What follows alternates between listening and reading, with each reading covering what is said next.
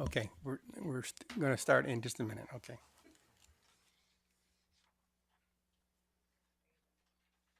All right.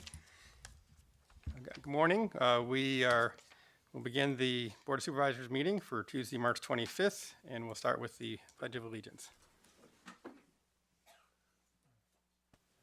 Allegiance to the flag of the United States of America, and to the republic for which it stands, one nation, under God, indivisible, with liberty and justice for all. Get the roll call, please.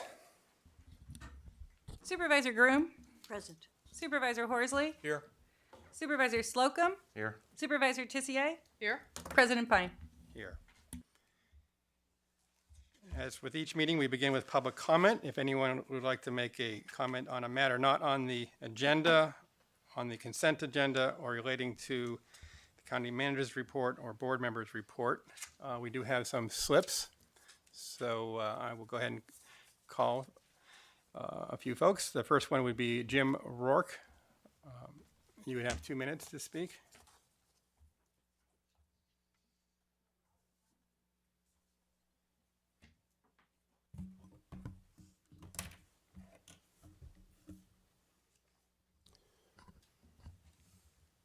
Good morning, Board. My name is Jim Rourke, and I'm a resident of Dearborn Park for the last 43 years. And I'd like to show you the board pictures I took last Friday, March 21st, at approximately 08:30. The pictures will show damage that one truck will do to your already paved Dearborn Park Road.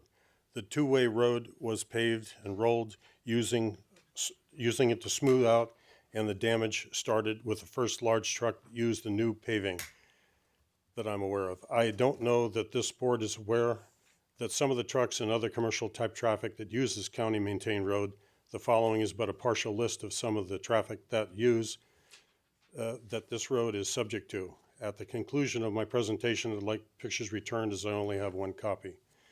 There's garbage trucks, 3-axle garbage trucks, propane trucks, roofing trucks, 3-axle, UPS trucks, lumber trucks, loaded logging trucks hauling from Big Creek hauling equipment, low bed trailers in and out, 3-axle debris roll-offs, FedEx trucks, unmarked 2-axle vans, loaded water trucks, trucks loaded with equipment for logging of big trees, miscellaneous auto and light traffic, fire trucks fully loaded, 2-axle gravel hauling trucks, loaded 3-axle trucks pulling 2-axle trailers loaded with bedrock, loaded cement trucks, 3 axles with booster axle. I'd like to submit for your review pictures I took on last Friday, the damage that I'm referring to.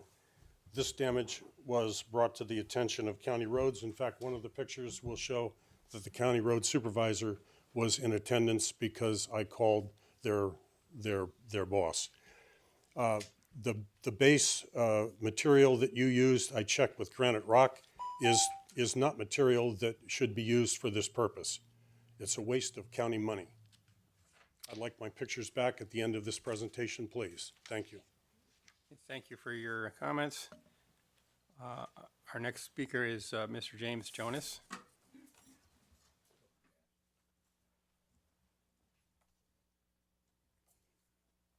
How do you do? My name is James Jonas. I live in Docktown, and that's actually an area of a current planning process in Redwood City for which the county currently has a member on our committee. And I'm going to talk to you about a picture that I'm passing around. That picture is of sea level rise, and you've seen these types of pictures before. It's kind of disheartening what will happen in our future. But there's another issue here. State Lands has taken the position that as sea levels rises, they have something called ambulatory rights. That means as the mean tide line, so does their rights. They do not allow for residential use or non-marine businesses, marina or marine businesses. What this means is that is a picture of the potential new lands of the state of California. Approximately 100,000 citizens, 37,000 homes, a big chunk of our economic base is threatened. Now, you have an opportunity to make a difference here. Now, some of you might say, well, wait a second, this is not about us. This is kind of far in the future. Well, in a Ninth Circuit decision of U.S. versus Milner, 2009, they said that for federal lands, that levies don't matter. That basically they don't count in terms of ambulatory rights. Number two is on developments. I live next to something called One Marina. One Marina was built and other developments were built, and I was told the other day that it is only at 0 sea level rise, meaning the 100-year floodplain area. Number three, the county jail, that is actually on my street, $186 million. That was built as the same level as a police station. It floods downstream of that street. So I would urge you to support Docktown. I would urge you also to fight State Lands Commission's right to take our property and our homes. Thank you. Thank you, Mr. Jonas. Stacy Wagner. Good morning, President Pine, members of the Board of Supervisors, county staff. I just wanted to come here today to say thank you for your vision and leadership, particularly as it relates to the Commission on the Status of Women. I had the pleasure of attending the Women's Hall of Fame last Friday evening, and every year I attend this event, I'm always touched by the stories and accomplishments of these women and young women. I was particularly touched by retired Supreme Court Justice Sandra Day O'Connor's story and how she graduated with honors from Stanford University and was not able to get an interview anywhere. But here in San Mateo County, she was given that opportunity. So really my point in coming here today is to just say thank you for your vision and leadership for allowing the Commission on the Status of Women to flourish. We do a great job here embracing diversity, and I just wanted to say thank you and how proud I am to live here. Thank you, Stacy. That was an amazing event, and special thanks to Supervisor Groom for her work with the commission. Teresa Dyer.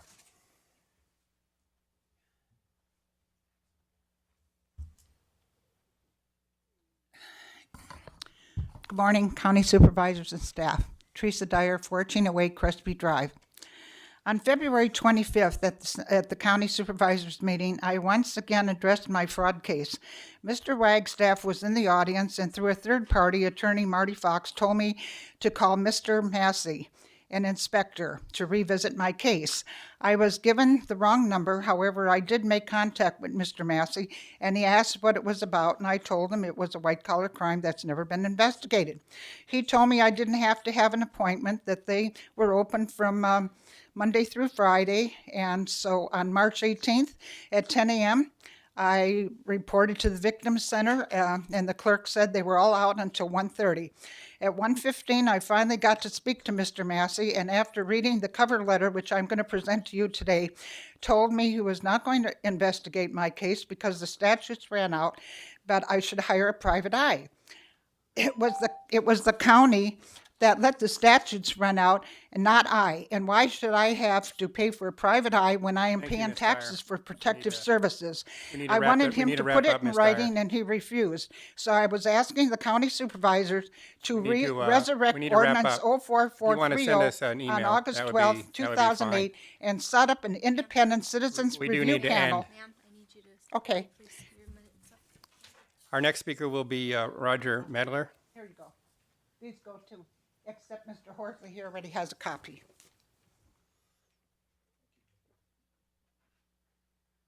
Hi, good morning. Anyway, I would appreciate if you would support Mrs. Dyer here. She's very active in our community, and I think it'd be a plus for you to give her a little bit of help instead of just blowing her off. I mean, even though you put in a half an hour of your time, I think it'd be a benefit to you because she is very active at Pacifica. So if you do me that a favor, I'd appreciate it.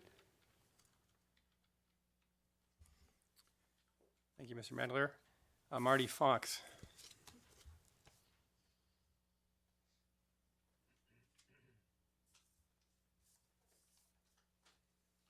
Good Good morning, President Pine, members of the board, my fellow veterans, Supervisor Slocum and Mr. Malpe, and County Council Mr. Byers. Thank you for your service to the county and pledging your allegiance to our republic, which guarantees freedom of association for all, even those persons living with serious mental illness who are insight deficient and cannot advocate for services that would restore their freedom.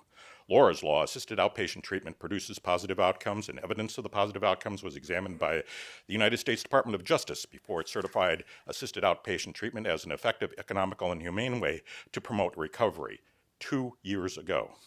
That evidence shows implementing Laura's Law is a reasonable, rational, and economical way to produce positive outcomes for those living with mental illness that are insight deficient, including those who have served their country honorably.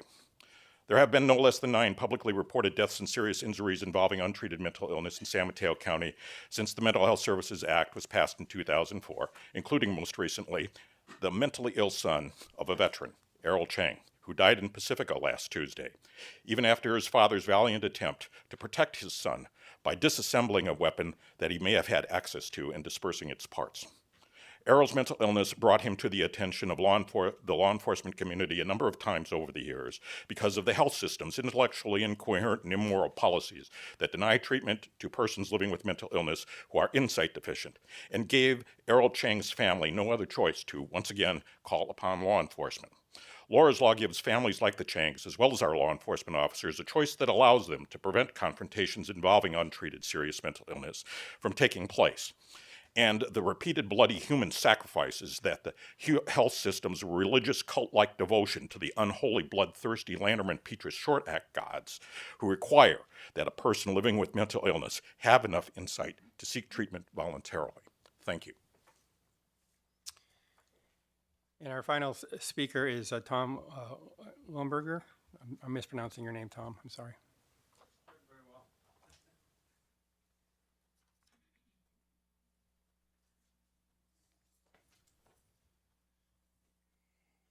Good afternoon, Board of Supervisors. Nice to see you again.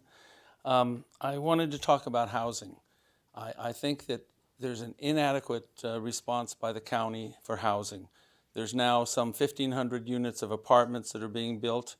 There's no low-income ones. There's no prevailing wage ordinance to protect local citizens and make sure we aren't pulling people in from Ethiopia to build the housing. We need those kind of protections. We need more low-income housing. I know the elements of the housing call for a large number of low-income housing to be built, and we are not doing it. Menlo Park did that, and now they've run into a problem, and what they've tried to do is put a large complex in the low-income area. This is not integrated housing, and there's a problem with it. Integration only works when you really integrate. Every large community should have some low-income housing. It should be mandated. It should be part of the law. And what I've seen is low-income people are being booted out of the county. They're being booted. Those probably close to 500 people who lived in various ports, they are gone. There's nowhere else for them to get a live-aboard where they can get in and perhaps live for $500 a month. And a lot of people have that kind of income or no income. So those people were allowed to have their children go to our schools. They were allowed to use our facilities. They were allowed to live like regular people, even though they were low income. So we have to find another solution to housing that isn't one where we buy the housing. And the solution has to be that all the housing that is built has to have a low-income component. Thank you so much. Thank you for your comments. That concludes public comment. So it'll be now time to set the agenda and approve the consent items. We can't speak from the floor. If you have a card, you could speak. It's okay, you're okay. So going back to setting the agenda and approving the consent items, does anyone like to remove anything, or otherwise we can Move approval for to set the agenda and to approve the consent agenda. Second. move and seconded? All in favor? Aye. We move to presentations and awards. We have 5 of those today, including 2 presentations. But we'll start with our honoring our Employee of the Month, Elenita Silva. Mr. Malpe. Mr. President, members of the board, it's indeed a pleasure to present to you our Employee of the Month for March 2014, Ellen Silva. Ellen, would you please stand?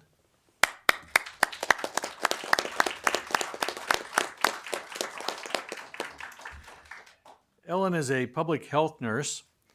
She began her career with the county in 1998, and she joined the Communicable Disease Control Program as a public health nurse in 2007. She's described as upbeat, solution-focused, highly self-motivated. She has sought professional certification as an infection control practitioner. She is a tireless mentor and resource to her colleagues, nursing students, public health interns, and the public in general, readily sharing her skills, knowledge, and experience. She frequently works long and irregular hours in challenging field settings, investigating and following up with urgent disease cases and outbreaks. Ellen's most significant contributions include initiating, organizing, and facilitating quarterly community meetings with school nurses and health aides from all public and private schools in the county. The meetings clearly struck a chord with the school nurses and health aides, providing them with a forum for learning, group discussion, collective problem solving, and they are consistently well attended. Since Ellen has started these meetings, there's been a notable increase in health inquiries and requests for communicable disease consultation from local schools. Ellen subsequently organized infection control and prevention meetings with healthcare providers from local skilled assisted living and long-term care facilities in 2012, and now facilitates these meetings twice a year. In February, Ellen organized the first ever infection control and prevention meeting with local child care providers, and participants requested that she continue to host these meetings biannually. Ellen has thoughtfully scheduled these meetings in the early evening to accommodate the attendees' work schedules. Indeed, our county is fortunate to have Ellen Silva as one of our many outstanding employees. Our only speaker this morning is St. Mayer. St. Thank you, members of the board, Mr. Maltby, Mr. Byers. It's an honor to be here to talk about Ellen Silva this morning. As noted, she's worked for the county for 15 years, and we're lucky that she's worked with the Communicable Disease Prevention Program for the last 7 of those years. The CD control program is a day-to-day operation where the ongoing work there, when it goes well, it's hardly recognized. It just kind of goes under the radar. And Ellen is an excellent steward for this work, taking it very seriously and giving it her dedication. But more than that, she goes above and beyond to think about how we can implement systems and engage new partners so that the work that we do is smoother, is easier, and is more facilitative across the community. Because I have only had the pleasure of working with Ellen for the past year, I went around and asked some of her colleagues for a few words about her so that her presentation today could be more reflective of the 15 years of service that she has given to this county. So I wanted to just share with you a few of those words. Indeed, there were many. One colleague noted, Ellen is the best. She really believes in the work we do, and you can see this. She's always thinking about how we can do it better. Another colleague said, patient. She's very patient. Lots of times we have to tell people things they don't want to hear. Sometimes we have to deal with difficult people. And Ellen is always patient. And lastly, someone highlighted her as a mentor. Ellen knows so much, but she doesn't keep what she knows to herself. She shares it and mentors others so that we're better as a team. So with that, Ellen, it is a pleasure to work with you, and I am so proud that you've received this honor today.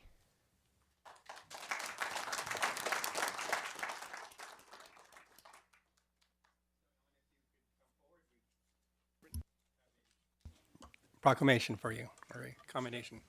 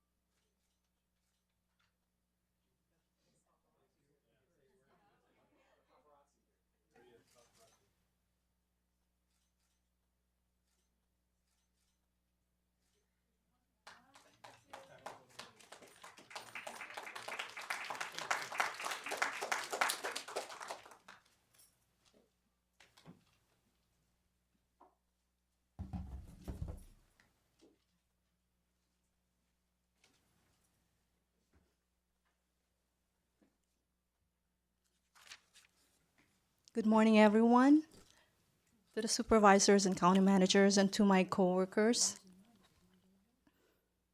My name is Ellen. I'm a public health nurse. I'm your public health nurse. I am grateful, humbled, and honored to accept this award. I am proud to serve the community of San Mateo County through San Mateo Health System under Gene Praser and Director Esty Mayer.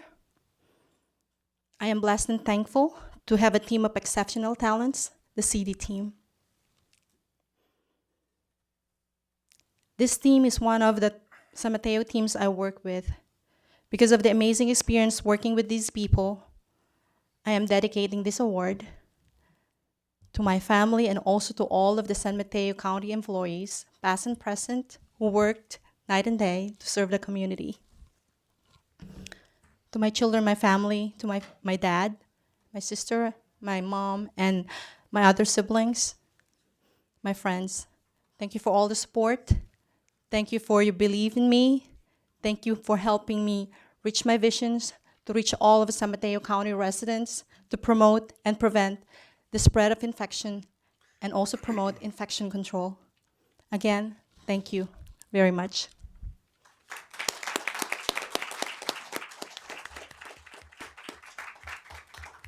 Thank you, Ellen.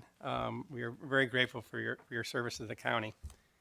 Let me just note on presentations that I understand item 4 on the agenda, the presentation by the San Mateo County Resource Conservation District, will be at a future meeting. So we'll now move to item 2 on presentations. Mr. Slocum, for presentation concerning Vietnam Veterans Day. Thank you, Mr. President. First off, as a Vietnam veteran, I'm very proud to introduce this proclamation establishing March 29th, 2014 as Welcome Home Vietnam Veterans Day. A couple of facts. 2.7 million Americans served in Vietnam, and more than 3.7 million served in the Vietnam theater of war. Normally, a tour of duty was 1 year, which is what I spent in Vietnam. And the average age of the U.S. soldier there was 19.2 years of age. Founded in 1978, the Vietnam Veterans of America is the only national Vietnam veterans organization congressionally chartered and exclusively dedicated to Vietnam-era veterans and their families. That group's motto is, quote, "Never again will one generation of veterans abandon another." The 25-year-old local Steve Warren Memorial Chapter, 464 of Vietnam Veterans of America, is having a special celebration on March 29th with a classic car show, a barbecue at the Veterans Memorial Senior Center, which I think is located in Red Morton Park in Redwood City. So mark your calendar for March 29th and try to join us. I'll be there. And I would now like to make a motion for us to adopt a proclamation establishing March 29th as Welcome Home Vietnam Veterans Day. Second. Motion and second, all in favor? Aye. Aye. That carries. And so Mr. Gary Higgins, president of the local chapter, is here, and I think if you'll come down, I'll present this proclamation to you, and then I know that Mr. Higgins wants to say a few words.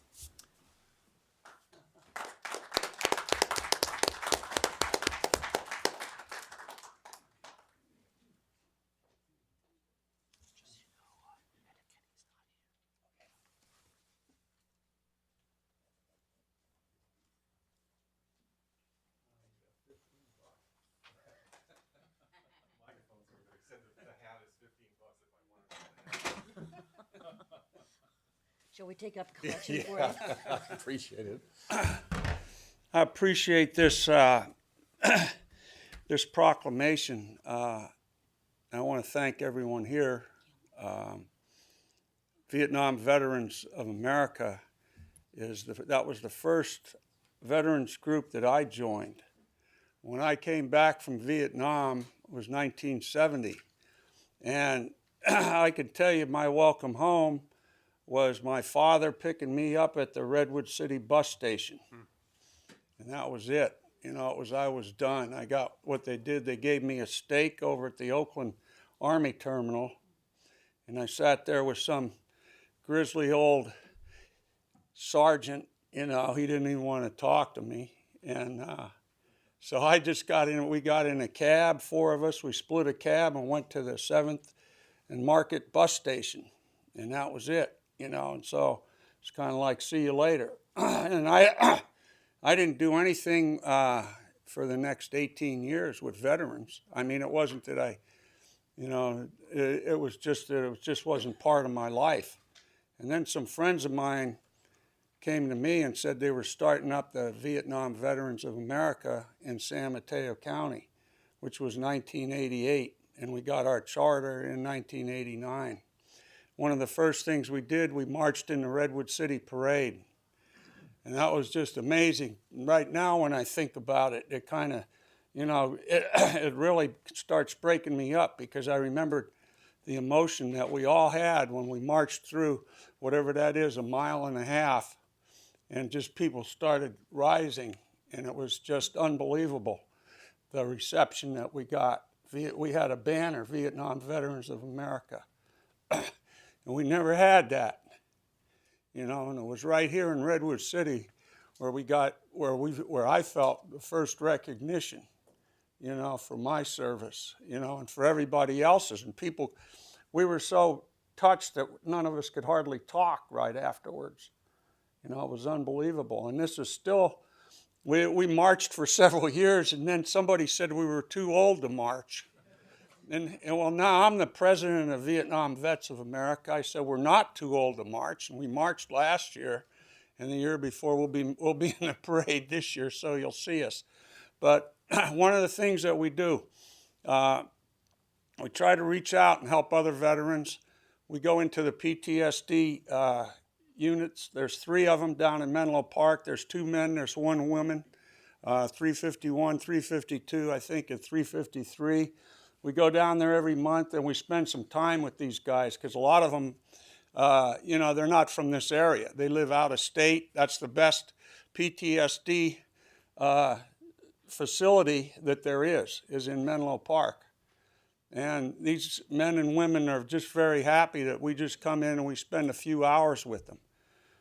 So some of the people, I'm just going to mention them really quick, a couple of our members. One of them is Leo McCardle, who was, he's done more than for any veteran, anywhere, anytime, that anybody that I could even think of.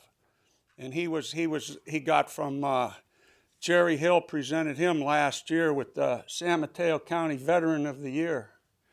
And I got a call last November from Leo that he wanted somebody to go to the Stanford football game with him, and he thought of me. So he took me. I thought we'd be sitting up in the upper deck. Well, he had field passes. And the lady from Stanford, the public relations lady, I asked her, I said, well, where can we go? She says, anywhere you want, you're guests of Stanford. And while we were down there, it was John Elway Day also. And we were down there on the sidelines. And at the end of the first quarter, they had Leo go out onto the 10-yard line, put his face up on the big screen, and announced that here's the San Mateo County Veteran of the Year. And I just felt really honored myself. Leo was a past president of our organization. And he works, the other thing he does, Volunteers of America. He's a chaplain for Volunteers of America. He's either presided over or arranged for firing details for 3,000 funerals of veterans, because the military doesn't have the number of people to go out and have these ceremonies for veterans at national cemeteries. So Leo does. He goes out in the valley, travels all the time on his own dime. And he does this tirelessly. The other guy we have is Keith Blackie, who just got back from Afghanistan. He started out and ran the Girl Scouts and Boy Scouts of Afghanistan, which got knocked out of there when the Taliban came in.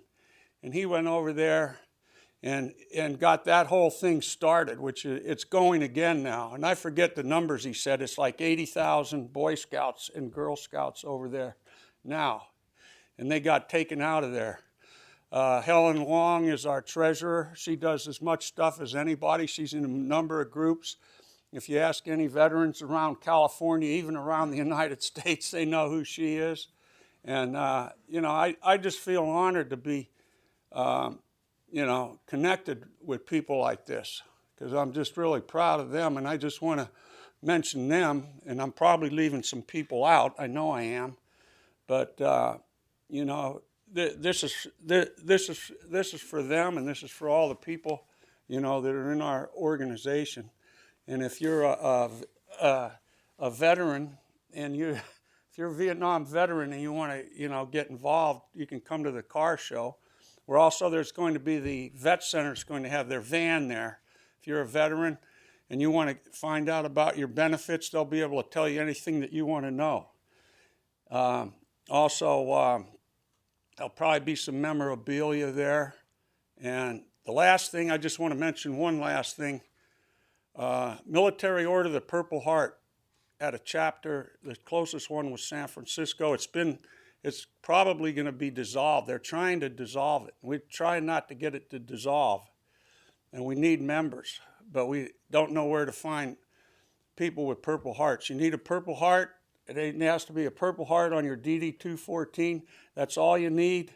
We'll give you a free lifetime membership. You know, if nothing else, the price is right. You can get in there. You get the magazine. You'll do it. You know, get all the benefits of being a member of the Military Order of the Purple Heart. It's a real fine organization, and we're trying to keep it going. And we'll have, if anybody shows up at that car show, we'll have applications there for membership. But I just want to really thank everyone here, and I really appreciate, you know, being allowed to come here and accept this award. So thank you.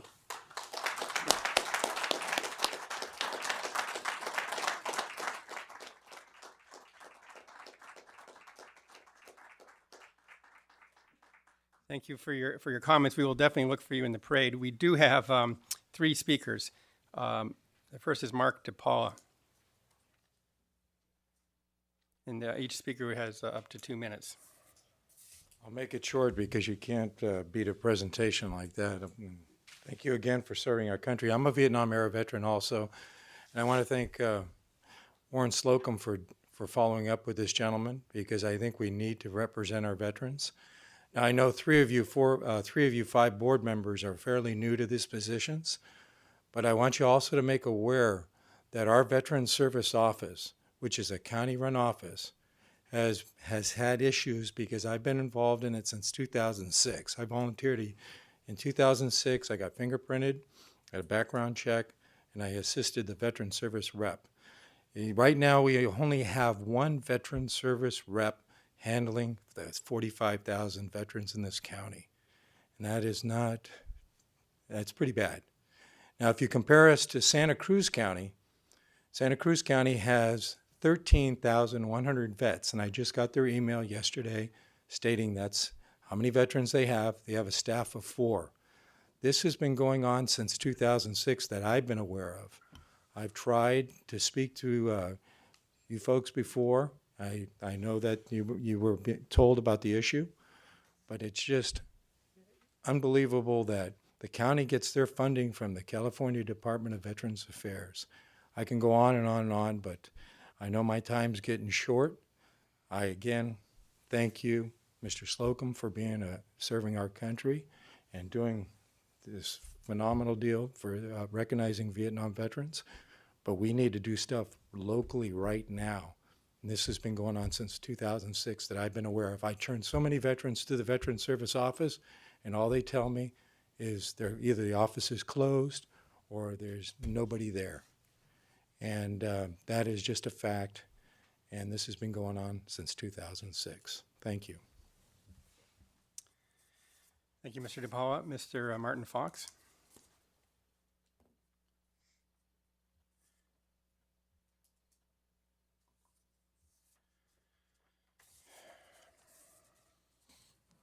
I too am a Vietnam-era veteran, and I wish to acknowledge a Vietnam veteran, our county manager, Mr. Maltby.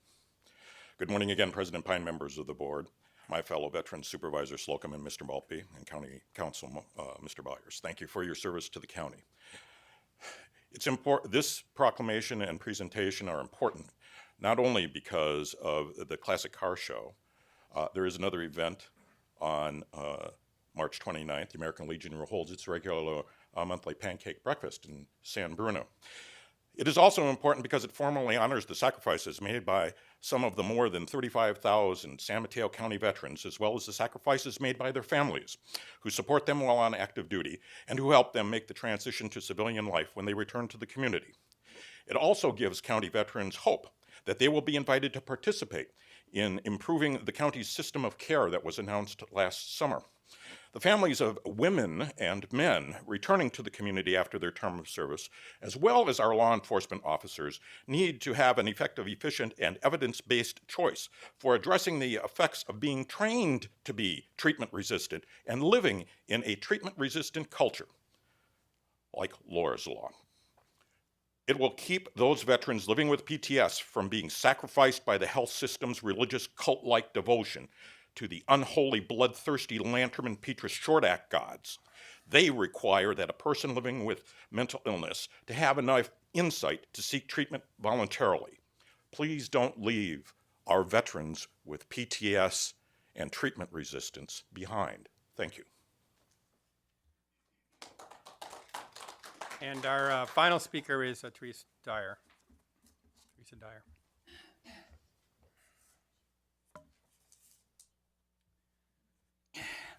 This is really close to my heart because I can relate with the previous speakers.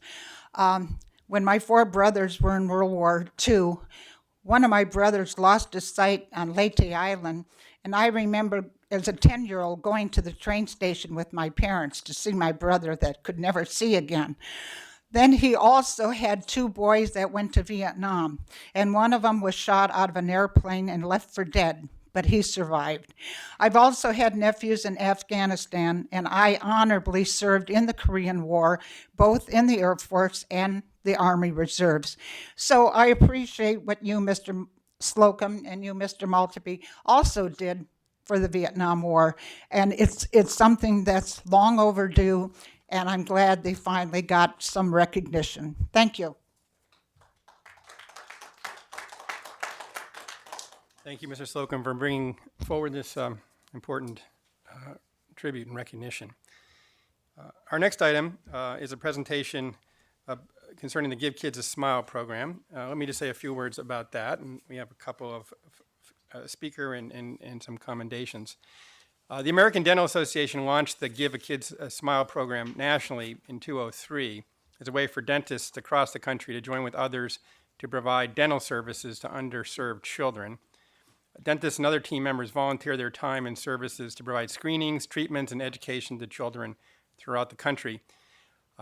Each year, approximately 450,000 children benefit from more than 1,500 events to provide these services. Here in San Mateo County, we started the Give Kids a Smile Day back in 2003, and it was recognized by the board in 2004. So this year marks the 10th anniversary of the program. This year, 16 dentists in the county provided care to approximately 100 children in need of dental care, providing services such as dental exams and cleanings. I think we're all well aware that dental health is every bit as important as other parts of health, and for kids to be successful in school and to thrive, they need good dental care. So we're very appreciative of this program. I'd like to acknowledge Ed Akinney from the San Mateo County Dental Society and the Children's Health Initiative Health Coverage Unit for providing support for the program this year and for over the last 10 years. I now like to introduce Aaron Lonis, the chair of the San Mateo County Oral Health Coalition, to say a few words, and then we can have the proclamations. Thank you, Supervisor Pine. Thank you, supervisors, for having me today. My name is Aaron Lones. I'm the chair of the Oral Health Coalition here in San Mateo County, and I wanted to give some recognition for the Give Kids a Smile program. The program, as Supervisor Pine said, has been present for about 10 years and growing year over year. It's a really important program in that it provides oral health screening to children who otherwise may not have any access to oral health care. It really is a gateway into general dental care across the county. In many ways, the glue of the public health system when it comes to oral health care. So very important program. It also represents a number of partners, key partners in the area. So it's not just a public program. One of them is the San Mateo County Dental Society. And then the two public partners are the Family Health Services Division of the county, as well as the coverage unit, as Supervisor Pine mentioned. Now, the Oral Health Coalition, I want to give 1 second to talk about that. We are basically providers in the county, both private practice and public entities, nonprofits, community-based organizations that have a mission, a shared vision of increasing access, improving outcomes for our particularly children, but really the entire population of San Mateo County when it comes to oral health. And I really want to, again, thank the supervisors, thank the partners for delivering a really effective program. And I'm really looking forward to many more years to come of this program being effective here in the county. Thank you. Thank you for your comments. If we could now have Donald Hermanson and Luisa Diaz, and I think we have one more, the Children's Health Initiative, if there's a representative there, and we have some proclamations or commendations.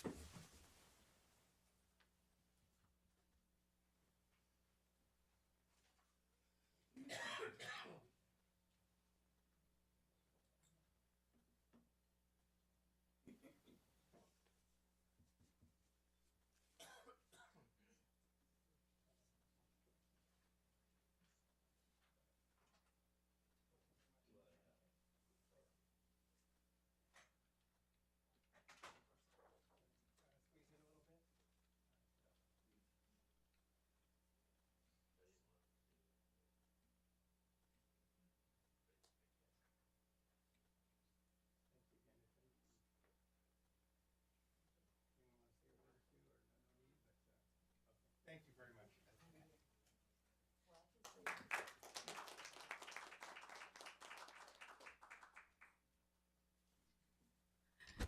Good morning. I'm Luisa Diaz from the San Mateo County Dental Society and from the Filipino Dental Practitioners of California. And I'm a member of the CDA and the ADA. Every year, American Dental Association has a program called Give Kids a Smile. And this is our way of offering, in our own small way, helping out some people who can't afford dental care and people who don't have insurances. And every so often in a year, we would also help out, do some health fairs in our local community to help out people who can't, once again, afford go see a dentist. So I'd like to thank the Board of Supervisors of San Mateo County Dental Society and for honoring some of the dentists who volunteer for all these activities. Thank you so much.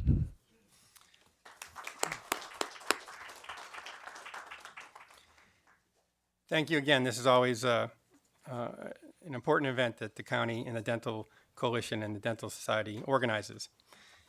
Our last presentation is by John Martin from the San Francisco International Airport.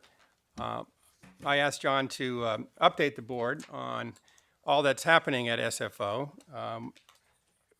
As we all know, San Francisco International Airport is an amazing economic engine for our county and for the entire region. We're seeing record levels of passengers at 45 million a year now, and tremendous capital investments, and even a hotel, which is of interest to San Mateo County. So without further ado, we'll turn over to John Martin for an update on the San Francisco Airport. Thank you, Supervisor Pine. Pleasure to be here this morning, provide an update on our large capital plan that reflects a very strong business operation for the airport. And as Supervisor Pine said, the economic engine for the airport is very strong, and we see a strong future. So I'll provide an update on our plan as well as some general business performance metrics. See if this goes.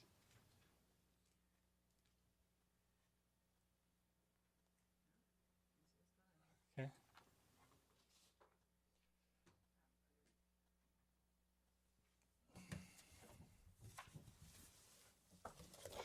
Get ready to go without the slides if I need to.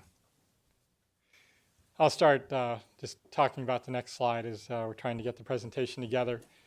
SFO's passenger numbers are very strong. We're now handling 45 million annual passengers a year. We've been one of the 3 fastest growing airports in the world over the last 5 years, a remarkable performance. Most of all, it reflects a very strong competitive airfare and air service environment at SFO. The presence of Virgin America headquartered here in San Mateo County has been a huge benefit. When Virgin America started service in 2007, Southwest, JetBlue came in. United has really strengthened their presence in San Francisco, and they're very bullish on San Francisco's future too. We found that every time a Virgin America or Southwest starts service to a new city, fares go down 25% because the United American usually add flights, and travel goes up 22%. So huge increase in our passenger numbers as a result of these competitive airfares. And to me, this is one of the most important things I have to do is ensure that the airport remains competitive and open so carriers can continue to add flights.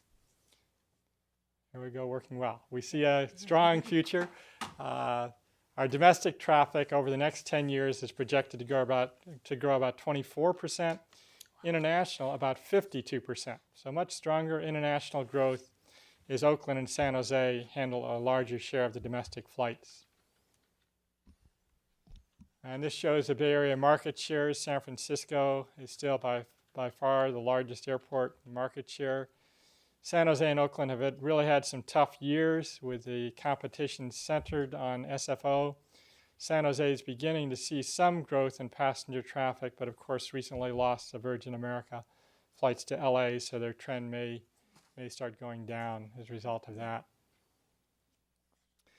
We have very high passenger spend rates on concessions, and the performance of our concessions is really allowing us to undertake our large capital program. Without these revenues, we couldn't afford the program. You see T2, by far the largest spending per passenger, over $15 per passenger, about $11 on food and beverage alone in Terminal 2. And so we know as we make additional improvements in the other terminal buildings, we're going to see the same kind of growth in concession revenue that's going to help pay for our bond indebtedness. I think John Malpe uses T1. Thank you for your patronage. Performance improvements. The concession revenue performance has been amazing. Just the bottom line, while enplanements have grown 54%, you can see the line above, concession revenues have grown 136%. So we're getting much more spending on a per passenger basis out of the parking, rental car, retail, and food and beverage. International passengers spend by far the most, so that's one of the reasons we're focusing on growing that international passenger traffic as well. Tax revenue, something you may be particularly interested in. San Mateo County, of course, is the home county for the airport, realizes by far the lion's share of the tax revenue from the airport. This includes both the business revenue from airport businesses, but also the employee tax revenue. And many of the employees do live outside of San Mateo County, so there is a tax benefit realized in other counties as well. Our total capital program seems like the airport's always under construction, but we're going to have even more than usual in the next 5 and 10 years. $2.5 billion over the next 5 years, 4.4 over the next 10 years. And I know there's some additional capital projects we're just starting to take a look at now for the next 10 years, and this is likely to grow to $5 billion or even more over the next 10 years. So it reflects that high passenger growth rate I referred to earlier. Some structures that are seismically vulnerable, including boarding area B.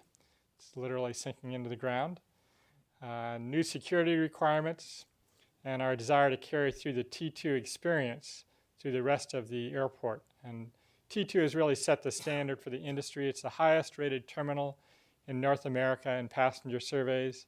We hope boarding area E that just opened will also meet that standard in customer service ratings, and we want to carry that through all of the terminals now. So by far our largest investment is in the terminal cost center area, $3 billion over the 10-year period. But we also have some important ground side improvements, including an air train extension, possibly a new rental car center, and a lot of improvements in the airfield area and utility projects as well. Terminal 1 is by far the largest project. We're going to tear down boarding area B, provide a little more detail in that in a few seconds. Terminal 3, east and west, also very large, almost $500 million. And this number is going to grow because we're going to be looking at expanding all of the gates in Terminal 3, something we're going to have to spread out over a 10-year period because we can't close down boarding area F entirely. We're going to have to do a few gates at a time. The on-airport hotel. We're extending the air train system out to the long-term parking facility. We hope the numbers will work on this so we can get rid of all the buses. We are building a second long-term parking structure, and we're beginning looking at building a new rental car center out in this area too. And again, the air train extension would serve that new rental car center. The old rental car center would be converted to a long-term parking facility.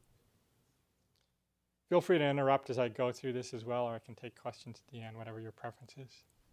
Boarding area E has gotten great reviews. It just opened January 29th. Hope we've even further improved on the T2 level of amenities and services with the aim of exceeding passenger expectations. We will be, a couple more things on boarding area E in Terminal 3. We're expanding all of the frontal gates in Terminal 3. Providing more seating at those frontal gates, more concessions, a new central security screening checkpoint, so a much larger security screening checkpoint that really should improve passenger flows. And that will be done in about a year. United is also opening a second flight club, and American Express is also opening a club in Terminal 3. Exciting to have that competition coming in Terminal 3. Later this year, we'll close down half of boarding area B. It's over 50 years old. Portions of boarding area B were built as a temporary structure in 1962 by TWA and are still in use, so we're very eager to tear that down. While we keep half of the boarding area open, we're going to build a new boarding area right next to it, ultimately 24 gates. At least two of the gates will connect into the Customs Border Patrol inspection area in the international terminal, giving us some additional capacity. This will increase our gate capacity somewhat, about 4 additional gates as compared to what boarding area B has today, but able to handle much larger aircraft. And we are seeing the airlines are flying larger aircraft, more seats, and that's how we're able to handle the passenger growth, is that the airlines are finally beginning to fly larger aircraft. Because of the phasing of this project, it's going to be completed over a 5 to 7 year period, ultimately completed about 2020, 2021 in full service. Much larger Terminal 1, bigger, very large security screening checkpoint, a very large retail food and beverage area that will connect between boarding area B and boarding area C. And ultimately, we will have a secure connector that will connect all of the boarding areas so that passengers transferring between flights will never have to exit security and go back in again. And that's key to our attracting new international service. About 35% of international passengers transfer from a domestic flight. So we really want to facilitate that so we can keep getting those international flights that are so important to the San Francisco Bay Area economy. The tower has topped out, 221 feet. The skin of the building is going on. The airport will complete the structure in about a year, and then the FAA will take another year to install all the systems and then another year of full operation, after which we'll begin tearing down the old control tower just to make sure everything's working perfectly. Latest technology, that technology is going to help us in further improve our on-time performance, reducing aircraft arrival delays. This is a T3 East and West redevelopment I referred to earlier, expanding the front of the Terminal 3 boarding area. The hotel right at the entrance to the airport, the supervisors may recall this is the same basic location as the old Hilton, a smaller footprint, but the same basic location. The AirTrain system was designed to have a station here, so we will be having a station added in. It's right in front of Garage A, in front of the International Terminal. Passengers could also walk from the International Terminal, but the AirTrain will be very convenient. Probably a 10-story building. Current estimate is 350 rooms, but could go as much as 500 rooms. 18,000 square feet of meeting space, about 3.5 years away from completion. Projecting $50 million annual in gross revenues. We're right at the point of beginning the process to select the hotel operator, a management contract. The airport will finance and own the hotel, and we'll have a management contract operation.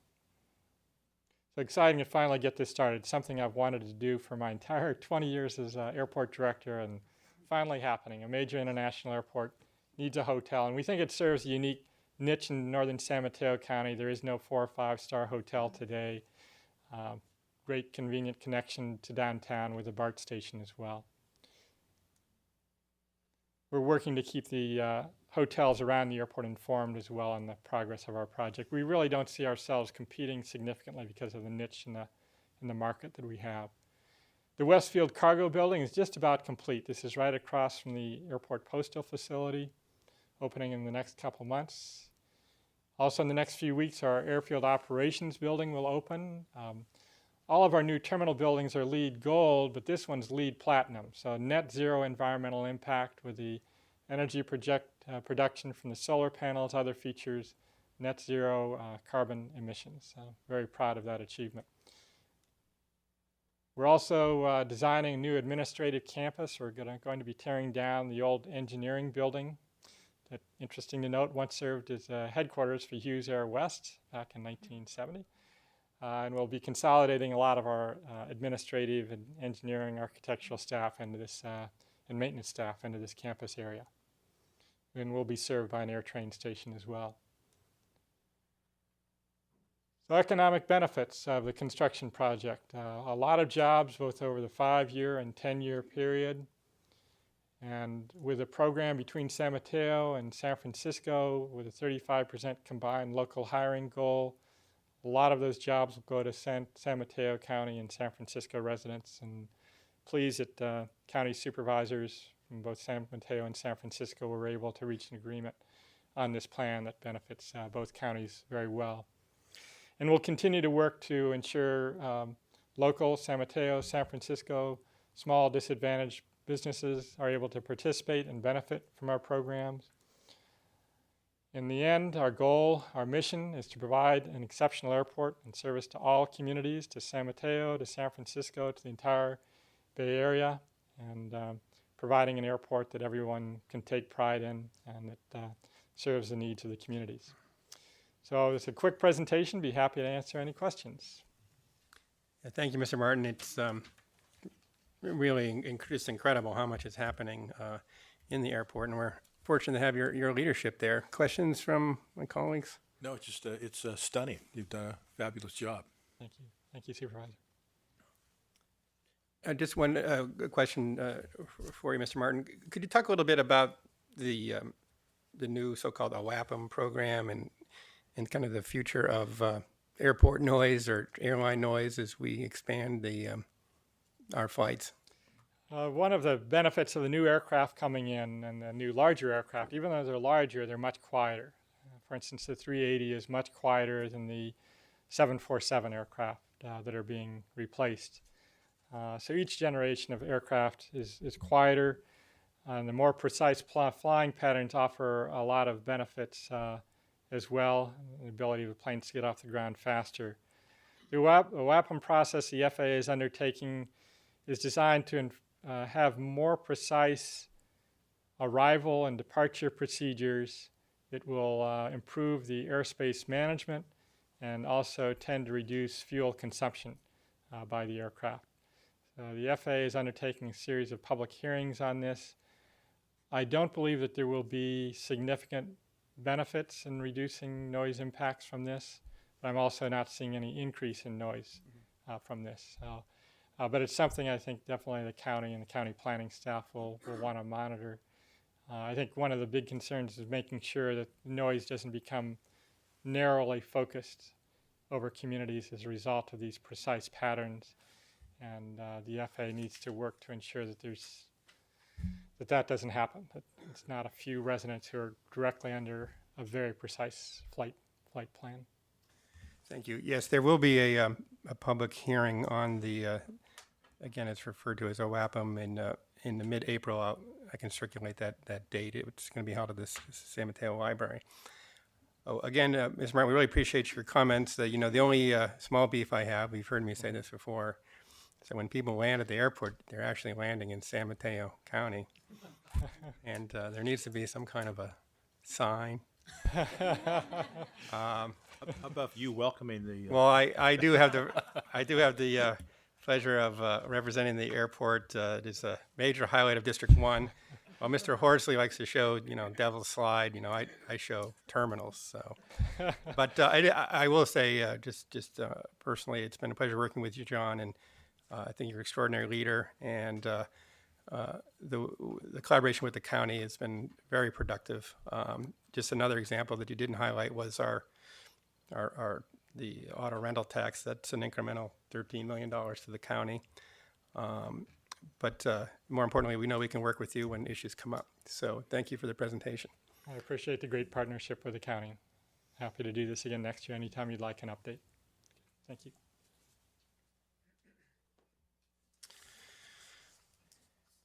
All right, we're now going to start a study session on a potential smoke-free multi-unit housing ordinance, and Supervisor Groom will lead this item, who's worked hard on that.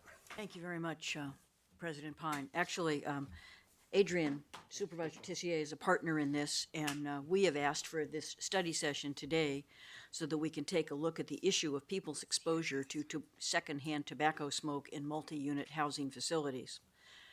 San Mateo County cares deeply about its community's health. We have a number of prevention programs. We have a number of ongoing programs. We have spent a great amount of money in this county trying to work on prevention and trying to work on making this a very healthy community.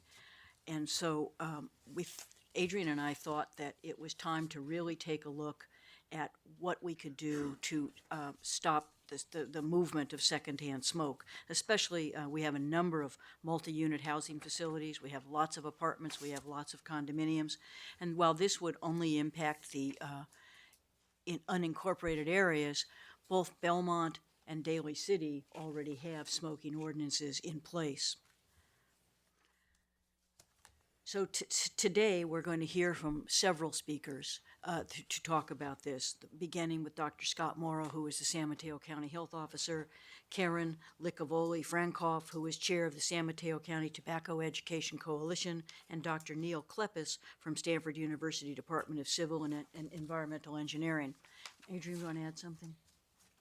No, just that, I'm very pleased at the county that we're going to look at it now because my community of Daly City has already adopted it. And I think having grown up with a smoker in the family, having been subjected to secondhand smoke, I can tell you it'd be a pleasure not to have that happening to others. So I look forward to having a healthy discussion. And hopefully we can take some great strides towards eliminating the multi-unit smoking. So Dr. Morrow? President Pine, members of the board, lead staff. So over the last couple of months, I've been talking to the board members about kind of the big indicators in the county, some of the big trends, societal trends that we're seeing.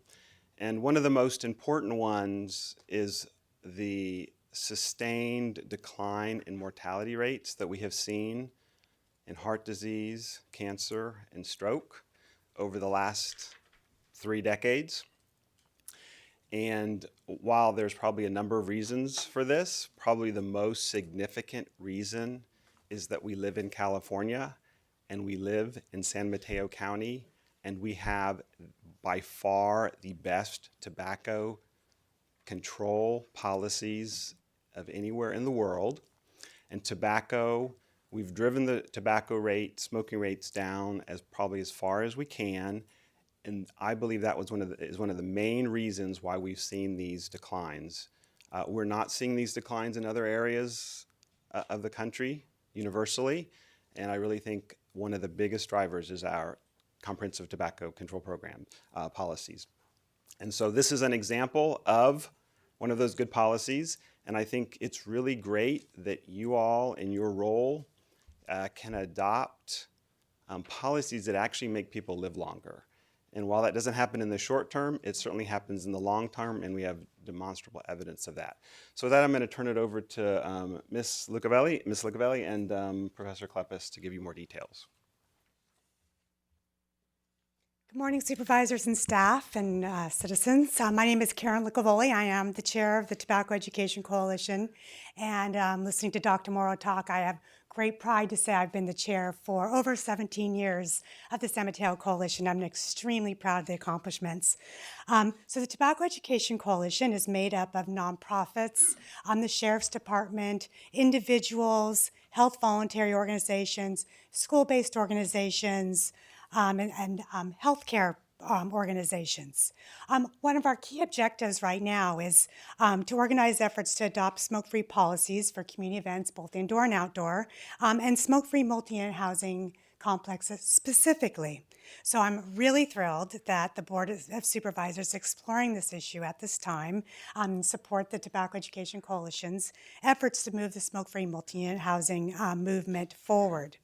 Just to give you a little bit of information, background information, the health and cost implications of smoking and secondhand smoke in the counties, in the county, it's around $20 million over 5 years for the medical center that's been spent on secondhand smoke and smoking, and about $575 million over 5 years for all the healthcare facilities combined.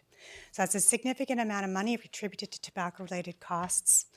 Just to remind you, the U.S. Surgeon General has indicated, stated that there is no safe level of secondhand smoke. And the World Health Organization not only reiterates the U.S. Surgeon General's position on this, but they also make a claim that the voluntary smoke-free policies have repeatedly shown to be ineffective and do not provide adequate protection. In order to be effective, legislation should be simple, clear, and enforceable, which is what you are all looking into today. I encourage you to, so you've already, the two of the supervisors have already mentioned that Belmont has adopted a smoke-free policy in 2007, and Daly City did it last year, and it just went into effect. Daly City is a very diverse city with over 7,000 units in their housing inventory, and they have just rolled this out, and so it's very significant because they do represent a lot of the multi-unit housing units in that particular part of the county. So I encourage you, but given that, I do encourage you to look towards the Santa Clara County ordinance they recently passed as a model for San Mateo County. I greatly appreciate the board for taking action on this critical public health issue. And next you're going to hear from Neil Kleipis.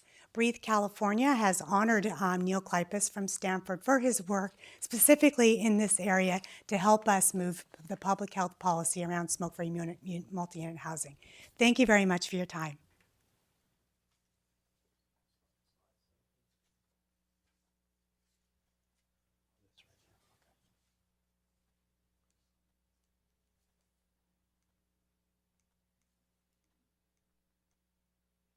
Good morning. It's my pleasure to be here. I'm a longtime researcher in secondhand smoke exposure. We've completed a 3-year study at Stanford fairly recently on the precise issue of transfer of secondhand smoke in multi-unit housing. We've looked at how smoke transfers between units, the mechanisms by which that occurs, and we also have looked at the actual levels of exposure that can occur in these types of dwellings. So I'll be talking in the few minutes I have about these two main areas. How does smoke transfer? I think that's a big question some people may have moving forward with an ordinance. You know, what is the physical basis for this, and what are those levels? I mean, how are people being exposed to significant levels in their homes from somebody who's smoking next to them? So there are a lot of driving forces. There's two main things we want to talk about. It's how does the air flow between the units? And I think it's important for everyone to understand that this occurs. A lot of air does flow in between units. It comes from your neighbors. Maybe 30 or 50% of the air can come from your neighbors as opposed to outdoors. So anything that they're doing in their apartments can then affect what's happening in your apartment or your condo. The main thing is the stack effect, which is air coming in from the bottom of the building and then moving upwards. And this is very common. You know, in the summertime, in nighttime, low temperatures outside, and then they get heated up, and the hot air rises. So that's very common to have a smoker living below somebody, and then the air is pushed upwards through the cracks into their unit, especially at nighttime. There's a wind effect. If wind blows across a building, you can set up high and low pressure, and so a lot of you can have this lateral transfer of secondhand smoke. And so I think that's a very important mechanism to include in any ordinance is the fact that smoke can transfer from one to the next neighboring unit on the same floor, not just smoke coming from lower floors. You can also have you can have somebody upstairs that could have smoke driving downward through a number of different mechanisms. You have windows and the HVAC system, the heating and ventilation system in a building can pressurize and depressurize certain zones. So you can drive air between these zones, up and down and across. So there are a lot of mechanisms by which air can flow in a building and bring smoke with it. The second question is, you know, where does this air go? How does it get from one unit to the next? You know, people think, how does the smoke get through a wall? How can it penetrate a wall? The fact is we have lots of holes in the wall. We have lots of places where that smoke can get through. You know, in here we have anywhere where you drill a hole in the wall, you can have electric outlets, fixtures. A lot of places I've studied throughout northern and southern California, in many cities, they've been in hotel rooms. You have electrical outlets, and the smoke can be driven through those cracks in the wall. Any kind of canister lighting is a culprit, especially. I've seen a lot of cases where the gaps around the pipes in the bathroom in adjoining apartments can be a conduit for smoke getting through. If you have shared ventilation, cracks in older buildings along the baseboards, a lot of times just the smoke slowly seeps up through these little areas. And over the course of the evening, the levels just start to increase. And you know, anybody sleeping in the middle of the night, they can wake up and they can have a room full of smoke in their bedroom. I'd like to talk just a little bit about the actual numbers of the actual levels of exposure that I have personally measured in a number of different buildings. We've looked at all kinds of buildings, new and old buildings, luxury condominiums. There's one in downtown San Jose I studied. The Access building had a problem. And of course, all kinds of older buildings. We've done a lot of work in Southern California, Santa Monica, where there's rent control. We use a number of different monitors. We like to use these real-time monitors that show the peak levels going up and down, so we can see exactly sort of the high level of exposure that people can experience in their unit. And we use a number of different instruments to give us the best picture of the exposure that can actually occur. So this is a picture of some of the levels we measured. The red line right there is the smoke that's coming in from the neighboring unit in this luxury condominium. The blue line is the control, so that's sort of just the background. That's just the typical background particles that go up and down because of traffic or air parcels moving around outdoors. So we have a controlled experiment where we can see the actual background level and how the smoke from the neighbor rises above that. And a surprising thing that some people may not realize is that in some of these cases, the smoke can approach or exceed what you would get in a smoky casino. We completed a study of more than half of the Indian casinos in California, so we know exactly what the exposure is. It's about 62 micrograms per meter cubed on average, 40 to 80 micrograms per meter cubed. These are units of particle concentration. These are the particles that can get deep into your lungs and cause damage. They're regulated by the EPA for outdoor smoke, but a lot of people get exposed indoors to these, especially when there's a smoker present. So we found in a lot of these cases that the levels in your bedroom and your living room can meet or exceed what we measured in a casino. So that's really what I want to convey today as you're considering this ordinance and discussing it. You know, we see this is a fact. This is a scientific fact that particles get through. It's not up for debate. It's been known for decades. All kinds of buildings are affected. These are the hazardous particles that get through the cracks. The small particles, they can then be inhaled in the lungs. They can affect health, children especially with asthma. Lots of acute health effects. People are calling me all the time saying they just can't live there anymore. They're suffering. They have to go to the emergency room sometimes. And if you live there for a long period of time, you spend most of your time indoors in your house. If you're living there, and if it's rent controlled, if you can't afford to move, it's difficult to move. You'll be exposed for a long term and at high levels. So the integrated exposure is quite high. So that's it. I'll be happy to answer any questions. Supervisor Tissier. I just had one quick question. I believe you mentioned, you said we should be looking at Santa Clara's ordinance. Is there something in there that's very different than the city ordinances? So why you're recommending that, or just because it's a county ordinance? I think. Or was that Lisa Karen? could address that better. My understanding of the main difference is the fact that Belmont and Daly City Ordinance defined a housing unit, the protection of the housing units of up and down, the floors and ceilings. And when they first designed it, and Daly City replicated it after that, what Santa Clara includes is side to side. So it's a matter of the definition of a multi-unit housing unit is being described in Santa Clara County. So, Thank you, Karen. I had two questions, as others have. So I understand. I mean, I too grew up with a smoker. Spent a lot of time in the back of the station wagon in a cloud. You know, we kind of put our nose out the window like a dog. You know, but you know, in the multi-unit situation, you know, obviously it's a different type of experience. But is it just kind of curious?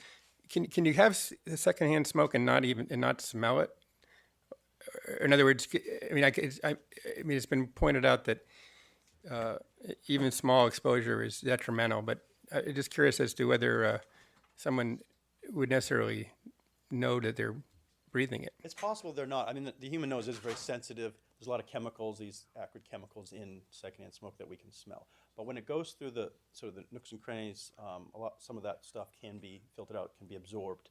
And the particles that get through, which are hazardous, may or may not have sort of an odor associated with it. Mm-hmm. So, and you may become sort of accustomed a little bit to the odor and still be exposed to these high levels of particles. I so see. It's possible. And my second question, and I'm sure we'll get into this more during the discussion, is the you know, the e-cigarettes and the vapors from e-cigarettes. And you know, I just did a little reading on that online, and obviously it's a new technology, and people are saying all different sorts of things about it. And I'm just curious as to whether you've incorporated that into any of your studies. That's a vapor, obviously. Yeah, it's a vapor, and it's obviously a lot different than a regular tobacco cigarette. So the particle emissions are different. There has been some research on that, and there are different trace chemicals that are emitted by e-cigarettes. I have a colleague, Wayne Ott, at Stanford, who has started to do some experiments on that. So it is something to think about and to learn more about in terms of its emissions. But it is different. I mean, it's not a real combustion thing. So you're not going to be generating these big, all these hazardous chemicals associated with traditional smoking. well, if I can just clarify that there is research that's showing that there is some combustion in some of these e-cigarette cartridges that emit about 10 to 20% less of regular combustible cigarettes. So they are finding some of the similar types of products. It's really not exactly a vapor, it's more of an aerosolization because you know, for those who've seen e-cigarettes, you can still see the particles. It's not a clearless thing like you would get if it was actually something as pure as water, which is just basically 2 chemicals. There are many, many chemicals in these e-cigarette cartridges. And I just wanted to add that that is the other difference between the ordinance of Belmont and Daly City and Santa Clara County ordinance is the fact that it includes e-cigarettes in the definition of smoking tobacco products. Santa Clara County is taking up the e-cigarettes currently, and I think Supervisor Tissier and I thought that we should include the e-cigarettes in this ordinance if we decide to go forward. Yeah, I know I did read in one press report that it has been discussed in the Santa Clara, and I think Supervisor Simidian wanted to come back and have more elaborate discussions. I guess that's still under consideration in Santa Clara. Supervisor Yeager in Santa Clara County is Brought it forward, leading yeah. this effort. So the one thing I want to tell the board, and I want you to be very clear about e-cigarettes, we have absolutely no idea about what e-cigarettes are. Yeah. What's in them, what they do, what they are. We just have no clue about what they are, what the implications for our multi-decade issues around tobacco policy are. So I think our safest position until we get science over the next couple of years about what they are is to consider them exactly like tobacco in all of our ordinances.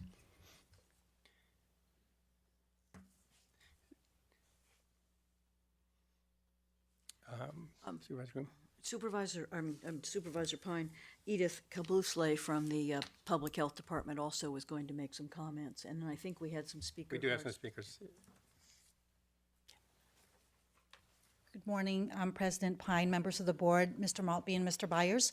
I just wanted to add to the presentations that if the board so chooses today, we will work with Supervisors Groom and TCA's office as well as the County Manager's office and the County Council's office to bring forward to this board an ordinance and to find the most appropriate time to be able to have it be brought to this body. And as part of our process, we will begin to map out where all the multi-unit housing facilities are that will be impacted within the unincorporated areas of San Mateo County and notify organizations like the California Apartment Association and the Tri-Cities Apartment Association that you will be considering this ordinance. Thank you. We have, I want to thank, Adrian and I want to thank John Niblin from the County Council's office, who has been very helpful to us, the Tobacco Coalition, of course, the San Mateo County Health Department, and we have talked to the Lung Association and to Breathe California. And so we have, the reason that we have taken so long to suggest that we introduce this is because we wanted to do all the research, we wanted to talk to all the necessary parties, and we wanted to bring you something so you would have all full information. Thank you, Carol. I also want to say, when I look out there and see Karen Lucavoli, I knew her when I first got on the council. She's been going after this issue for a very, very long time. I'm glad we're back together again working on this issue. So I look forward to putting it all together and making sure we make it smoke-free for our multi-units. We do have some speakers. First, Carol Setzer. Each speaker would have 2 minutes. Before I get started, I want to tell you that I have lived in one of the finest condominium complexes in the nation for 35 years. And I tell you this because I want you to know that my report is not coming from a third-rate condominium complex, but from the best. Living in a condominium complex that permits smoking within the condo forces one into constant battle for one's health and life. Before going to bed, you open up your bedroom window for air, but cigarette smoke is coming through the window, so you shut the window. Later at 2 in the morning, you awake again because cigarette smoke is coming through the electric fixtures at the head of the bed. You go into the bathroom, smoke is coming through the vent. You again attempt to open your bedroom window, but again you must shut it. In the morning when you sit At your table for quiet devotion, smoke is there coming through the stove, which has a vent. You again open the window near you. Finally, no smoke comes in yet. When it's time to leave, you want windows left open in order to air out the condo, because a condo has no cross air currents. So you keep the window shut because you don't want to come home and find your place filled with even more smoke. Long-term disturbance of sleep and lack of fresh air harm health, and also a person's ability to function at full capacity. So much life is taken from the person, and these tiny particles from smoke invade deep into the lungs, also the lungs of babies who are highly susceptible to damage. And this, oh, please let me finish. And this damage, but only the damage grows worse until the person at a much later age wishes for death in order to escape the pain. Yes, smoke enters the lungs so delicately, but oh, for the thrust of the murderous knife blade to end the suffering. Oh, for the steel-hard bullet to rip through the flesh and shatter the bone. The cigarette is a weapon causing death. Let us call it what it truly is, legalized murder. Thank you. We do have to wrap up now. And the tobacco corporations are Each person gets incorporated 2 minutes. murder. Cease I the need you stalking to, of this I death do need you to among finish. us. Thank you. All right. Thank you for your comments. And again, we have to try to keep them to 2 minutes. So we have our next speaker is Anthony Caligari Hewuli. I got that right. Good morning, supervisors. I stand here on behalf of the young people that I work with as an adult advisor, adult ally, for the residents in Redwood City. I had the privilege of working with you a few weeks ago, Supervisor Slocum. And the youth that I represent come from immigrant families. They come from working class families. They come from struggle, you know. There's a lot of disconnect in their voice and how they can implement and change policies in the environment that they live in. And so this process through the Youth Leadership Institute has been one of awakening, where young people are able to really use their voice, use their power, use the ability to talk about immigrant rights. And the smoke-free housing has been a medium for them to come and engage. A lot of the disconnect has been from the Redwood City not understanding how to move everything forward. And so young people have been figuring out that there's a lot of politics going on in Redwood City. Property owners are saying that there needs to be county support so that they can implement and have the ability to implement a smoke-free policy in their multi-unit housing quickly so that there's no waste of time. But young people have been able to see this process and move forward, and we are here today to bring that story and that struggle with you and get support and move into a healthier community. Thank you so much. Thank you for your comments. Olga Radam.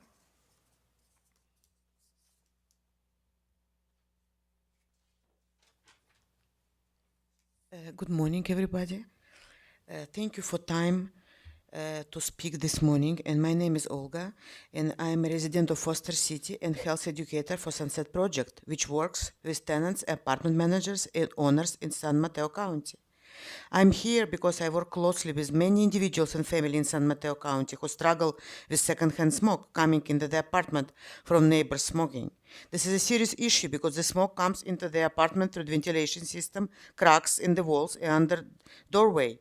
For some tenants, the smoke makes the air stink and smell, settle in the furniture, carpets, impossible to clean out. The secondhand smoke doesn't just smell bad, it's toxic for them to breathe, and many of those tenants are breathing regularly every time their neighbors chose to smoke. The smokers can't choose when and where to smoke, but those poor tenants have no control over the air they breathe in their own home. Many of them feel trapped in their homes, in a place where it should be feel and more safe. No, it's not happened. The secondhand smoke that's drift into people's apartment is very, very dangerous. Many people I work with, especially older people, children, people with asthma, can be severely impacted by short exposure to somebody smoke cigarette. In my work, the Sunset Project, we receive phone calls and complaints from tenants who lived in a smoky apartment. Many times the smoke is coming in the bathroom, kitchen, air systems.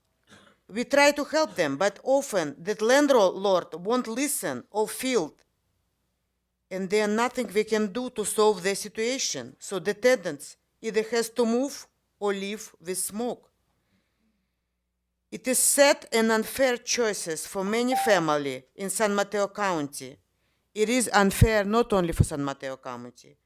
So thank you so much for the time, and I hope you will help us to do something to help poor families, kids, sick people. Thank you so much. Thank you for your comments. Nicolia Ripkin.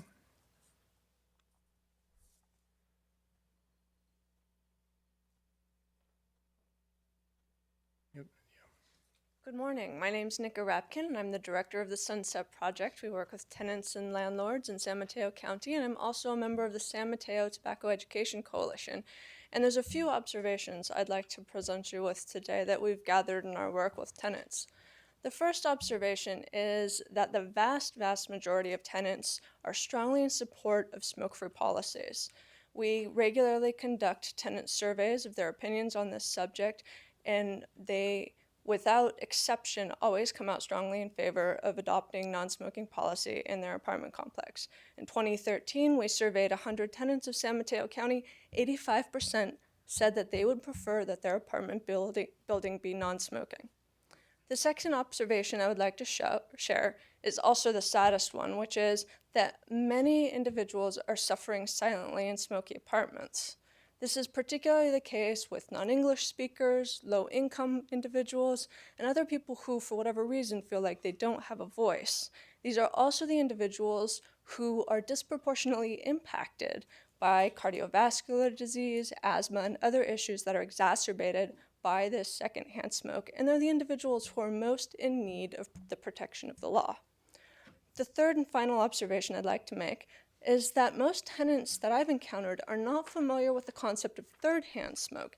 That's that nasty, sticky stuff that sticks around after the tobacco smoke is gone. It sticks to carpets, it sticks to clothing and furniture, and it's extremely persistent.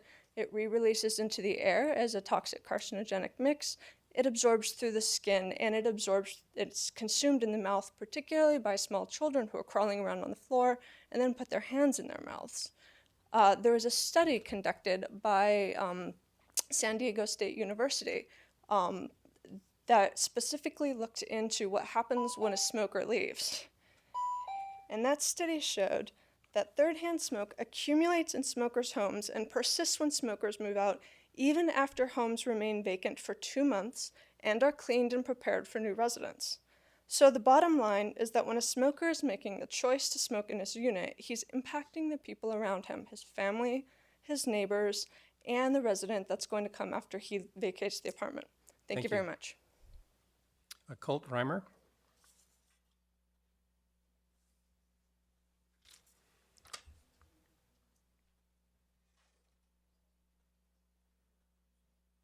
I'm very appreciative that you're taking this issue up. I'm a disabled veteran, served in Vietnam, was blown up, not only physical wounds, but the gas that was emitted, I breathed into my system.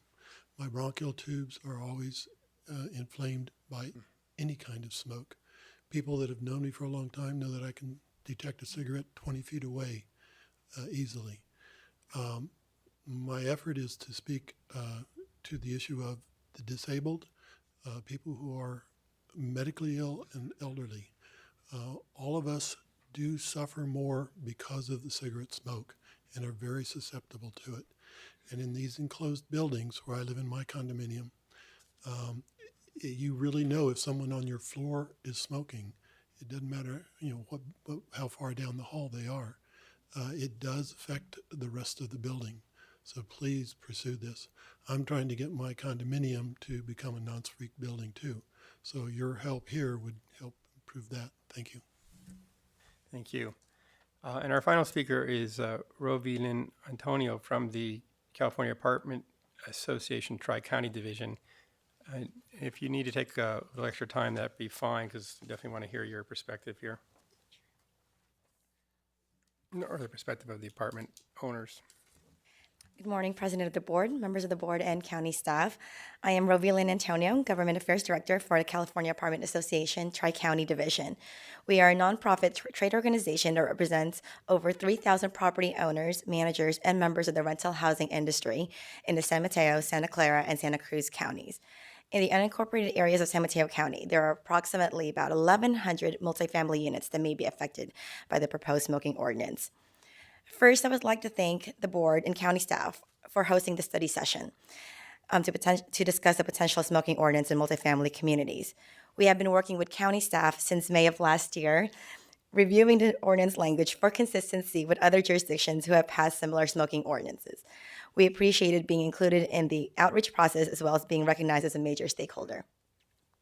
In the Bay Area, CAA Tri-County has also worked with other local jurisdictions such as the County Santa Clara, cities of San Jose, Milpitas, Belmont, Menlo Park, and most recently, Foster City.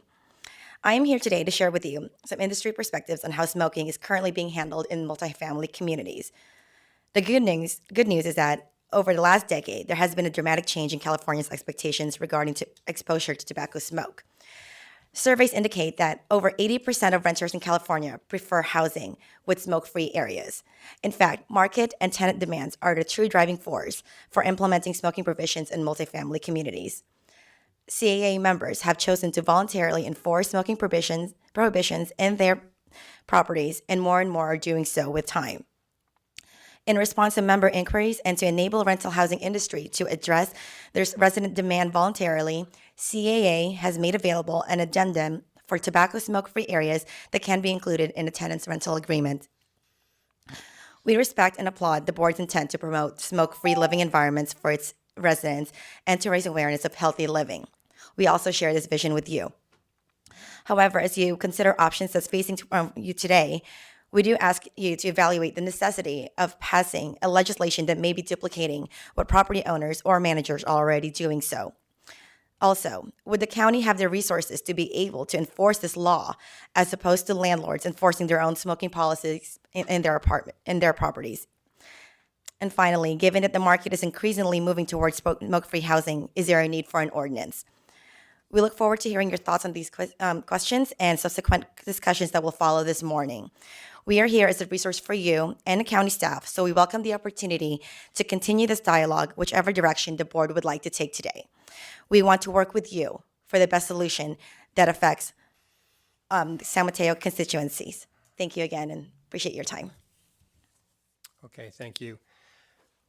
I did have a couple of questions. I don't know if anyone else does, and I'm very supportive of this, but just thought I'd take the opportunity to ask a few more. I'm not sure who to address these to. I'm really working off this memo from Brian Zamora. So these are, I don't know if that maybe Scott Morrow or let me go ahead and just jump into them. Just 3 or 4 quick questions. In this memo, and I assume this will be in the ordinance, there's a suggestion that if you're in an existing unit, you would have 14 months kind of until the ordinance would take effect. And I was just wanted to hear a little bit more about where that number comes from. I guess the ordinance will say that in a new unit, which makes sense, it would take effect immediately, but there'd be this 14-month kind of grace period. So if you could just tell me a little more about that number. Well, part of the process of implementing a multi-unit housing smoke-free policy would be to ensure that current smokers who live in those facilities have the opportunity to transition to smoking elsewhere and not be smoking in their homes. So one of the things we want to do is go through a process of educating tenants about the policy going into effect, and also be able to offer them opportunities to participate in our free smoking cessation programs that are available in San Mateo County that comes with free nicotine patches. So it's transitioning, not having it happen right away, but transitioning those current smokers into a smoke-free lifestyle, if at all possible, is why there's a timeline. The timeline is based on Santa Clara County's model. And different jurisdictions, of course, have implemented what timeline they felt was appropriate, and that's just the one we're recommending. Yeah, it definitely is probably important to give people enough time to move. I mean, if they, if they're just insistent on smoking, I mean, better that they quit, but, perhaps 14 months will be fine.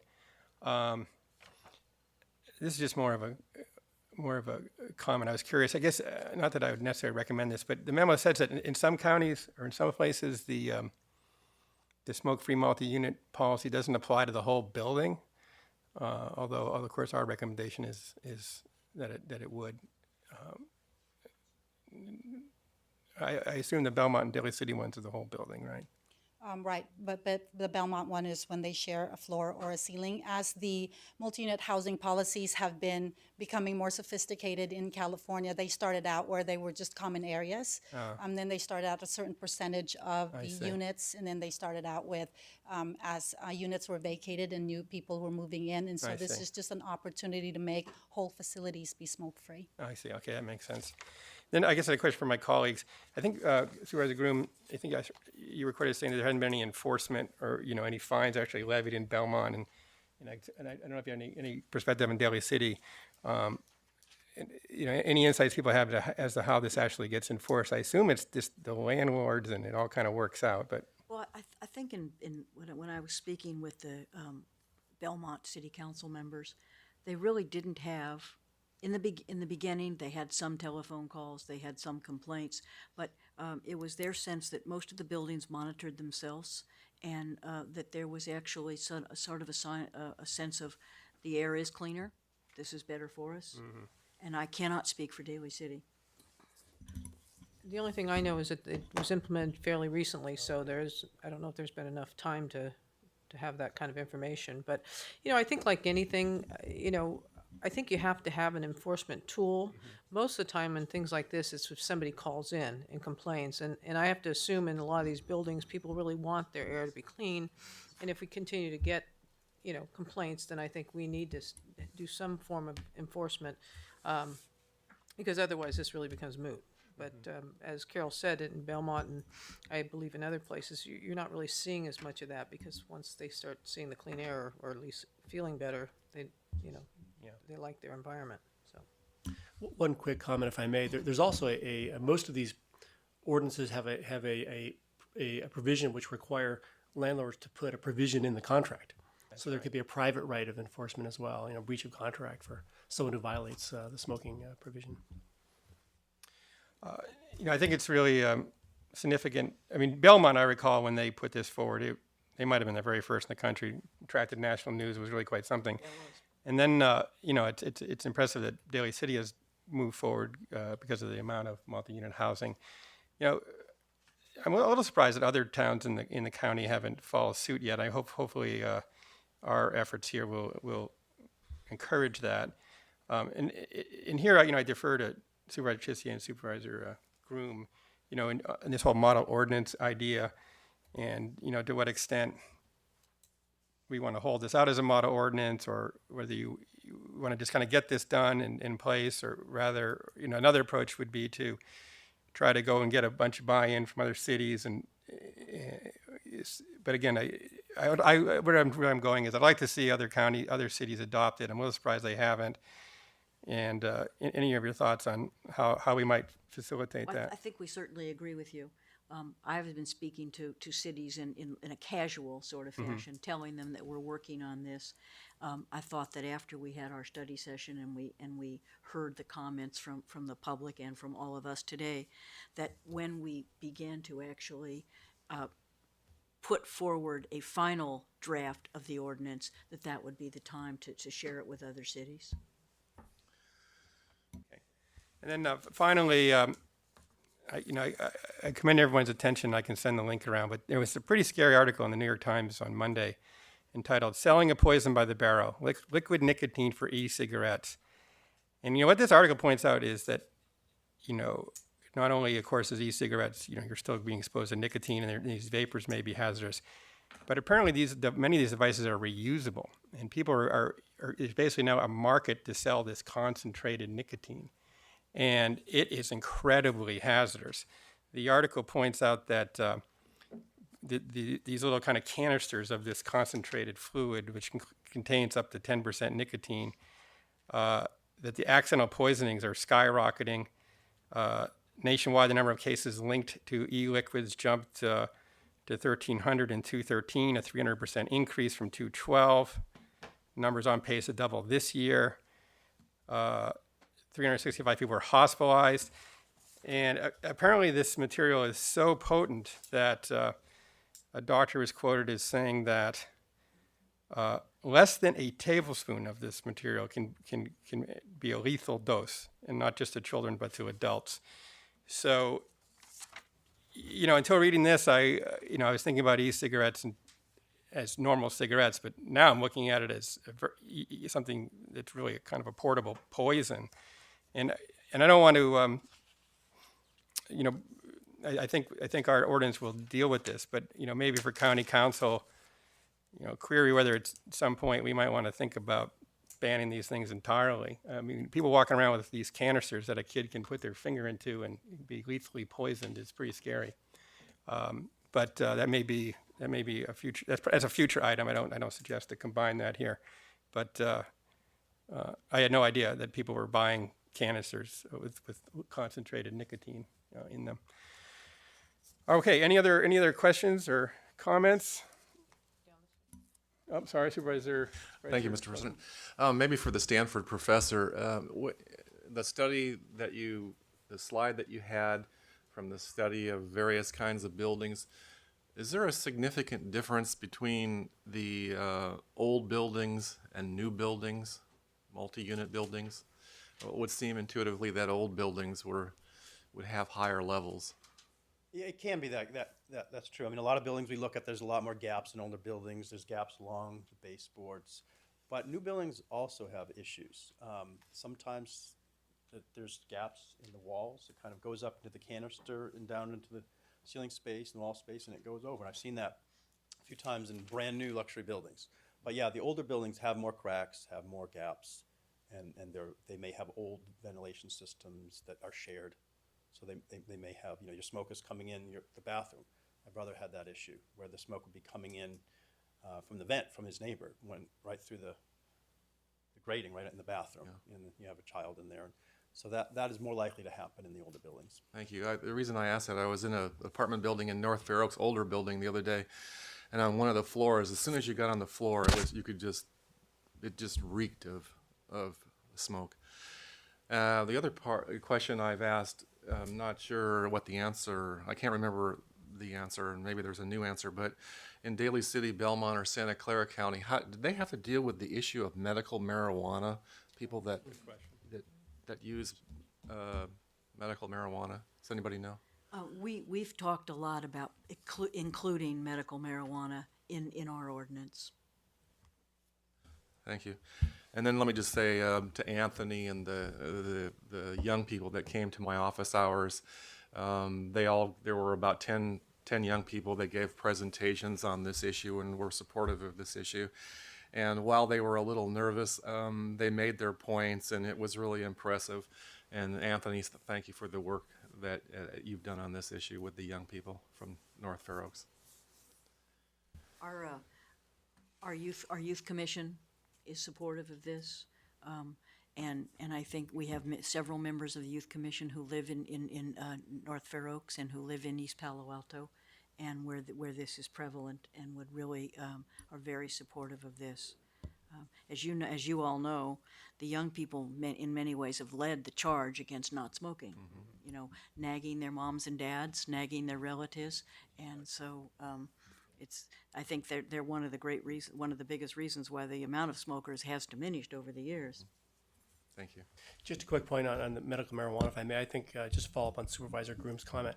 I think to clarify, I think what we're looking at least as a preliminary recommendation, is to exempt medical marijuana from the ordinance.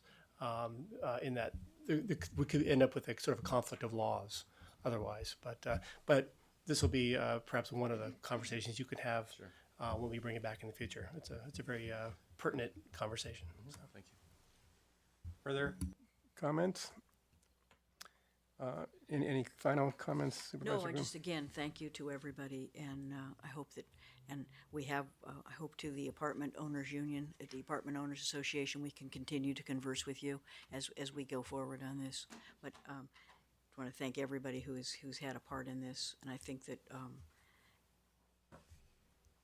as we've learned from Belmont, and as I think we will learn from Santa Clara County, this is something that most people favor. Well, thank you, Supervisor Groom, Supervisor Tissier, bringing it forward and for all the good outreach. There's no action on this today. I now suggest we take a 5-minute break and reconvene. Well, could I ask, before we do, go could I ahead, ask a question, apologies. Supervisor Groom? If we don't vote today, are you bringing this forward? I'm supportive of this. Are you? I had the sense that that our group is in favor of seeing something in the future, and I know that our partners are, and our partners are going to continue to work with us on the drafting of it. I'm just wondering if maybe we should, just for our own sake, put a timeline on it. It always gets us moving faster. Good idea. Good idea. That maybe we bring something back in, say, 4 months? 3-4 months? Just 3 or 4 months. because we have enough, I think, to be working with already. And but I think we have some drafts that have circulated among our partners to look at.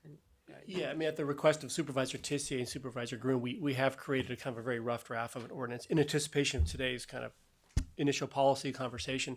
We would like to sit down with the health department and really help them, sit down with them, and they can help us develop and refine it and get the great benefit of their expertise.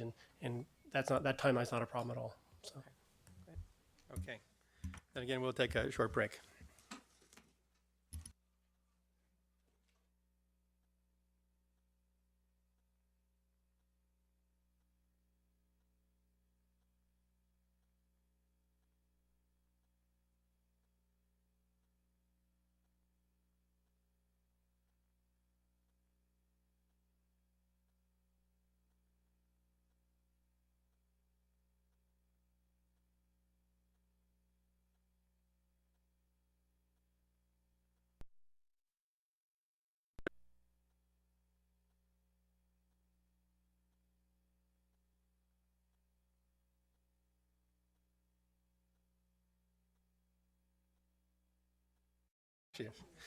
You're out of my peripheral vision. I lost you.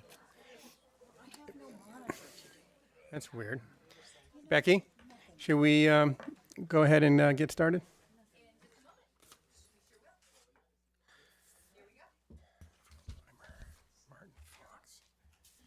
All right, thank you. We are reconvening the board meeting and moving to item 7 concerning bonding for the jail facility. Mr. Maltby. Mr. President, members of the board, this item provides for the issuance of up to $215 million in lease revenue bonds for the Maple Street Correctional Center.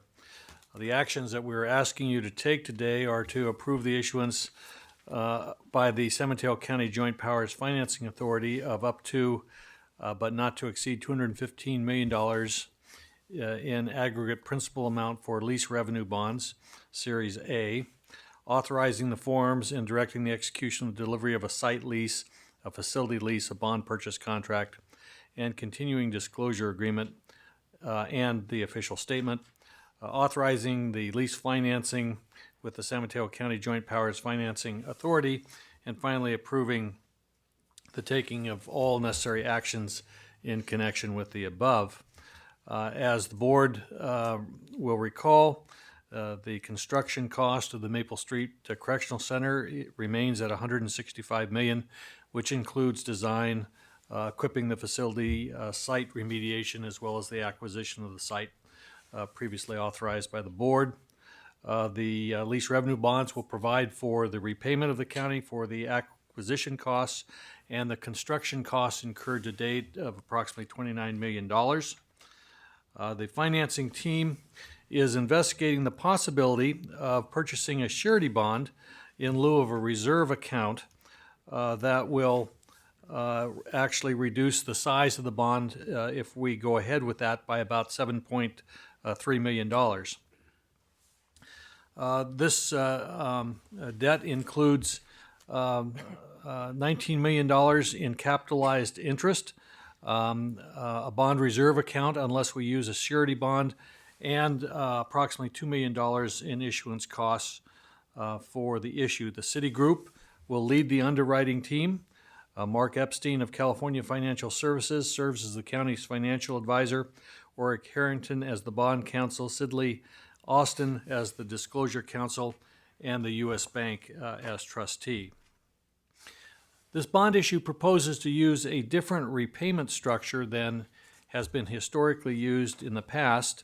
The model is designed to reflect the total cost of ownership, and the model reduces the debt service payments each year by the expected increase in operating costs, that is, for staffing, supplies, maintenance, utilities, etc.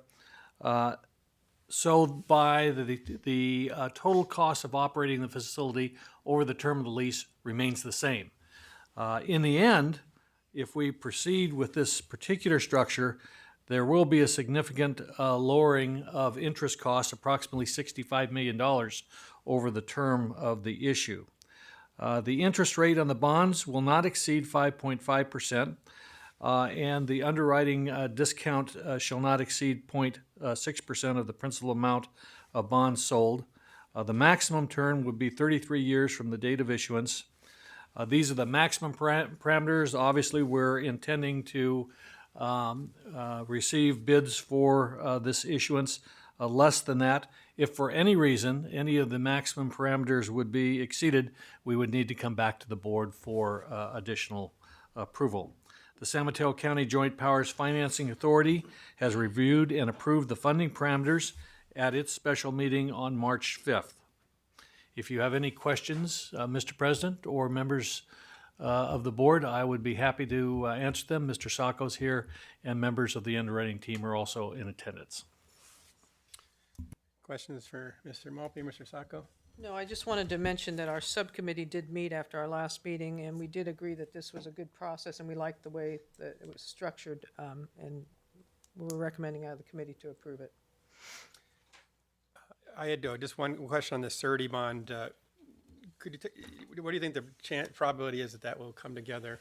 I mean, it seems like a logical idea. I think there's a good opportunity that's going to happen. I think the issue is that we're trying to make sure that the surety itself doesn't have certain rights with regard to the financing if we ever decide to refinance or do something like that. We want them to them to be limited to the providing the surety and not have other unintended consequences. Thank you. We do have some speakers. Mr. President, can I I'm sorry, Mr. Slocum. Mr. Maltby, did I hear you right? You said it's $65 million in The total construction cost, which includes design, site acquisition, furnishings for the facility, all of the site remediation work.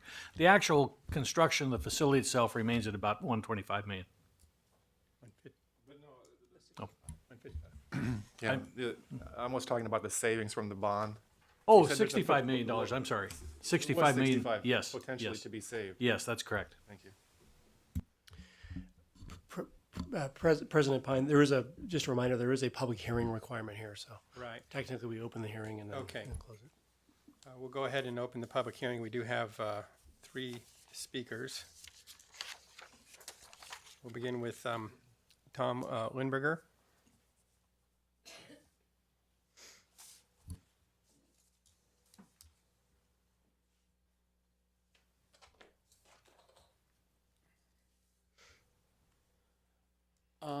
First, I just want to thank Carol and Tissier for your fine work on the smoking issue. That's an important issue. But this is an important issue too. And as you recall, when realignment started, it came about because the governor said We have failed. What we have done about prisoners is wrong. We've put in a lot of people in prisons. The court has ordered us to get rid of some, and we don't have a good rate of people not coming back. We have failed. We want to see the counties do something else. And this county has chose to do the same stuff. And there's some real problems with it. For one thing, till 1936, we're going to be paying off $284 million to build a jail which supposedly cost $125 million. For another, we're paying 5.5% interest, which is unconscionable.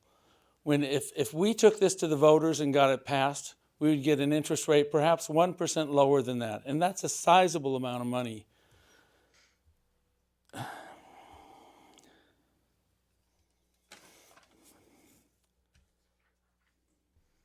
The cost of operating this jail is $40 million a year. I understand we need a new women's jail, but we actually, the two studies you had done said that we don't need a new women's jail, that there's other ways to release the prisoners, that these prisoners are not that dangerous, and they could have been released. We don't need a jail, and we certainly don't need a jail that has a capacity of 800 beds to replace a jail with a capacity of 60 beds. This jail is wrong-headed. It's always been wrong-headed. And the reason it was not on the measure last year when we got that tax thing in is because had that been on there, that tax measure would not have passed. That tax measure passed because county residents want to see some improvement in county services, and that does not include another new jail. Please don't do this jail. Thank you. Our next speaker is Colt Reimer.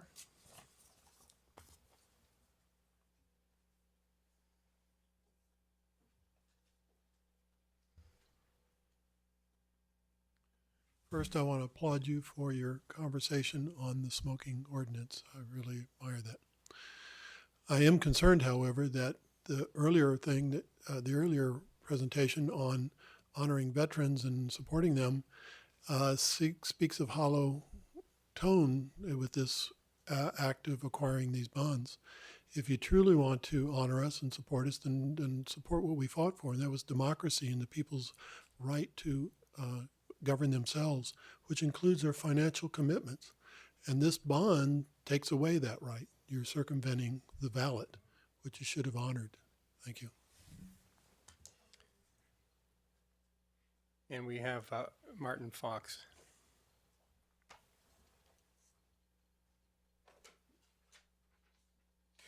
Good morning again, President Pine, members of the board, my fellow veterans, Supervisor Slocum and Mr. Balpe, County Council, Mr. Byers, and Mr. Budget Director, Mr. Sacco. There are several important reasons why for you to vote to approve this resolution now. The existing jails, and especially the women's jail, have been converted into mental asylums by the health system's religious devotion to the unholy and bloodthirsty Lantern and Petrus Short Act gods, and Governor Moonbeam's so-called public safety realignment that is producing more inmate on inmate and inmate on correctional officer assaults. That means vulnerable mentally ill inmates in the county's correctional officers are suffering the natural and probable results of two different sets of intellectually and morally bankrupt policies and procedures that can be mitigated with the new jail. The window for financing at low interest rates has already started to close, and any delay in issuing these lease revenue bonds is likely to be much more expensive than the speculative savings. The county's cash flow will be improved, and the collateral jail inmate population increase risks will be reduced. The governor's transfer of state prison responsibilities without doing any prior planning was certainly as unforeseeable as it was irresponsible. And the opportunity to present a financing choice to the voters was one your predecessors rejected. Your board, however, still has an opportunity to improve the health and safety of mentally ill inmates in the county's correctional officers if you will vote for Laura's Law as well as approving this resolution. For all of these reasons, please vote to approve this resolution for the issuance of the lease revenue bonds today. Thank you. Thank you, Mr. Fox. And Davina Gentry.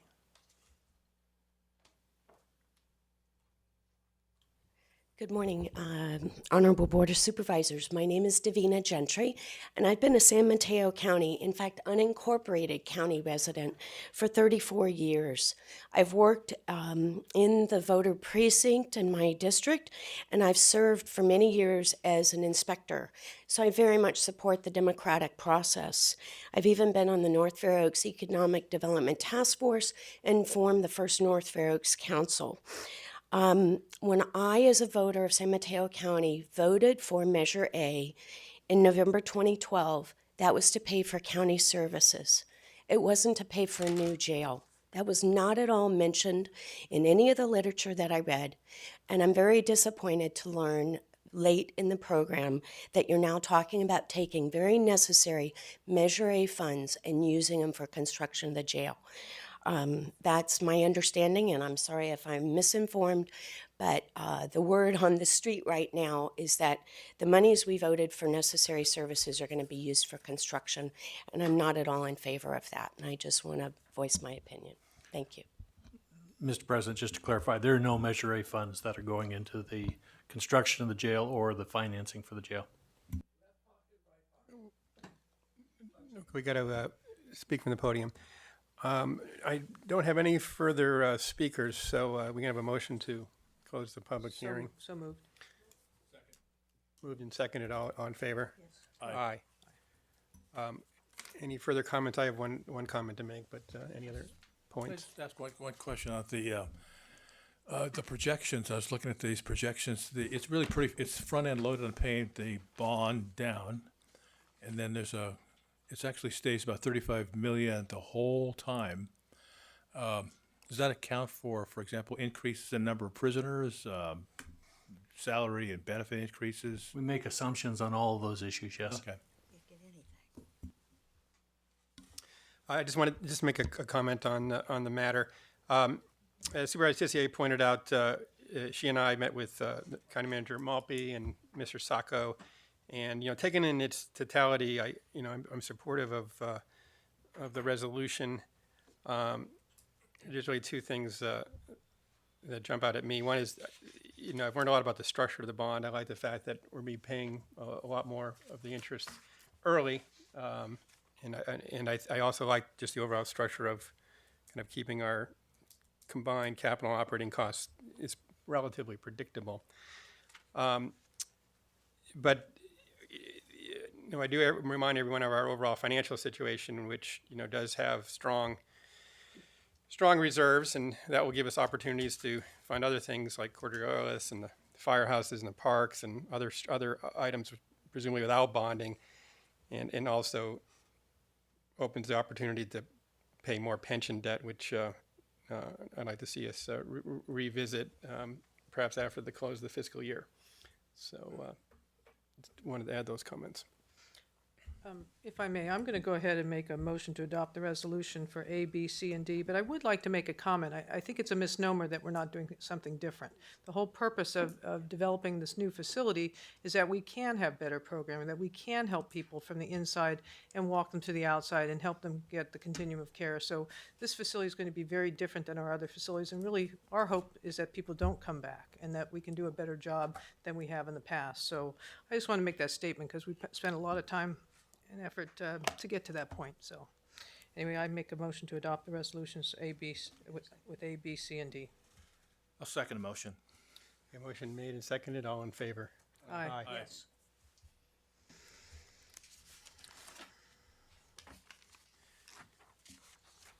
Item 8 is a matter concerning the Housing Authority.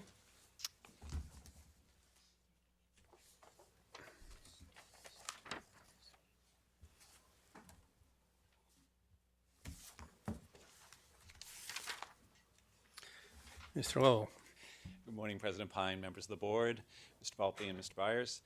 The purpose of this morning's public hearing is to take comment on the Housing Authority's annual MTW plan.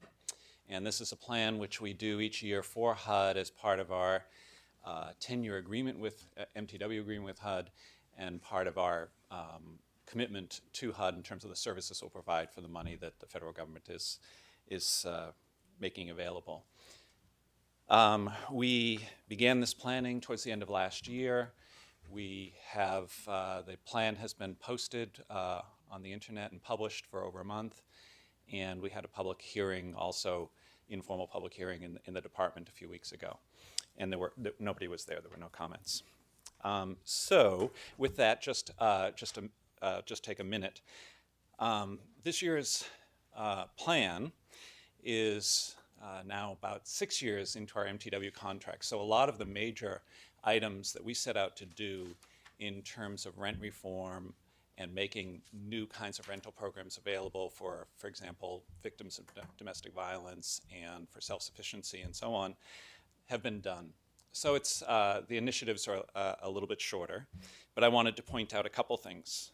One is a news item. We were just notified this week in writing by the Assistant Secretary at HUD that our contract will be renewed for another 10 years to 2028. A little past my sell-by date, but a great thing for the county. We've actually been negotiating with HUD for several months because it sounds like science fiction to talk that many years out, but actually the contracts that we're making with the community can be 5 years. So we're already pushing that 2018, and these are long-term activities and folks need to know what's happening. So we'll be coming back to the board with that contract in a couple of months. Secondly, I would let you know, and this has to do with one of the initiatives here, which is around increasing the affordable housing funds available for the community, for developers. In the plan of 2 or 3 years ago, your board approved the establishment of $4 million of housing authority funds for affordable housing development. And in particular, one of the, probably the priority at that time was the reconstruction of Half Moon Village. So that money, in fact, that $4 million was lent to Mid-Penn for the construction of Half Moon Village.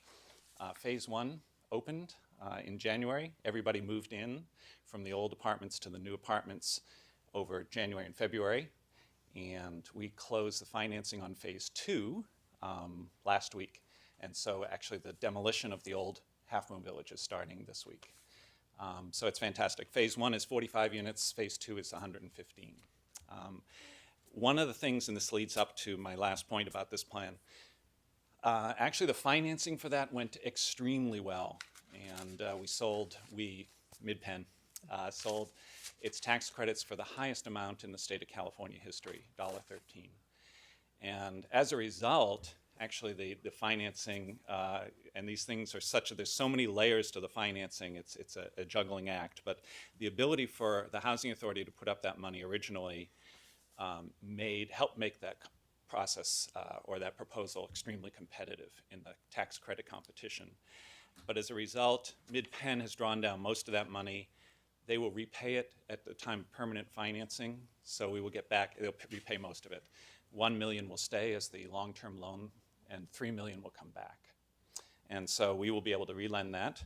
And in this plan, finally, last point, there's a proposal, we do have the funds available to add to that $4 million that you approved a few years ago, $3 million of which is coming back, to add another $2 million. So that $3 million will come back, the $2 million of new will make $5 million, which will be available in the community for affordable housing development. We're working on a plan right now, and we'll be back to the board in probably not until May with our ideas and our plan on how what the money would be used for and how that process would go forward. But we feel very, very fortunate, despite sequestration, despite all the problems, troubled times that we've had, to be able to do that. So with that, I don't know if there's any public Mr. President, I would just like to publicly compliment Mr. Lowell for the outstanding job that he's done as director of the Housing Authority and the Housing Department. He was presented with a number of challenges, not the least of which was a continuing drop in federal funding for all of our housing programs, and a number of issues relating to our relationship with HUD. And he has methodically worked through each and every one of those and got a successful resolution. And I couldn't be more pleased with the work that the department's doing. If I might add, I second that. Essentially, I've worked extensively with Bill, and he has done a remarkable job in a fairly short period of time, and really looking forward to his plans for the 5 million. When there was an earlier speaker, unfortunately he's left, but we have done a lot for affordable housing, and Bill certainly, and the housing department has certainly been an integral part of that. And for those of you who have not seen the Half Moon Bay Village, you've got to see it. It really is just a beautiful facility. It's going to be great for seniors and for low-income people on the coast side. Technically, again, Mr. President, we have to open up and close the public hearing. Thank you. Okay. Move to close the public hearing. Well, did we open it? Did you open it? I thought you opened it. You opened I'm opening it now. I do not have any speaker cards. I'll move to close it. Very good. That was efficient, as always. Motion and a second. I'll move the item, the moving to work Second. annual plan. Motion and a second. All in favor? Aye. Aye. And to add to that, an additional ditto to the good work of Bill Lowell. Thank you. Great. Okay.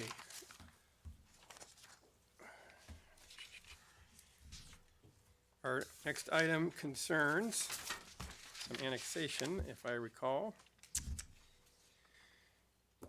Acting as the governing board of the Fair Oaks Sewer Maintenance District, conduct a public hearing concerning the annexation of certain lands. Mr. Porter. Thank you, President Pine, members of the board, Mr. Malpe and Mr. Byers. Staff is recommending, following your public hearing, that the board approve annexation of the lands of Witt to the North Fair Oaks Sewer Maintenance District. The town of Woodside has consented to the annexation. We have the capacity to serve, and we have not received any comments, negative or positive, on this matter. Thank you. That concludes my report. Thank you, Mr. Porter. So the public hearing is open. We do not have any speakers. I'll move to close the public hearing. Second.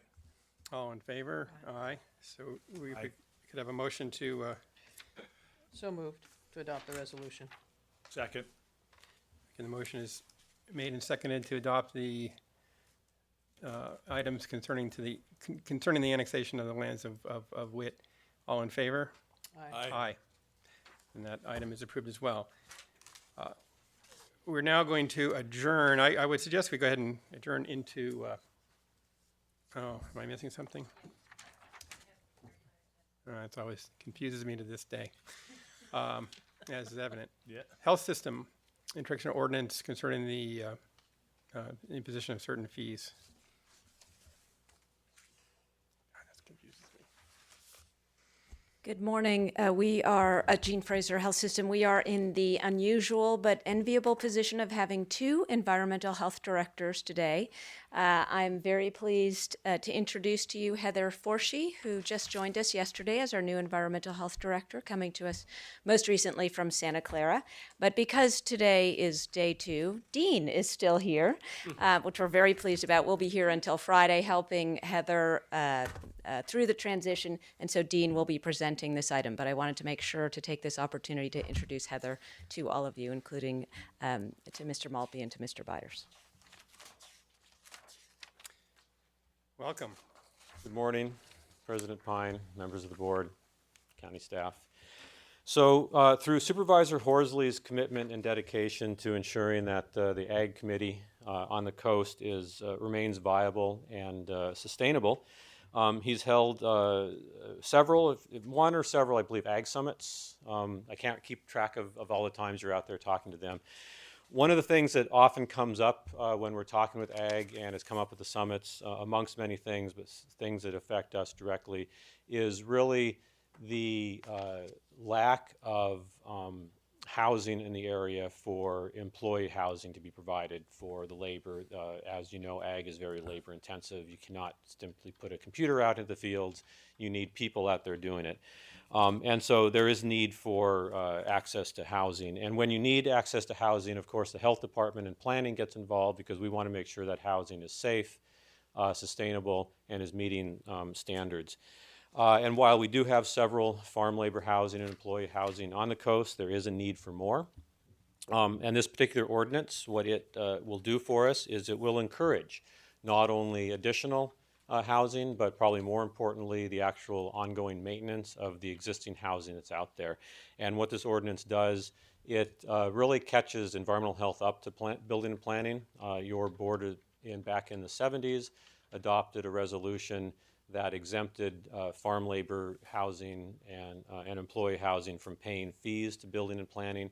What this ordinance does, it will exempt environmental health fees for one-time fees to those facilities that are providing employee housing and farm labor housing on the coast. And with that, I'll be here for any questions. Thank you, Mr. Peterson. President Pine, I'd just like to make a couple of comments. And as Dean said, the actual first board action and a fee waiver actually occurred back in 1973, where the board really demonstrated a desire to encourage the provision of farm labor housing by eliminating all planning and building fees for farm labor housing permits and renewals. And today's effort is really a continuation of that need for safe, affordable housing for today's agricultural workers, and obviously extends the fee exemption to permits required by environmental health for water, septic systems, specifically for farm worker housing. As many of us know, and much of the farm worker housing really is considered substandard. The county, farmers, farm workers, farm worker advocates are all concerned about the quality of the housing. It's really, much of it is really beyond its useful life. And the other thing was that most of the housing was really built for a seasonal male workforce. But now, most of our farm laborers are really family-oriented, with a whole family, kids, wives, are all there together in the housing. So our priority really is to improve the living conditions of our agricultural workers. And to do that, my office is assessing a need and resources to determine what will be the most effective way to reach this goal. And given the really very narrow margins in the agricultural community in terms of profits, it's not like we have big agribusiness here. We have really small, relatively small, in some cases very small ag producers. And of course, some of the problems are really compounded by the drought. So this precedent of planning and building permit waivers, I believe this is really a good place for us to start. And as we had Bill Lowell talking about that $5 million, a small portion of that we have asked to be set aside to assist my office working with at least one of our farm labor camps, as well as housing on both post and mid-peninsula open space that we believe is appropriate for farm labor housing. Actually, it'd be pretty decent housing, so we want to work with those organizations and some model programs. So I'd actually would like to make the motion to approve the ordinance amending section 5.64.060, the imposition of fees, et cetera, et cetera. Second. Okay, there's a motion and second. Any discussion? All in favor? Aye. Aye. Thank you, Supervisor Horsley, for your continued efforts on that Thank you. important area. Next, we'll hear from Chief Probation Officer John Keene on probation fees. Good morning, Supervisors. Thank you very much for allowing me to come before you today. Before you, you have a request to approve fees for certain activities sanctioned by the Probation Department. One is a domestic violence program renewal and approval fee of $250. You also have an interstate jurisdictional transfer, otherwise known as 1203.9, for $600 per transfer. For interstate compact, which is the movement between states by our probationers, a request for $450. And probably of most interest, a request for a $150 juvenile record sealing fee. I know that the juvenile record sealing fee is one that invokes a lot of conversation. We recognize that most of our minors are our most fiscally probably warranted the most concern in terms of are we picking on people who are fiscally vulnerable is what I should say. The reality is we actually have a process by which that fee can be waived. We also have a sliding scale available for individuals who do have some ability to pay a minimal amount. And the most important thing I will point out in that request is that no one will have their records not sealed because they don't have the ability to pay. The request does seem large on its face. However, when I compare what it actually cost, for the most low-end record sealing, it can cost $277, that's if everything is totally in the file the way we need it to be, and it does not require an arduous search to do it. To the more complex cases, which can cost upwards of $650 per case. So relatively speaking, it's our feeling that the request is not completely out of line with the actual work that is entailed in the process. Additionally, of note, I wanted to point out that working collaboratively with our partners in the courts, we're also working with individuals in the community who are interested in piloting a record sealing project by which people, philanthropists such as HP, who are willing to step forth in our community to help our juveniles out. We'll be working collectively with them as well as the juvenile court judges to pick people who may qualify for that pilot as well. So I certainly recognize that it is a issue that we want to be sensitive to, but I think from administrator's perspective, I would be remiss if I didn't bring opportunities forward to you to suggest that there are places where we could, where it's appropriate, look to recoup some of the costs that are incurred by the department. So I'd like to open it up to any questions you have on that. Thank you. Questions for Mr. Keene? Thank you, Mr. President. Thank you, Chief, for the presentation. I'm just curious, was talking to the folks at the East Palo Alto Law Center, not sure if that's the right name, but and they're working, or they're concerned about sealing of juvenile records, and I'm wondering are you working with them on this pilot or the sealing process at all? Yeah, Supervisor, we probably are. There are a number of people in the room that are represented there. I know there were representatives from East Palo Alto, also some individuals from Stanford Law Center to talk about this issue. It's actually a little bit more complex than just simply having people come in and say we want to help. There are tons of confidentiality issues in terms of the sharing of records that we're trying to work our way through. There's a successful pilot that's currently going on in Sacramento County. Myself and Judge Adizade are working with our respective colleagues in Sacramento to see if it would be appropriate here in San Mateo. So we certainly have invited anyone to the table who's willing to have this conversation, and will continue to do so. Thank you. I will go ahead and make a motion to introduce the ordinance. I'll second that. So we have a motion and a second. All in favor? Aye. Aye. Thank you, Ms. Keene. Thank you very much. We'll move now to our county manager report. Mr. President, members of the board, this is report number 5 this calendar year.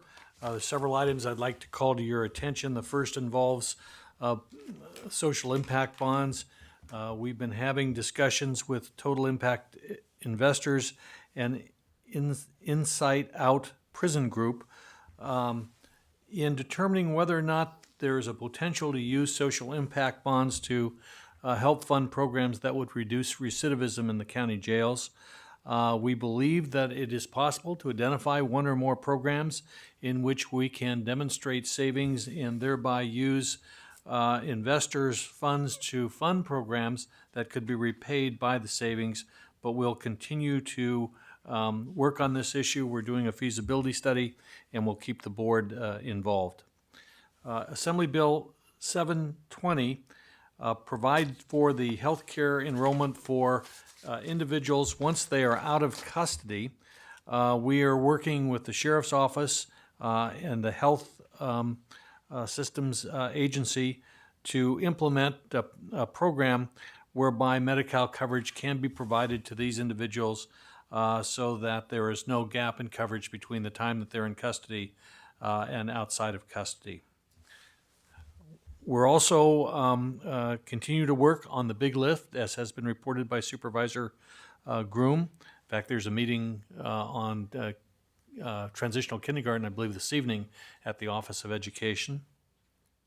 As you know, the board has appropriated over 2 years $10 million on a matching basis There is a finance committee that is chaired by Mr. Croce and myself that are working on developing and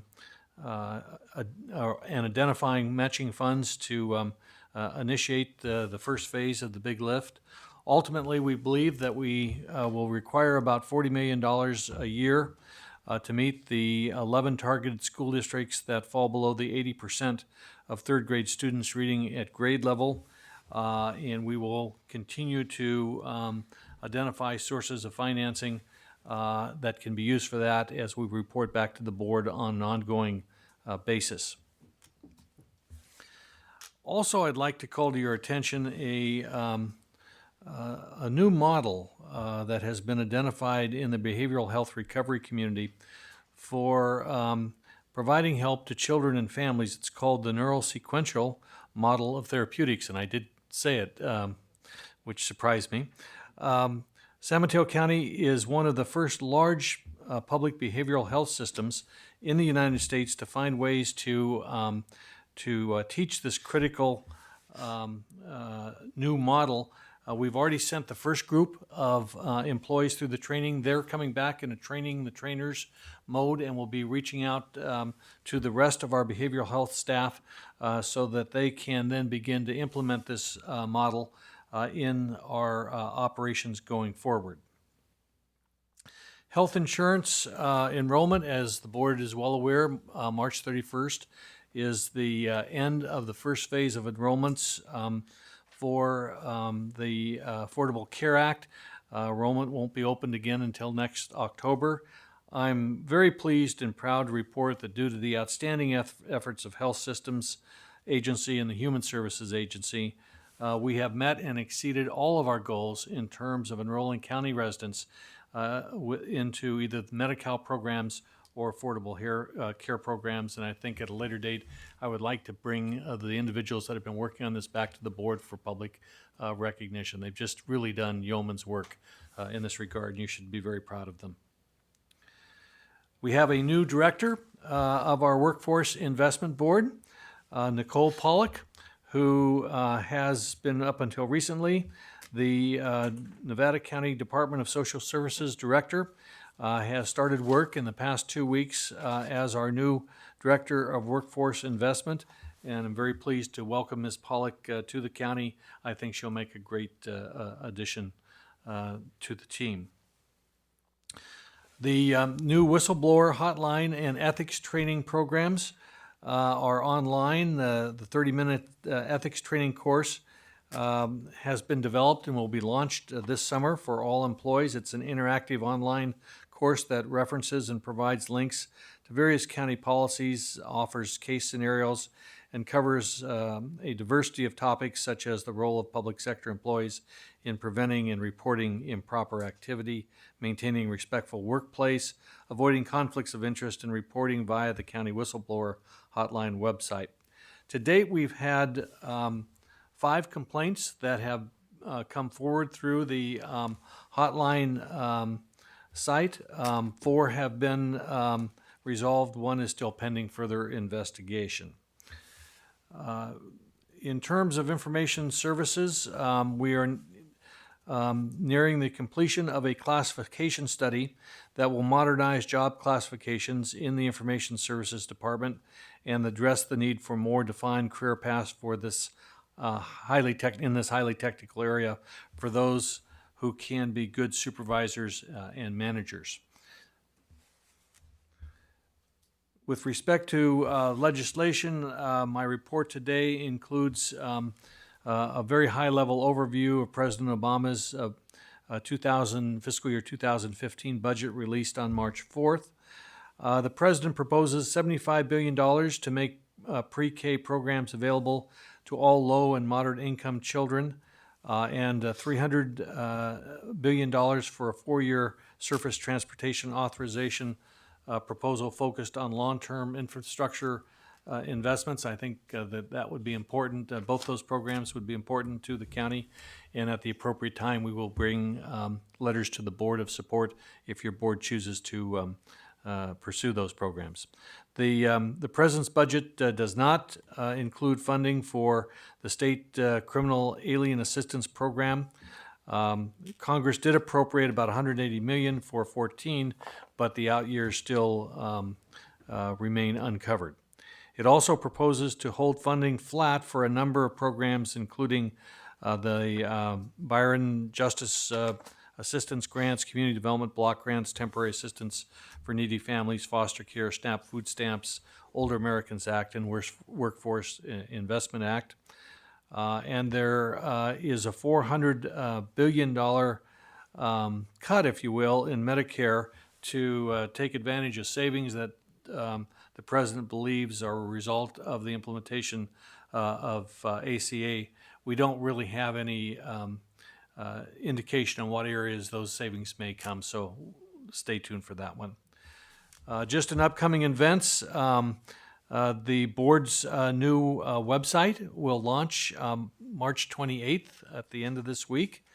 We've been working with the board offices. Also, the boards and commissions website is part of that. Children's Fund helping teens get ready for prom and graduation. This is always an important time of year for young people in our county, and this fund for many years has helped to provide foster care youth and low-income youth with dresses and other things that allow them to participate in proms and graduations, and it's a real joy to be part of that. Also, the Jobs for Youth Breakfast is coming up on May 22nd at the Foster City Crown Plaza Hotel. Again, another important program for children in our county to help them connect with employers in our community for summer jobs. And finally, the Arts Commission has awarded $7,100 in grants to local teachers in supplies and for classroom art activity.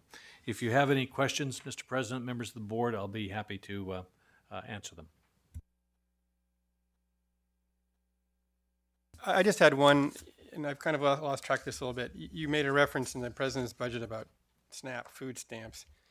And I thought I recall reading that in connection with some recent budget agreement that, I guess it was the Farm Bill, that food stamps had been actually reduced. Here it says that they're going to hold it flat. I guess it's flat at the reduced. That's for fiscal year 2015, prospectively. Right. So that it would be at the reduced level. That's correct. And do we have any sense for what the impact of this has been in San Mateo County? I mean, presumably people who had these benefits no longer do. I don't, but we'll report back to you on that. Okay. Any other questions? Seeing none, we can move to board member reports. Ready to start today, Mr. Horsley? I just have one report, actually kind of a fun report. It's about Devil Slide. It's going to be at the headline in the newspaper said, "Devil Slide has never looked so heavenly. The coastal trail to open to the public March the 27th. And it really is a majestic park, and I think it's going to be it's a great opportunity for people. It's going to be a great park to be able to walk and bicycle, see the majestic birds, and take a look at the rock formation. So it'll be open after the 27th. Supervisor Groom? Thank you. I just want to give a shout out to San Mateo County Youth Commission. They had their biannual conference last Saturday, had an excellent crowd. The topics were regarding education, gender identification, youth in schools. They had a press conference with a couple of elected officials, and the keynote speaker was Ladoris Cordell from Santa Clara County, and she gave a rousing keynote speech, and I think the young people really enjoyed it. And so our Youth Commission puts that on, and they do an excellent job every year. And I also want to say, Ms. Wagner was here earlier to comment on the Women's Hall of Fame. I want to thank the Women's Commission for all the work that they did and in outreach. I also want to thank the San Mateo County Historical Association. We took their building over for the better part of the day, and it was, I think, all in all, it was really a wonderful event.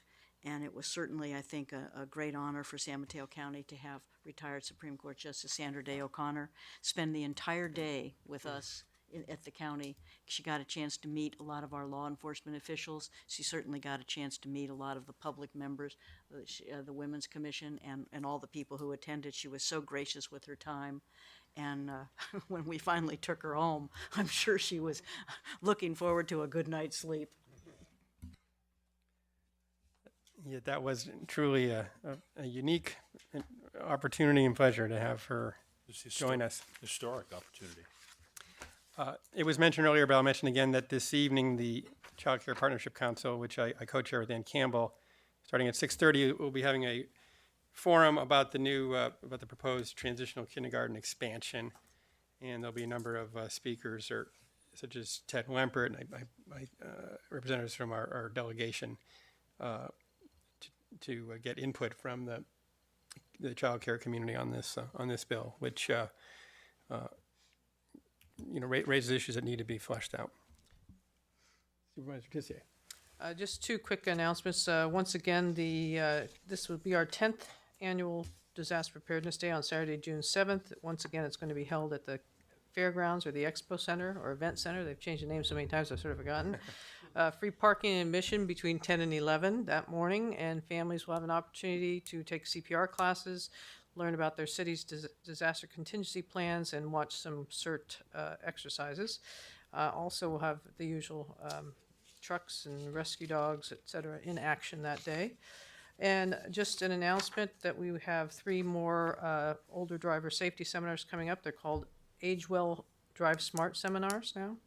First one's Redwood City, Thursday, July 17th at Veterans Memorial from 9 to 12. The second one is Thursday, August 7th at Twin Pines Community Center from 9:30 to 1. And the third one is in South San Francisco, Wednesday, September 17th at the Magnolia Senior Center from 9 to 12:30. So just an FYI for those who might want to attend. Thank you. Thank you. Just wanted to mention that on last Friday, March 21st, we reopened Friendship Park in North Fair Oaks. Supervisor Horsley was kind enough to come and share a few remarks and get his picture taken. I will always do that. Yeah, but it was a great event. They had like 150 volunteers who built that park in basically a day. Playground equipment, 12 community garden planter boxes. And I should thank Lilia Ledesma and Barbara Bonella, Sal, Rotary, Shutterfly, Kaboom, and of course those 150 volunteers that dug holes and just worked like the Dickens all day, basically Friday, and the park is just great. And it was wonderful to see those kids there laughing and playing on the playground equipment. It was quite a day for North Fair Oaks. Okay, then we are going to adjourn. If it works for the board, should we do our closed session? Just get that out of the way now because we don't have very much, and then we'd be free afterwards. If it helps, it should be very brief. Yeah, I think I'd suggest we go ahead and meet in closed session now. Then.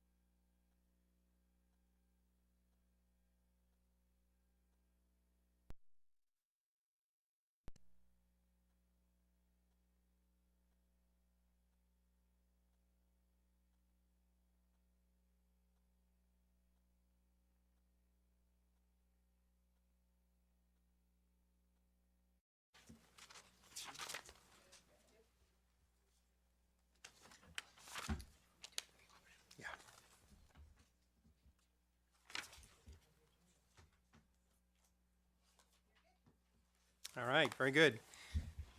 Welcome, everyone. We are reconvening our board meeting that started this morning, and we also met in closed session, so our county council will report out on that.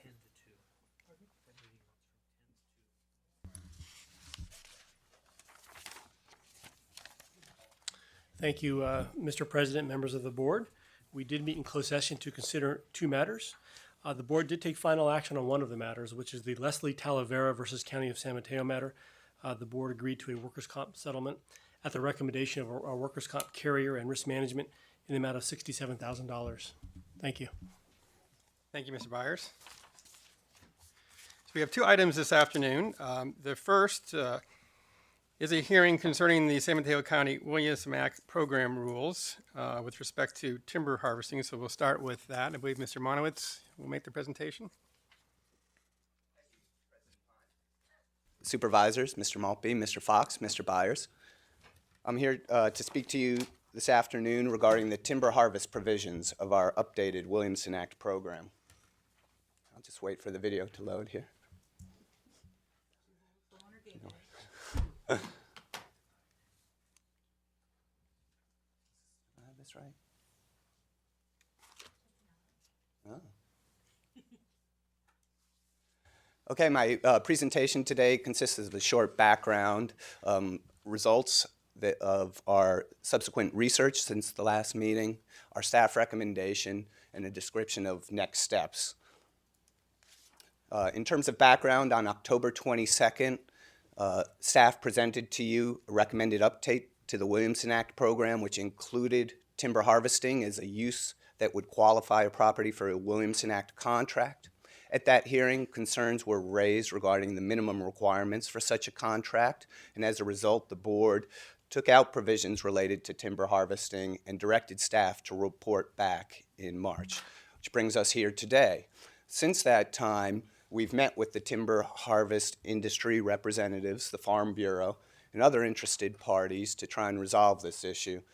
We have all been in agreement that if we were to include timber harvest as a land use that would qualify for a contract, we need to avoid any conflicts with state rules regarding timber harvesting, and that was the concern that led to the removal at the last hearing. So in those discussions, what was revealed was that our timber preserve zoning provides an equal benefit to the property owner in terms of property tax calculations, and was favored by all the participants at these meetings as a replacement to a Williamson Act contract. So in other words, we arrived at a solution that involved replacing Williamson Act contracts with timberland preserve zoning. So in terms of the properties that are affected, there are two properties that we've been able to identify that have both valid timber harvest permits and Williamson Act contracts. And the property owners are in favor of the recommended approach. Let me go back to that and address a comment letter that the board received from Committee for Green Foothills. An issue of concern with regard to the rezoning approach is the way it can impact required buffers from timber harvest operations. When you're outside the timber preserve zoning in an RM or PAD land, timber harvest operations can't encroach within 1,000 feet of a residence unless that property owner authorized it. In the case of these two properties, that's not an issue. There are no nearby residences. But the Committee for Green Foothills is concerned about potential future rezonings, and if and when any such rezonings are proposed, they will be subject to public hearings at the Planning Commission and at this board, where we will address the issue of buffers and whether or not the 1,000-foot buffer requirement should accompany the rezoning. So that is a matter that we feel we can effectively address at subsequent hearings, and I understand with that acknowledgement that there's no disagreement with our recommendation today, which is that the board direct staff to work with these two property owners to pursue rezoning to timber preserve and to waive the fees for that rezoning. So if this recommendation is adopted by the board, we will proceed to work with those property owners to initiate the rezonings. And I just wanted to briefly touch on some of the other things that we plan to do with regard to administering the updated Williamson Act program. We intend to review the assessor survey data that should be available in the next few weeks.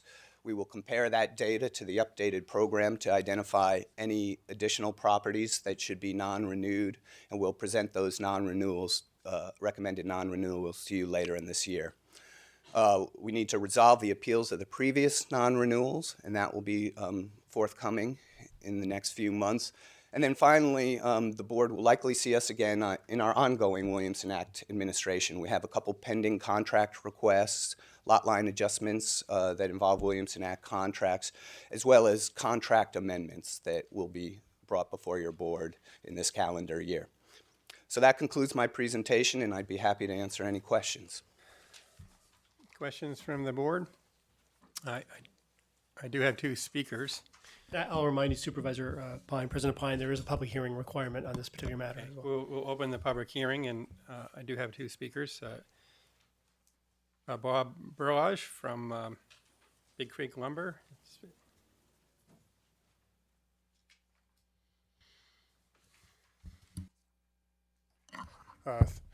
Thank you, President Pine, members of the board. Bob Burlage, Big Creek Lumber.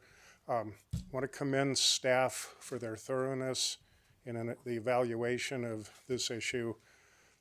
Also want to commend them for communicating with CAL FIRE to get clarification with respect to state regulations surrounding timber harvesting. Our company is in support of the staff recommendation, and as Mr. Monowitz suggested, our understanding is that both landowners in question are in support.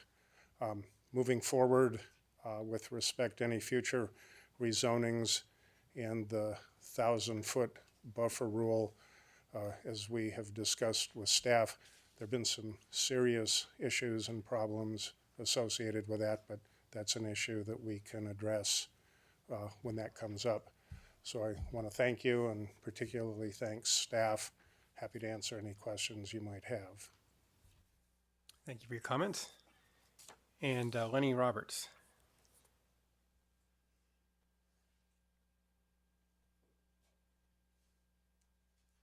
Good afternoon. I'm Lenny Roberts, speaking for Committee for Green Foothills. I too would like to commend staff for the work that they put in on this. There's many kind of tricky parts to it.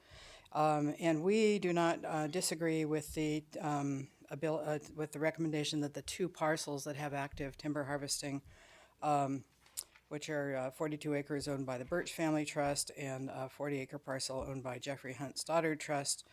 The first one has had 3 timber harvests recently, and Stoddard Trust is under a non-industrial timber management plan, which commits the property to harvesting in perpetuity. So those parcels do not really create issues as far as adjacent properties and the 1,000-foot buffer zone, because they're not adjacent to anybody. However, we did have, the reason we have the 1,000-foot buffer zone, which happened, I think, before any of you were on the board, began in 1992. The Board of Supervisors did adopt the 1,000-foot buffer zone in response to timber harvesting that was being proposed on small parcels in the Skyline area. These were like 5 and 10 and 20-acre parcels adjacent to residences. And people were very concerned about potential effects on their homes and their property from increased landslide hazards, erosion and siltation of drinking water supplies, increased fire hazard, because you open up the forest canopy to the sun, and that creates additional fire hazard under a timber plan, noise and other problems. So the board did unanimously adopt this, and it went all the way to the Supreme Court. It was challenged in court.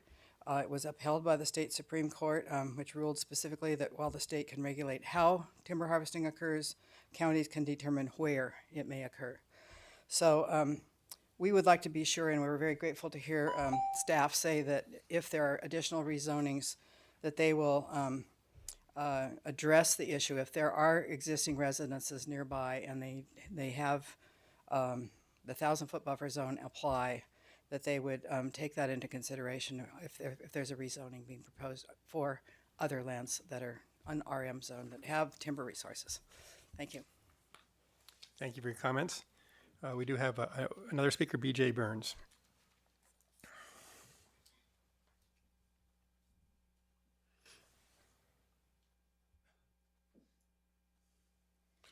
Good afternoon. Thank you. I just want to say thank you on behalf of the Ag Committee and the Ag Committee Subcommittee that was able to work with staff. We appreciate the board letting us do that, and we really enjoyed working with the staff, and I want to compliment the staff for all the things that they went through. We, I think, taught each other something. I think agricultural was able to explain to staff a lot of things, and we were able to understand what staff has to go through to get to these decisions, and hopefully, and I do believe this is a good decision, and hopefully this passes today, and we can get the Williamson Act behind us, and hopefully the next step is we can convince the governor to reenact the Williamson Act and hopefully keep it going. And again, we want to thank you, and I just have one suggestion, if possible, for the board to think about is in the meantime, why the governor is waiting and figuring out ways to get through this budget crunch and everything, is that the county could help pick up the subvention fund that the county loses on the taxes. So we can keep our Williamson Act going and work with us closely on this Williamson Act that we can keep, at least in our county, keep it going, because I think it's very important for all agriculture. I say that because I happen to be in the Williamson Act myself, and I appreciate it, and it helps a lot. So, thank you. Thank you for your comments. I don't believe we have any other speakers, so we can take a motion to close the hearing. And I'll move to close the public hearing. Second. motion and a second, all in favor? Aye. Aye. Comments from board members? Yeah, I just have one question. I do support the agriculture community, but it really talks about the, I'm glad we were able to work this out for the two parcels. But what it says basically is the San Mateo County Williamson Act program rules and procedures should be amended to establish timber harvesting as a use that qualifies a property for Williamson Act contract. That's what it says. I'm not sure what you're referencing. Unless it changed, and let me see. I guess I got it off the agenda, but okay, it's not. You've corrected it. Oh, I see the subject in the memo perhaps is slightly confusing. It's a hearing to consider whether we should allow timber harvesting as a use to qualify. And the recommendation is that no, we don't think timber harvest should be a use that qualifies for a Williamson Act. Rather, we think TPZ zoning is the way to go. Okay. So that, in that case, I'll make a motion to accept the staff report and the timber harvesting or the provisions of the County Williamson Act rules and procedures. Second. And just to clarify, it's an adoption of a resolution that's before you. Right, the resolution. Second. Can I ask a question before you take the Yes, vote? please. Could you address the subvention fund and how that works and how much is in there or should be in there that we're not getting? Yes, as I understand it, we are partially compensated for our loss in property tax revenue from the state. Our ability to obtain those subvention funds has varied through the years based on the audit findings. We had limitations in being able to get those subventions, and then in the budget, the state budget, that's interfered with our ability to obtain the subventions. We have maintained our Williamson Act contract, and so any loss in property tax revenue the county has essentially covered. We haven't been compensated by the state. So I think the issue would be if the state, let's say, did not want to provide subvention funds, would the county still want to participate in the program? We have in the past, and we could be posed with that question in the future. The amount has been somewhere around $70,000 in the past when we have been able to obtain subventions, and I think the feeling of the department is the benefit of the program is worth covering the subvention costs if we have to. I guess the question I have we tried to get one of our representatives to get those dollars for us? I mean, it's sort of a typical state thing. They owe us something, but then they just sit on it, and then we're just supposed to suck it up and pay for things. And that's just, I mean, it's not a gazillion dollars, but, 70,000 or whatever the dollar figure could be. We every year in the state's annual budget, they have two bills. The first bill always authorizes the payment of a Williamson Act, and the second bill puts it on a list to be paid, which they never get to. So in essence, we never get 100% of the funding. We get 70 to 80%, or 70, 80,000 a year. I think totally it's probably a couple $100,000. It's not a huge amount in our budget, and if it ever became an issue, I would bring it to the board. We do, along with all the other counties that have Williams Act contracts, annually fight that issue with the state. It just seems like it would be something that we should, they did it to us with the medical center. They owed us, I think, $8 million. I mean, it starts adding up over time. I think it might be something that we should ask one of our legislators to go after and just, their budget's in better shape now. So it shouldn't be that excuse. I can understand in past years when we were all in a world of hurt. But anyway, I just think that might be a suggestion on any of those funds that the state owes us, whether it's this one or something else. I just think, they're working with our money, and it's our taxpayers' money, Well, basically. through the chair. Yes. No, we actually found, we were actually in violation of the Department of Conservation, and that's why we didn't get it. And then they cut it out of the budget, so it hasn't been in a budget for a number of years, but through my office and the Farm Bureau, we've been lobbying all of our state legislators, as well as all the state farm bureaus, to reinstate the subvention. Good work. And just a point of clarification, the lack of the subvention money, that applies statewide. That's not unique to San Mateo County, right? I believe that's so, yes. Right, so treating everyone poorly. Yeah, that's what they do. Everybody's lost it. That's what they do. Any other comments or questions? I think we have a motion in a second, if I recall. All in favor? Aye. Aye. Okay, thank you. All right, we'll move on now to our major item for the afternoon, and that's a public hearing to consider the Planning Commission's approval of a use permit for the Still Path Retreat Facility. Before we get going, I'd just like to spend a minute or two just kind of walking through the process for the day. So, Mr. Eggemeyer, you will begin with the presentation. How much time will you be taking approximately? I would say maybe 10 minutes. Okay, whatever you need. Thank you. And I think it would be appropriate at that time to hear from both the applicant and a representative of the appellants. So, Mr. Rodin, would you then like to speak and provide how much time would you like at that point?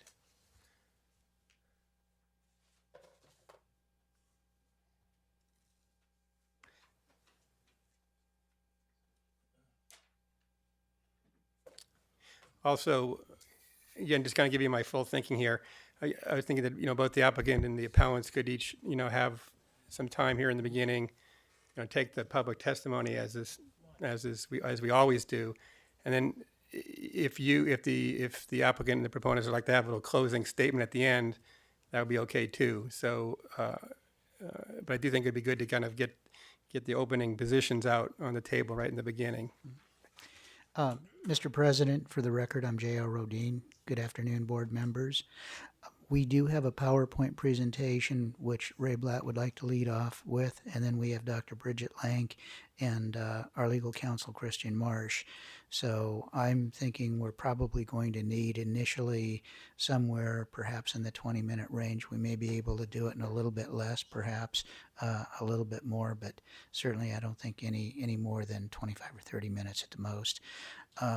Since we have our approval of the Planning Commission appealed, I think it might behoove us, in order to streamline the meeting, if the appellants went first, since they're the ones that, hoping that works, and we can focus our testimony based on those considerations. But in either way, we're ready to go. Yeah. Whichever order the board chooses to take the hearing, we're ready. Right. And I appreciate the opportunity at the end to have a brief rebuttal and summary. Thank you. Yeah. And then the appellants, I know we have, is there a representative of the appellants who might want to address their time requirements? Yes, Annie. Right, okay. And Ms. Weiss? Okay. All right, why don't we do this then, Mr. Rodin, if you could keep your presentation to, shoot for 15 minutes, certainly no more than 20, and then we'll let the two the two appellants take a similar amount of time. And then each of the members of the public who'd like to speak would have up to 2 minutes. And then we can conclude with maybe up to 5 minutes each of some closing points. Okay, Mr. Egemeyer. Good afternoon, President Pine, members of the board, Mr. Maltby, Mr. Fox, Mr. Byers. My name is Jim Egemeyer, and I represent the Planning and Building Department as well as the Planning Commission today. For your consideration is a use permit amendment to change the use of the Stillheart Institute from an educational meditation retreat facility to a non-medical residential treatment center. So today's presentation will include these topics: project proposal, Planning Commission action, key issues of the appeal, conformance with the county's general plan, zoning, and use permit findings, alternatives for your consideration, and finally, a recommendation. So let's start with the project description. What we have for your consideration is a use permit amendment. As I mentioned, non-medical residential treatment center for individuals who suffer from substance use disorders. This clinical model will utilize this approach, these 5 items, including a holistic approach, including yoga, massage, music therapy, spiritual counseling, 12-step programs, operate within the existing buildings, so no new construction is proposed, and as indicated there, no new buildings or structures is indicated as part of this use permit amendment. Can I just ask a quick question? Because that's just, I'm sorry, you mentioned no new construction, but it does indicate there's buildings that haven't been actually completed internally, and there will be construction to make. That's correct. As indicated in the staff report, the buildings have been constructed. It's the minor electrical and sheetrocking to finish out that facility to make it habitable. Okay. Okay?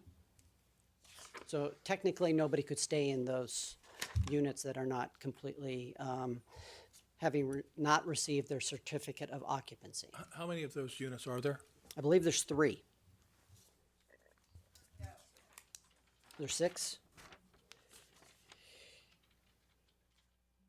I think there's more than 3. Yeah, I had that. I thought there was to finish 3 of the houses so that they could go from 52 beds to 76 beds. But I'll let the applicant address that as part of their presentation. Okay, located up on Skyline, north is directly, pointing directly north, straight up on this particular slide. And in the vicinity is also the El Corte Madera Open Space District. And also north of the site and a little to the right is the Wonderlick County Park, as well as to the right and lower right corner, the La Honda Creek Open Space District. Just so you know that there's a number of public and private land uses in that vicinity. This is a site plan.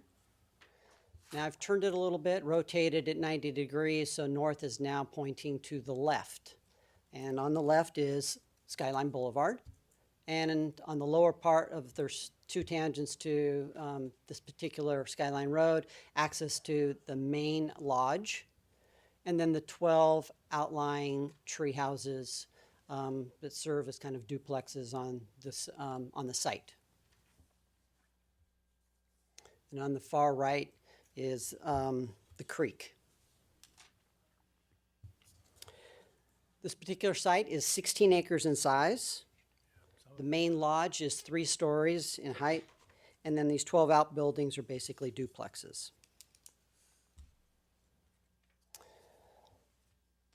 There were 3 planning commission hearings on this particular project. The first one was in October, and along with that, there were a number of issues that were raised by the public and the planning commission that we needed to provide additional research on. This included more information about the trails and encroachments nearby, understanding the smoking or no smoking program the applicant was proposing, understanding fire hazards in the vicinity, additional information about traffic, and then the last relative to staffing and the essential increase relative to this proposed use permit amendment. So we returned in December for the second hearing and answered these particular questions with some additional conditions of approval, modifications per se for the trail system. Smoking policy was refined to a specific location on site. Fire hazard addressed through conditions of approval about fire safety zones around the buildings and cleaning it up around them. Traffic was relative to understanding kind of the drop-off, the staffing, the cars that would be coming on site from existing conditions to proposed conditions. And as I mentioned, also understanding the increase in staffing. So during the deliberations, there was also issues about CEQA. And this is where the Planning Commission ended up being in a 2-2 vote, in which they weren't able to find a majority on a motion to either approve or deny the proposed recommendation for a CEQA exemption on this particular project.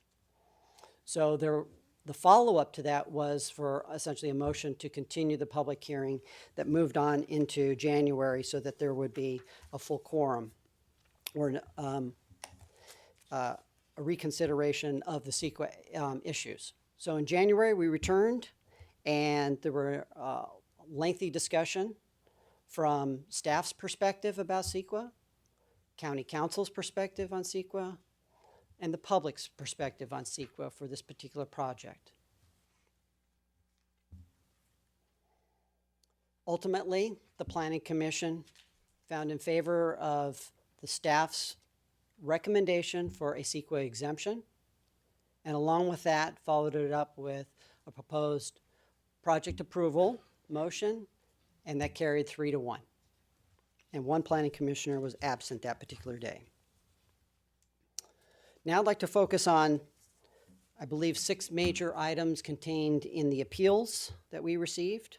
The first one requiring a density analysis. And I believe there's some confusion here that I really would like to explain, because this is not about density as a function of people, but rather a planning issue focused around density about parcels or the size per acre. So in our zoning code, in the RM district, it varies in size from 5 acres to 160 acres. That's the density associated with the way we look at the rural areas. Not about people, it's about parcels and how large those parcels are. And the zoning code talks about how you would go through a density analysis. And the easy way I can explain this is that on flatter lands, you're going to have higher density, maybe a number of 5-acre parcels. And on steep slopes and more rural areas, you're going to have 160-acre parcels. And the whole idea is relative to a number of constraints and opportunities that are in the zoning code to get there. And you go through a density analysis. So it's not about people on a particular site. I want to make sure that I'm able to address that particular confusion about the number of people on this particular site. It's a 16-acre site, and it operates under a particular use permit. The second item, it fails the general welfare standard, and it's relative to one of the findings here. This happens to be one of the appellant's perspectives, but the Planning Commission, under their deliberations, did find and made the finding that the use will not be detrimental to the public welfare or injurious to property or improvements in the neighborhood. So they did make a finding. I believe one of the appellants was making the assertion that they did not make the required findings. They did. Third particular appeal item is that the PC, the Planning Commission, failed to find that the proposed project is necessary, quote unquote. So the Planning Commission did hear all the testimony and agreed about the shortfall in the number of beds for recovery facilities. And the one thing I'd like to focus in on is the word necessary, and that it does not mean that there's no other alternative, but that, and it's not tied to a specific location. And the best example I can give you is that in our zoning code, we talk about allowed uses and uses that require a use permit per district. But there's about a dozen type of land uses, like churches, like quarries, like hospitals, like fire stations, that planning doesn't really know where they're to be located. So we're not very specific on that. And it's for a reason.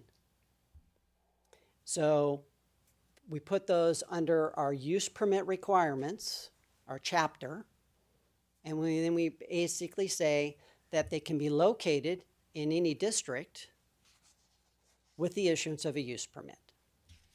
But there has to be this additional finding. So the fourth item is about the establishment of the CEQA baseline as a question of law.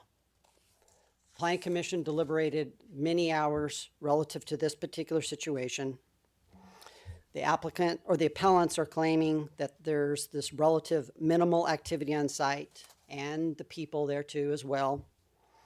But the planning department, in our support and recommendation to the Planning Commission, looked at it from a historical standpoint and looking over a point of time, because they're able to operate under a particular use permit.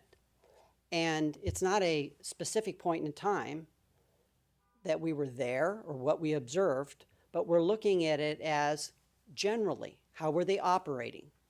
They had large groups or they had smaller groups. And we had to take that into context for establishing our baseline. That's where we established our thoughts and made the recommendation, and the Planning Commission understood that. Whoops. So moving on to the next item, number 5, that the Planning Commission was prohibited from approving, as there is a clear history of use permit non-compliance. So essentially, whenever we have a violation on a particular site, we have to take that in consideration relative to issuing or dealing with a new permit. So in this particular case, we didn't find any zoning problems per se. It happened to be a condition of approval, and there was one condition relative to fire safety zones associated with the buildings around the particular site. So that was the only thing that they were not in compliance with. But on balance, we have to look to and understand as the application is moving through our process, and how can we resolve a particular issue? And we found that we could resolve this and the applicant has made efforts to do so. And then, as mentioned before here, that the Planning Commission findings were in error. And I just want to make sure that the Planning Commission did consider all the information and didn't end up making these findings, and that they were looking at it from a broad sense and broad understanding of a deficit in the available beds for a particular treatment. So moving along, a couple items relative to the conformance with the county's general plan and zoning. And because there are a proposed change to the signage, we looked at that and found that the particular signage that they were proposing is in conformance with our general plan.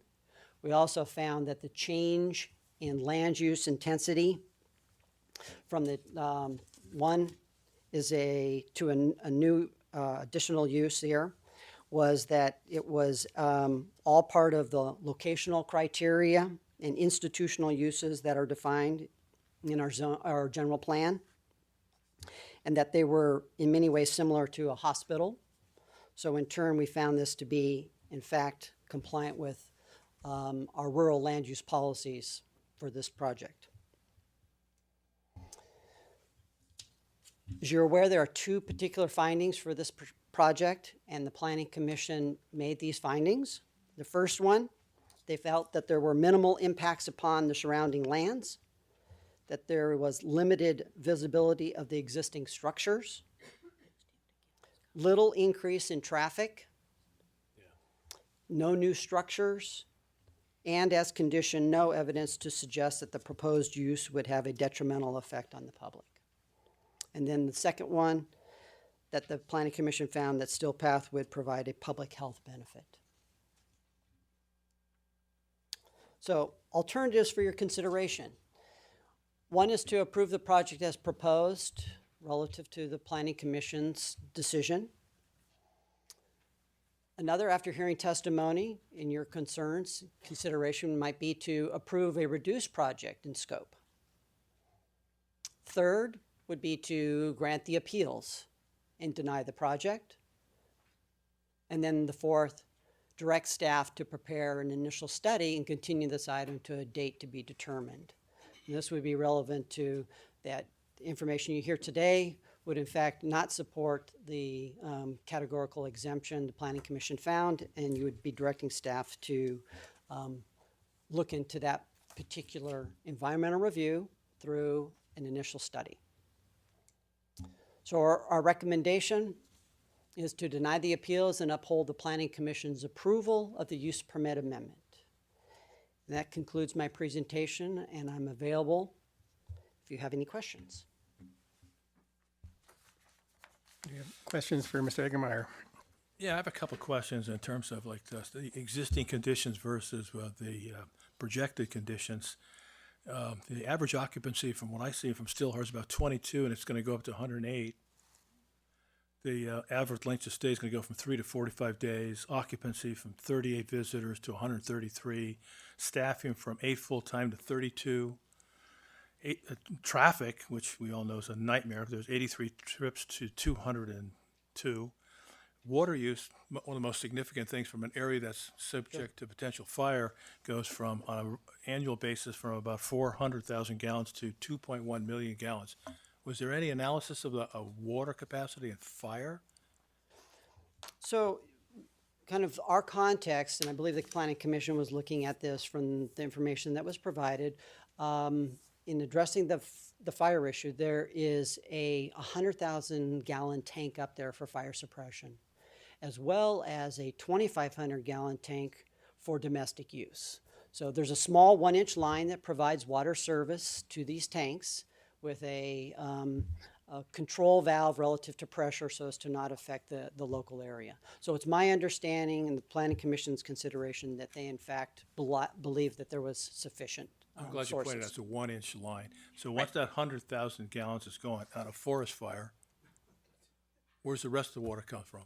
Because you're not going to be able to put another 100,000 gallons.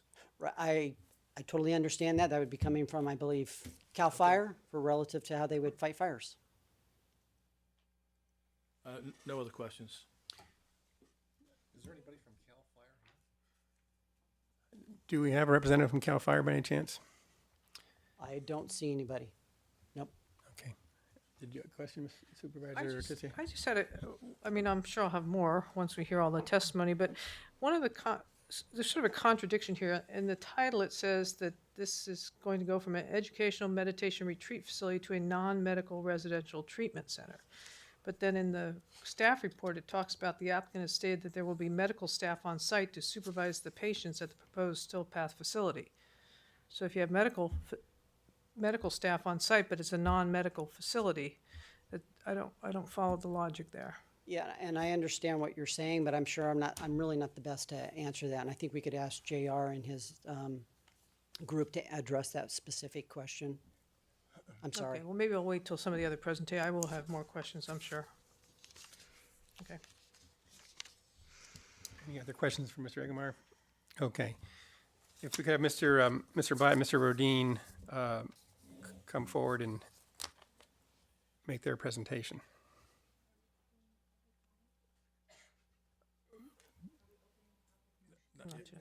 Yep.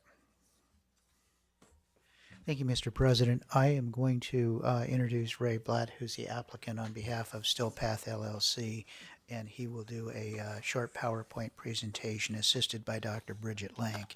And I think perhaps during that time, we may be able to answer your question with regard to the presence of medical staffing. Thank you. President Pine, I assume we're opening the public hearing at this point. We'll open the public hearing. I would like to give both the applicant and the appellant, some extended time here in the beginning, as I mentioned. That'd be as part of the public hearing, though. Right. Okay. They have, I wouldn't worry about the 2 minutes.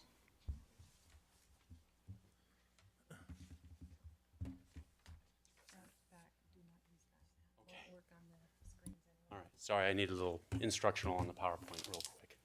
My name is Raymond Blatt. I am here representing Stillpath. 15 minutes. Did you set the timer? Thank you.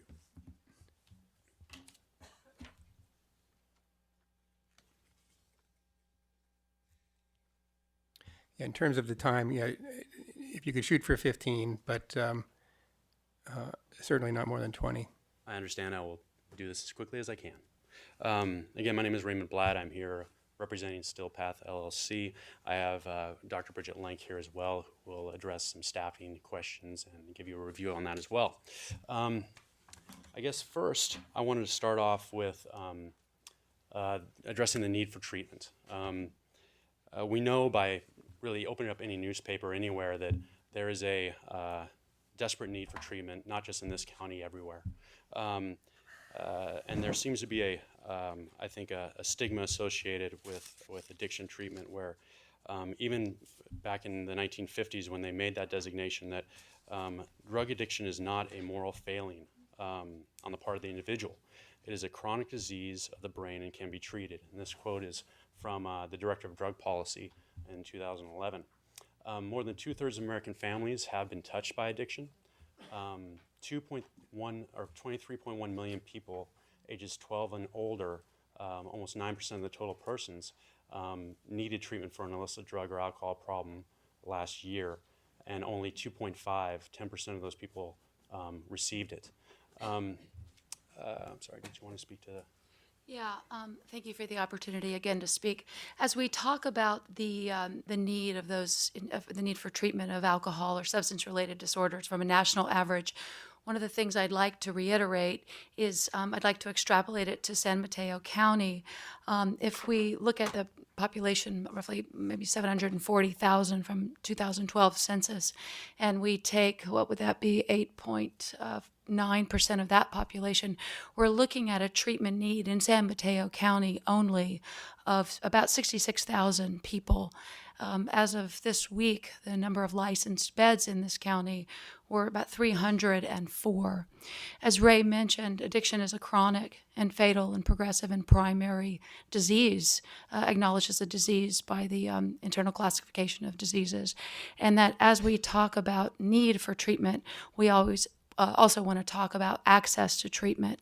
Access to treatment is a gateway to access to recovery, and in doing so, access to treatment is access to health care and access to something that is really a right as opposed to a privilege. So we will talk about that in terms of who it is we'll be treating and in this facility as it relates to the meeting the need and bridging the gap between the wide need and the low availability for treatment.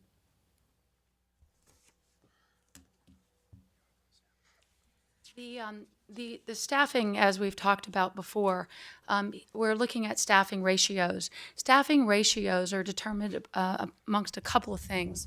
One is the average daily census, or the ADC. These numbers that you see in front of you as the staff, it's also in the staff report, has been very conservative. These numbers are based on 100% full occupancy, 76 beds. The staffing ratio is contingent upon occupancy and also shifts. So from 0 to 16 folks in treatment, we'll actually decrease these numbers, so they'll be half. In the morning shift, the ratio is 1-to-1. In the afternoon shift, the ratio is 1-to-2. And in the overnight shift, the ratio is 1-to-3. Those staffing ratios double when the occupancy of the facility is at 17 to full capacity. We had the opportunity to have a former analyst and inspector from the state of California. And all she did was actually license facilities in California for about 10 years. She's retired. She looked at our final staffing plan and indicated that StillPath actually had much more coverage than was actually needed by the state of California, and that our job descriptions and standards for who was going to be treating were actually some of the best she had seen and were above the standard that the state would require. While we're on staffing, I'd like to address the question about the difference in nomenclature around a medical versus non-medical facility. The type of license that we are going in for is a residential non-medical facility. This is the type of licensure. We will be considered what is called a social model detox. It's very different than conducting a medical detox on facility. We do have medical staff on premise. The reason that we do is because addiction is a medical biological disease, but also when people are coming in, it's also one of the requirements for the state that folks get an initial H&P, which are called history and physical. And we are aware that when people arrive into treatment, they may be in the throes of an acute medical withdrawal. We do have exclusionary criteria for admission. So, for instance, if someone is too medically severe enough, they're not going to be eligible for admission. To monitor a social model detox is one thing, but there are people who come into treatment who are on medications that actually need to be monitored, not administered, but monitored. And so we also have medical staff on site, and there are folks who've been CPR certified, et cetera, for the safety and protection of all residents. So I want to reiterate, this will not be a licensed detox facility. This will be a social model detox, complete with comprehensive 24-hour medical staff.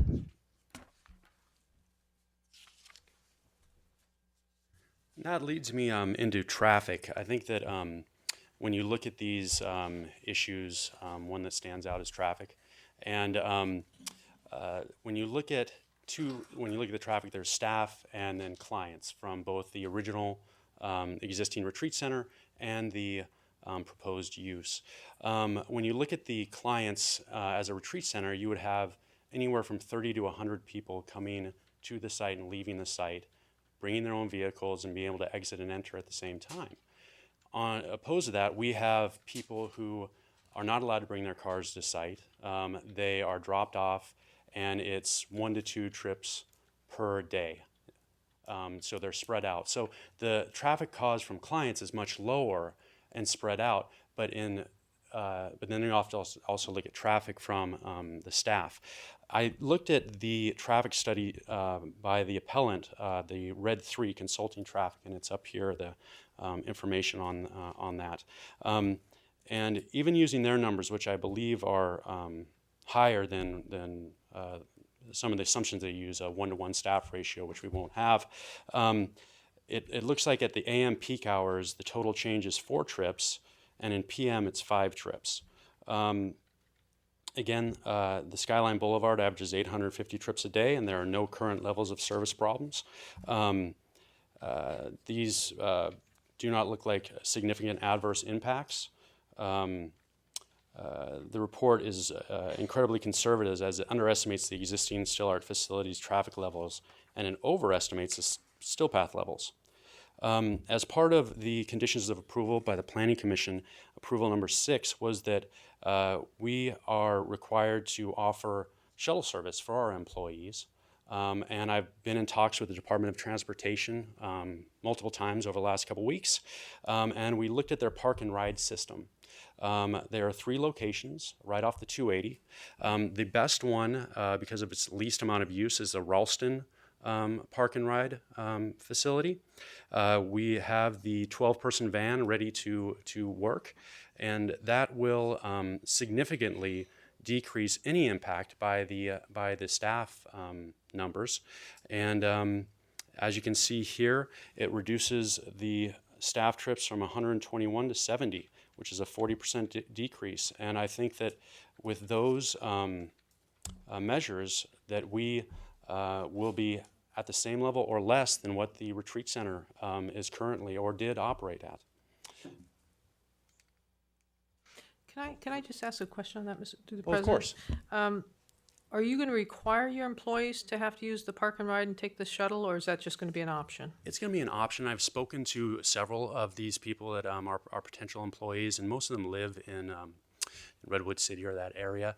And they're pretty much in, we anticipate about 50%, and that's what this chart, the last chart showed, that about 50% of them will use that service because, one, it reduces greenhouse gas, and it cuts down on their commute costs with the gas of going up and down the hill.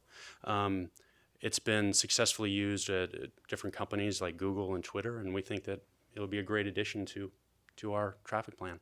And what about visitation? Is there a limit to visitations there, or can any of the patients have visitors? They're restricted to a certain time on, and they're also have shuttle service for that as well, which is one of our requirements under condition number 9. A lot of visitation on the weekends comes from out of town, and so we usually negotiate a rate with a hotel where they can stay, and that's where the pickup is. Even if you're not coming from out of town, you can park at that hotel, and we shuttle them up on up the hill. And do you have an arrangement with the hotel currently? We're negotiating that right now. We have 3 potentials.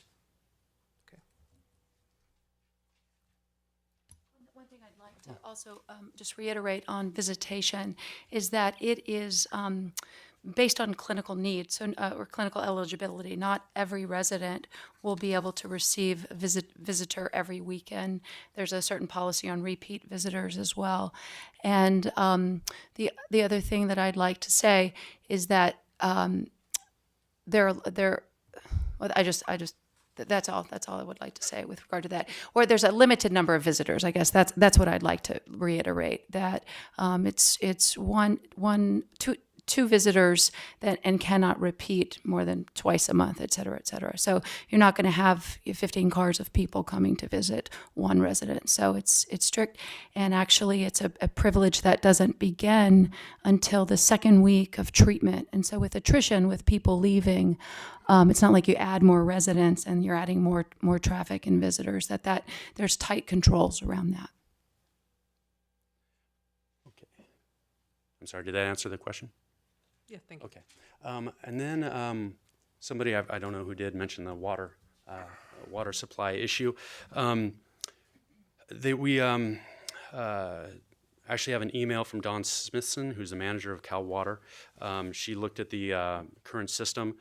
She said that no change to the site's water service connection will be required. There's actually a pressure sustaining valve was installed before the domestic meter at Stillhart, and this valve ensures that the flow through the domestic meter will not reduce pressure at that point in the system. Let's see. And then fire safety. Okay. Oh, okay. Then we move on to fire safety. Terry McGee, who was the former ADP inspector for the last 10 years, she wrote a nice letter that to the after analyzing the site, saying that there had been no incidents with fires due to client smoking in the 10-year history that she was at Department of Alcohol and Drug Programs. We designed a very strict and smoking policy, and after reviewing it with our clinical staff, and if it is even though we don't believe it is still a concern, we think that along with the staff's analysis that there is an additional fire safety issue, we'd be willing as a condition to make the site non-smoking.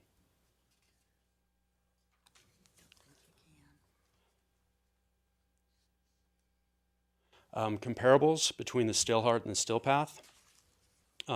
Currently, with the Stillhart CUP, there's no maximum on occupancy. We would have 76, which I believe is a decrease. Our square footage stays the same. Our parking stays the same. Their current layout of beds is 57. Ours, with the unfinished rooms not included, is 52, which would be a decrease. If we added those unfinished, the sheetrocked units that need to be added onto, it would give 81 to the Stillhart, 76 to us, which is still a decrease.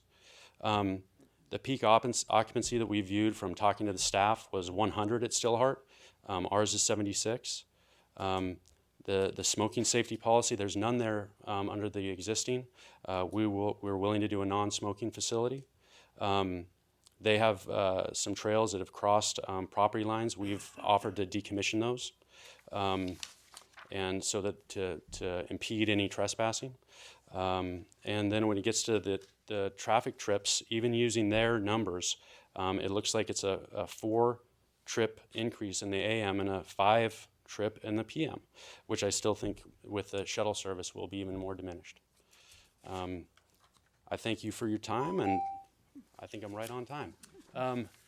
Is there any questions or? There may be questions, and I had one about the non-smoking policy. I believe I read somewhere that many of the clients they are smokers, and how realistic is it that they just would not be able to smoke during their stay?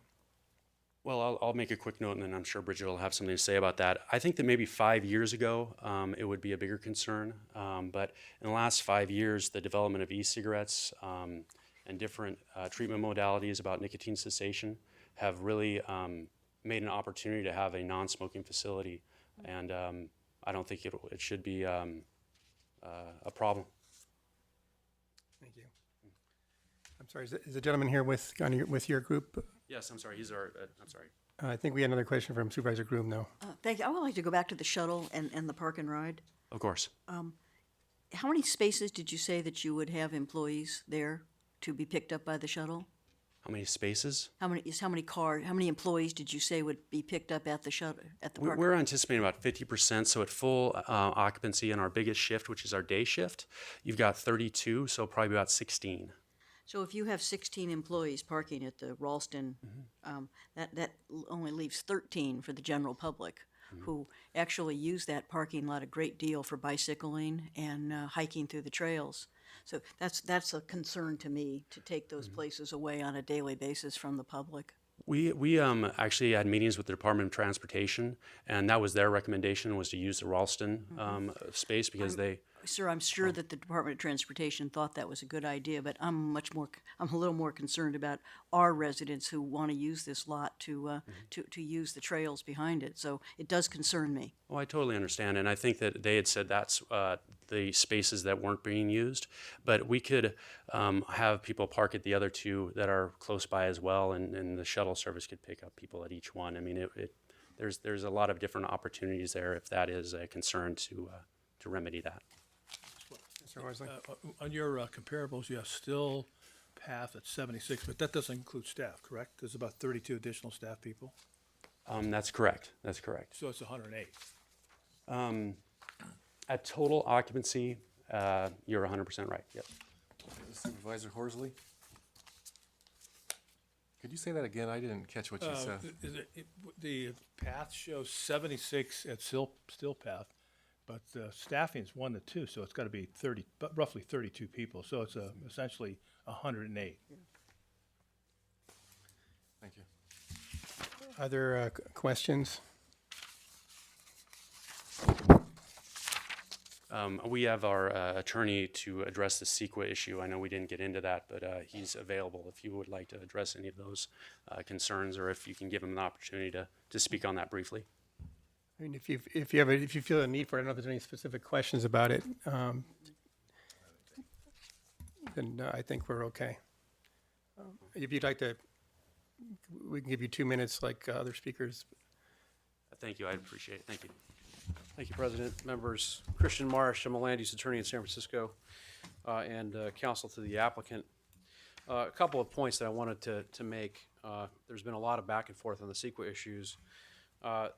It's important to note that as this is a factual matter.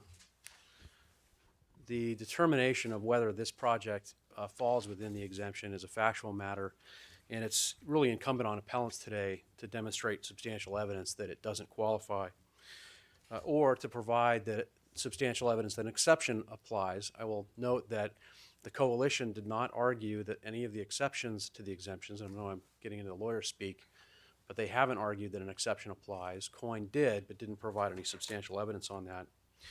On the baseline issue, I wanted to bring it into relief the Gilroy Citizens case, which was part of a lot of the papers and a lot of the discussion below.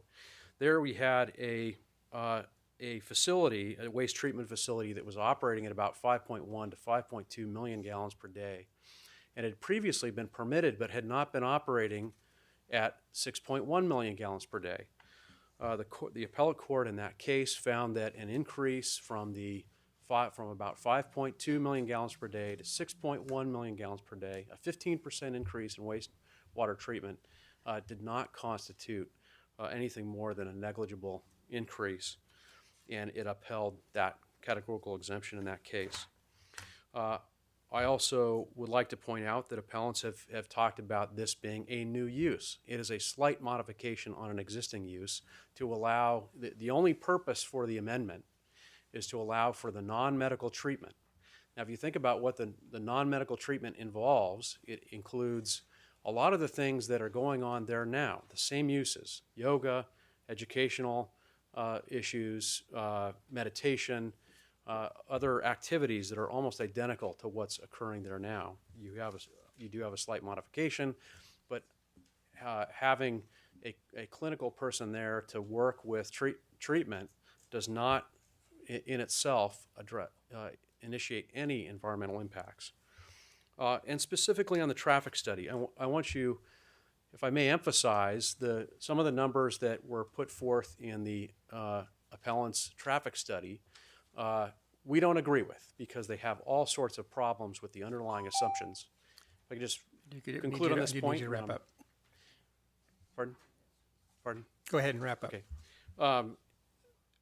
It's very important. Their traffic analyst did not opine that there would be any significant adverse impact on levels of service or capacity of the roadway. And without that specific opinion, they can't overturn the exemption finding. Thank you. I'm available for questions if you have any further. Thank you for your input. So we'll now turn over to the appellant.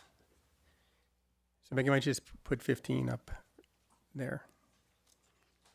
Take a little longer if you need it. Good afternoon, Mr. President and members of the board. My name is Annie Mudge, and I am a land use lawyer representing the Skyline Neighborhood Coalition.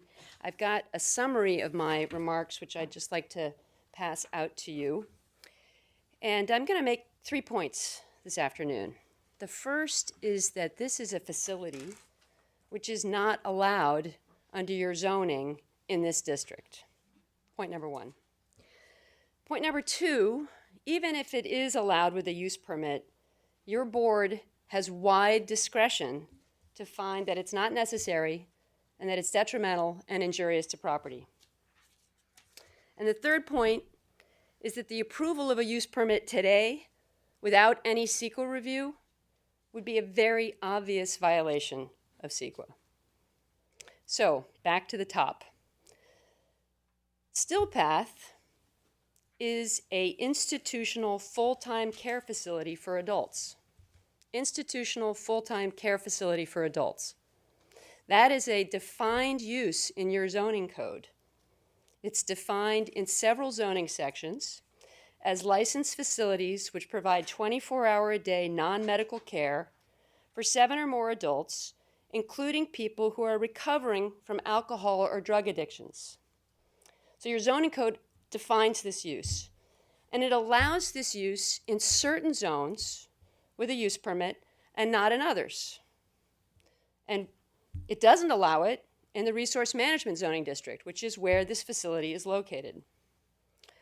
Staff has said, well, it's like a sanitarium, it's like a hospital, and therefore it should be allowed in the RM zone. But where a drug treatment facility is specifically and uniquely defined as it is, it cannot be assumed to be the same thing as a sanitarium or a hospital, which, for example, could be specifically for children. A specific definition controls over a general definition. So this is an institutional full-time care facility for adults. Had the county wanted to allow such facilities in the RM district, it could have said so in your zoning code. It did not. Unlike other zoning districts, the RM zoning district doesn't have any wiggle room for planning staff to allow, quote, other compatible uses. So there's language in your zoning code that gives the planning director in other zoning districts, such as institutional North Fair Oaks, just as an example, the ability to approve uses which are like other uses. That discretion is lacking in the resource management district. So there is one inescapable conclusion. Facilities like Stillpath are not allowed by right or with a conditional use permit in the resource management district. How this did not come to staff's attention earlier, I'm not quite sure. Second point, even if it's allowed, because it's like a hospital, like a sanitarium, like a rest home, and therefore allowed with a use permit in the resource management district, your board has wide discretion to make the findings necessary to approve or deny use permits. And for uses like hospitals, sanitarium, and rest homes, there's a heightened finding requirement. And that is that a particular use is necessary for the public health, safety, welfare, or convenience.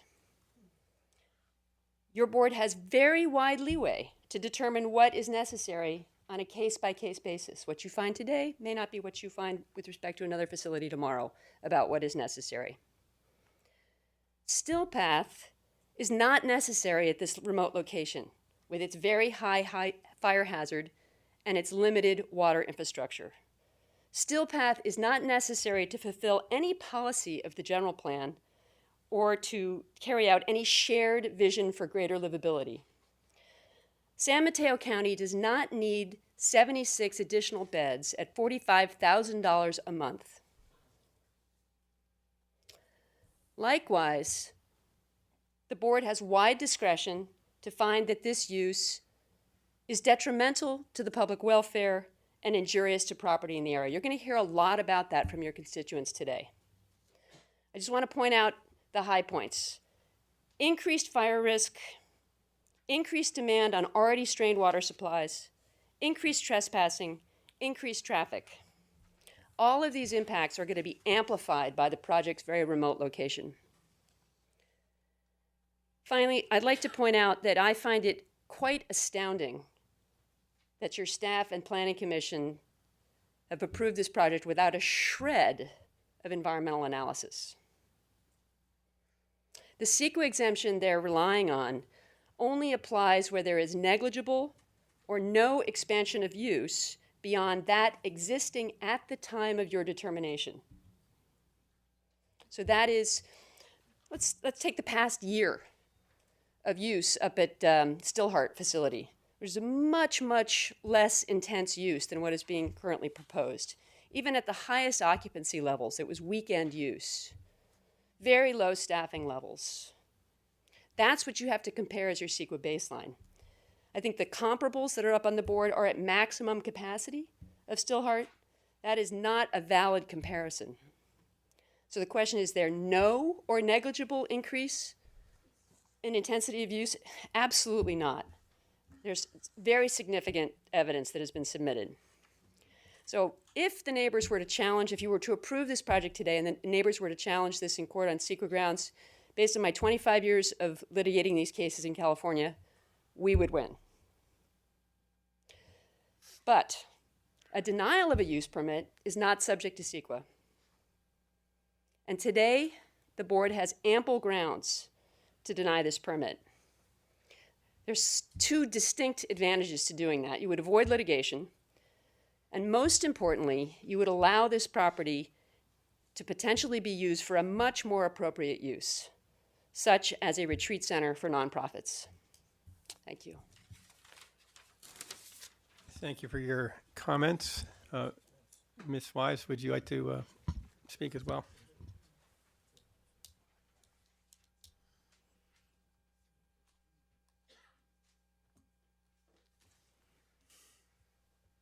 I'm hoping that you brought your letters with you today with my attached exhibits. Thank you. I do it by the pound. President Pine and fellow members of the Board of Supervisors. San Mateo County has long recognized the need for addiction treatment. For this reason, your 2012 zoning ordinance makes explicit provision for zoning districts where such programs are appropriate. In every zone in which the use is allowed, whether by right or by use permit, its definition is the same, and I quote, licensed facilities in a building containing dwelling units in which 24-hour-a-day non-medical care and supervision are provided to adults, including but not limited to individuals who are mentally disabled or recovering from alcohol or drug addictions. Certain zones expressly allow this use, while others include a provision for compatible uses which may be allowed at the discretion of the planning director. In stark contrast, the Resource Management Zone was created by the county for the stated purpose of implementing general plan policies that fulfill open space conservation elements and objectives. Because addiction treatment is entirely unrelated to open space use, conservation, or resource management, it is neither an expressly permitted use nor one of the 14 enumerated uses which may be obtained by use permit in the RM zone. Moreover, the RM zoning ordinance contains no provision for other compatible uses at the discretion of the planning director. Thus, the county's intent to place non-medical 24-hour-per-day residential addiction treatment facilities in areas outside of the RM zone is patently clear from the language of the zoning regulations. Its explicit provisions bar the conclusion that still path is an allowable use in this district and cannot be overcome by the blatant artifice of comparing the proposed use to a sanitarium, which is an archaic term for a remote and isolated medical facility used to prevent the spread of tuberculosis to the broader population. The law is clear that a county cannot approve by any procedure an application to devote an individual parcel to a use which is disallowed by the county's applicable zoning ordinance. Such action would grant an ad hoc exception not available to other properties in the same district. For example, in Neighbors in Support of Appropriate Land Use v. County of Tuolumne, the appellate court invalidated a use permit for commercial use of a parcel located in an agricultural zone, stating that the very foundations of zoning would be undermined if local governments could grant favored treatment to single parcels on a purely ad hoc basis. Finally, our general plan and zoning ordinance implements San Mateo County's long-standing commitment to the preservation of open space. In fact, over 2/3 of county lands are subject to varying levels of policy protection that fulfill the conservation element of the general plan, and that is the general plan supersedes the zoning ordinance in order of importance. By limiting development to one density unit per 5 or more acres, resources such as forest lands, water supply, and sensitive habitats are conserved. Stillhart's location in the Skyline Scenic Corridor sets an even higher bar by limiting development to one density unit per 10 acres. The proposed use would greatly exceed the density allowance appropriate for this site. And on this point, I would like to note that the Mr. Eggemeyer's discussion of density notably did not refer to the 1991 analysis for the Skylonda Lodge, which preceded the Stillhart Institute, in which planning did go through a complete density analysis and concluded that the property had allowed 1.2 density units, rounded off to 1, for 16 intermittently used rooms. And I submit that that is, and that was also done on the basis of water consumption for for recreational use, because people were coming in from the public and they calculated that on a gallons per day. So we have a basis for this property for calculating density. It has been done, and for 16 rooms, we got a calculation of 1 density unit. Now we're talking about 108 people, 76 full around the clock, plus I don't know how many staff overnight they are now proposing, but that vastly exceeds the density units that would be compatible in the general open space in resource management. So for these reasons, the decision to allow conversion of the Stillhart Philanthropic Retreat to a non-medical residential addiction treatment facility was an abuse of Planning Commission's discretionary authority and a clear violation of the zoning laws of this county. As to the medical issue versus non-medical, the applicants must, for their use, apply to the Department of Health for a non-medical license. Were they to apply for a medical license, they would have to apply as a hospital-type facility, which they have stated that they are not going to do. In fact, they are going to exclude patients who have serious medical issues. So that, to me, clarifies without any doubt that our code, our zoning code, provides for non-medical uses in certain specific zones, but absolutely provides no discretion to authorize them in the Resource Management District. Thank you. Thank you. All right, we're now going to have public comments. I have about 30 of these speaker cards. So we do give people up to 2 minutes, but you don't have to take the whole 2 minutes. No, seriously, to the extent that someone has made a point, you can reiterate it, but we do want to have some time for the board to have some discussion. So we'll just jump right into it then, in no particular order. Steve Ardham. And the next speaker would be Severo, followed by Severo Ornstein.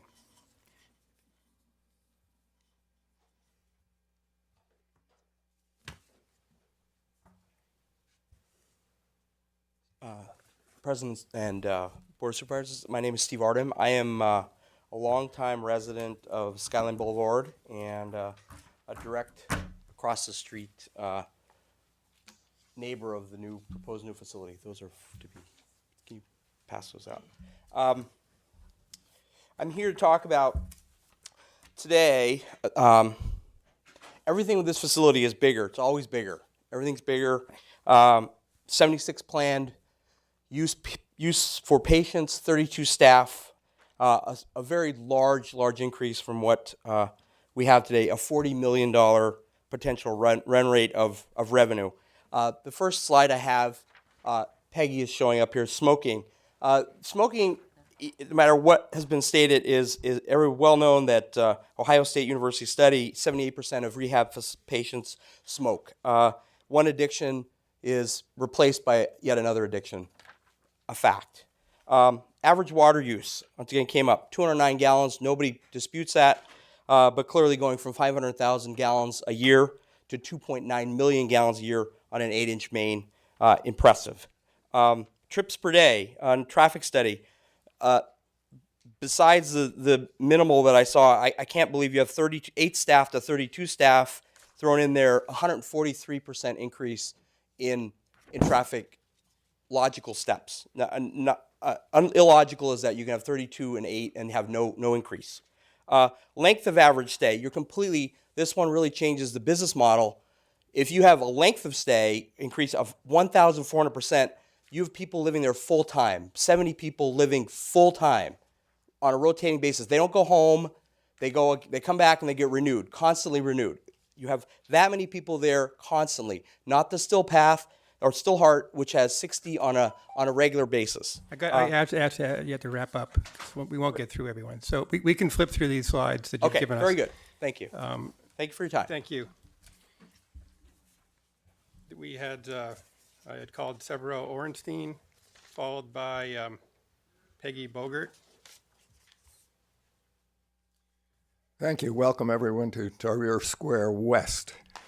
My name is Severo Ornstein. My wife and I have lived on Bear Gulch Road for nearly 30 years. I'm a logic designer, I'm not a lawyer, and I want to give you a personal overview of what I think is at stake and what I think's happened here. Many years ago, an earlier incarnation of the Planning Commission approved the construction of a health spa on the site of the present Stillheart property. Thus, a commercial enterprise was introduced into a sensitive, heavily forested residential region. Over the years, ownership and the character of the operation shifted as it became apparent that the original business plan was a failure. Good money followed bad as escalation took place. When the Porters took over, they invested a great deal of money in significantly enlarging the operation and further modifying its character. The only thing this produced was a much costlier white elephant. Then the Blatts came along with their proposal for a very different kind of use and clientele. Suddenly it seemed for the first time that a commercial success might be in the offing. Apparently good for the Porters, good for the Blatts, and good for the county tax coffers. So why are we neighbors so concerned? Addicts are known to be heavy smokers. How can you guarantee that someone among a collection of heavy smokers, unused to living in a dangerous fire zone, won't drop a cigarette butt or a match on the forest floor? I don't think you can guarantee it. You can only make rules and hope that everyone will follow them. But addicts clearly have trouble following rules. If you choose to approve the Blatts application, we will all be forced against the clearly expressed public will to assume significant safety risks in order to bail out an ill-conceived investment. A single mistake could easily produce a firestorm costing hundreds of millions of dollars and destroying lives and property. Think how both you and we will feel if that happens. Do you really want to take that risk? That, I believe, is the underlying question that you're being asked to address today. Thank you. Thank you, Mr. Bogart. Amy Bogart, followed by Martha Epperhard. So if we had Amy Bogart could speak next. Yeah, if did you say Peggy? I thought you said Peggy last. It's a lot of Bogarts. I might have said Peggy, so go ahead, Peggy. I'll put this one back in. Yeah, and to kind of keep things moving, if the next speaker wants to go ahead and kind of sit right behind, Okay. That way we can kind of keep going through it. So again, the next speaker. Thank you would for be this Martha opportunity. Oops, excuse me. Our family's lived adjacent to the Stillheart property since 1983, and in 1991, the county approved a 9,000 square foot structure and a use permit for the Skylandia Fitness Retreat, a one-week comprehensive fitness program. According to the county's original analysis, the facility was designed to be converted to a single-family residence if the fitness retreat failed, and I have documents in reference to this. The development proved to have a major impact on us. We have had continuous issues with parking, traffic safety, trespassers, and litter. The fitness retreat failed. We were told by the owner that he was looking for a home buyer. Instead, I started seeing advertisements in local newspapers indicating that the facility was now a hotel. I asked the county if they were violating their use permit, and I was ignored. A development group focusing on high-end boutique hotels purchased the property, and in 1998, along with the aid of retired Supervisor John Ward's endless county connections, were granted approval to expand the property to 36 rooms with 64 guests. But before any construction started, We were contacted by the owners telling us it was financially unfeasible to expand the property. A few years later, the fitness retreat, now hotel, sold to Joan Porter, whose vision, as she told me, was to share the natural beauty of the property with the world. I told her what the previous owners had said regarding cost, but with the assistance of Mr. Rodine's extensive county connections, she replaced the natural beauty of on site with 12 structures that hang over the Eberhard property as well as our own. So somewhere in excess of $40 million later, with an average guest use of 22 people a day, according to the IRS filings, continued parking and trespassing issues with neighbors, Joan Porter sold the property for a considerable loss. Today, the county is asking the community to again expand the use of the property by approving a possible daily use of 108 plus persons. This intensification greatly increases the risk of fire, traffic, trespassing, and litter, all of which are detrimental to the community. Thank you. We have to ask you to just wrap up. Thank you. We have now we'll have Amy Bogart. Thank you for joining us. Good afternoon. My name is Amy Bogart, and I've been a resident across from the Stillpath location for 24 years. According to a study done by the Pew Research Center, it is reported that just 19% of Americans say that they trust the government to do what is right. You supervisors have a very noble chance today to do the right thing. With that said, I want to address the many inconsistencies seen in this project. First, Mr. Rodine and the applicants blatantly lied during the writing of their first staff report by falsely claiming that all domestic water is supplied by a well on the property. There is in fact no well. In an email dated January 31st, 2007, Mr. Rodine states that he is aware of the water district's neglect and failure to upgrade the water system over the years. Because he knew this, I believe that Mr. Rodine lied about the existence of a well to avoid the question of how an already taxed and worn water system would support the proposed 190% increase in usage. In addition, there was an extreme inconsistency within the proposed staffing levels. The first staff report in October claimed that there would be only 6 full-time staff members for all 76 clients. When this number was questioned by the neighbors as obviously untrue, the next staff report in January was altered to say that this had been a mistake and that there would actually be 32 staff members during the day. You can call this a mistake all you want, but any sane person can see that this was a plain cover-up of the applicants and Mr. Rodine's previous lie. This lie was solely meant to mislead the commissioners and the public and to hide the possible traffic, parking, and intensity issues. Lastly, Mr. Rodine and the applicants further misrepresented the proposal by stating that the center is fully licensed by the State Department of Health Services. It was thankfully uncovered by the neighbors that there was no licensing obtained, and only then did Mr. Rodine and the applicants admit to their misrepresentation. I plead to you as a Board of Supervisors to not reward these applicants for their dishonesty. Thank you. Martin Eberhardt, followed by Ori Paluzzo. Or you could come up to the front too. Great, thank you, Martin. Go ahead. Martin Eberhard, another neighbor. First, I'd like to thank you for hearing this appeal and to state my agreement with what the other opponents of the permit had said. Now I'd like to focus for a moment further on the fire danger. This facility is in a heavily wooded area that has not had a fire in many, many decades, resulting in a very high fuel load. Magnifying this fire danger are two important factors. First, we're in the middle of the worst drought in recorded history. Second, we are now being hit by sudden oak death disease, which is leaving groves of standing dead trees, many of them right up against the applicant's property. According to the U.S. Fire Administration, smoking is the third leading cause of wildfires in the United States. In fact, a tossed cigarette was the cause of the Huddart Park fire of 2006, which resulted in a complete smoking ban in county parks, spearheaded by this Board of Supervisors. Whereas only 12% of Californians are smokers, 80% of people with addiction are smokers. I heard that the applicants are now proposing a smoking ban at Stillpath to diffuse this argument. But let me point out that the applicant's own psychiatric expert herself argued that a non-smoking rehab was a non-starter. Here's what Dr. Bridget Lank said in the December Planning Commission hearing meeting. She said, "Why not a non-smoking facility? There's research that's been done that shows that non-smoking facilities actually decrease duration of treatment, meaning that addicts drop out before completion. Tobacco addiction is a terrible addiction. When a smoker gets the urge to smoke, he will do so. If the Stillpath actually enforces a smoking ban, smokers will leave the premises and smoke on the neighboring property, or they'll smoke out on the highway." The applicant knows this. They know that a smoking ban doesn't work. Indeed, it was they who explained it to us in the Planning Commission. But the applicants also know the history of smoking bans at this facility. When first approved, this was a non-smoking facility. Then, after the use permit was issued, after construction was completed, and when the smoking ban became inconvenient, the owner simply allowed the guests to smoke. The trouble is, there is no mechanism for enforcing a smoking ban. Although the previous owners did allow smoking, most of the guests who came to meditate did not smoke. But remember, recovering addicts are more than 80% likely to be smokers. This is a huge increase in the risk of fire for a very, very special forest. In addition to all the good reasons presented by the other speakers, I urge you to think about what it would mean to set this forest on fire because of an ill-placed drug rehab center. Thank you. Thank you. Nori Pizzolo, followed by David Vespremi.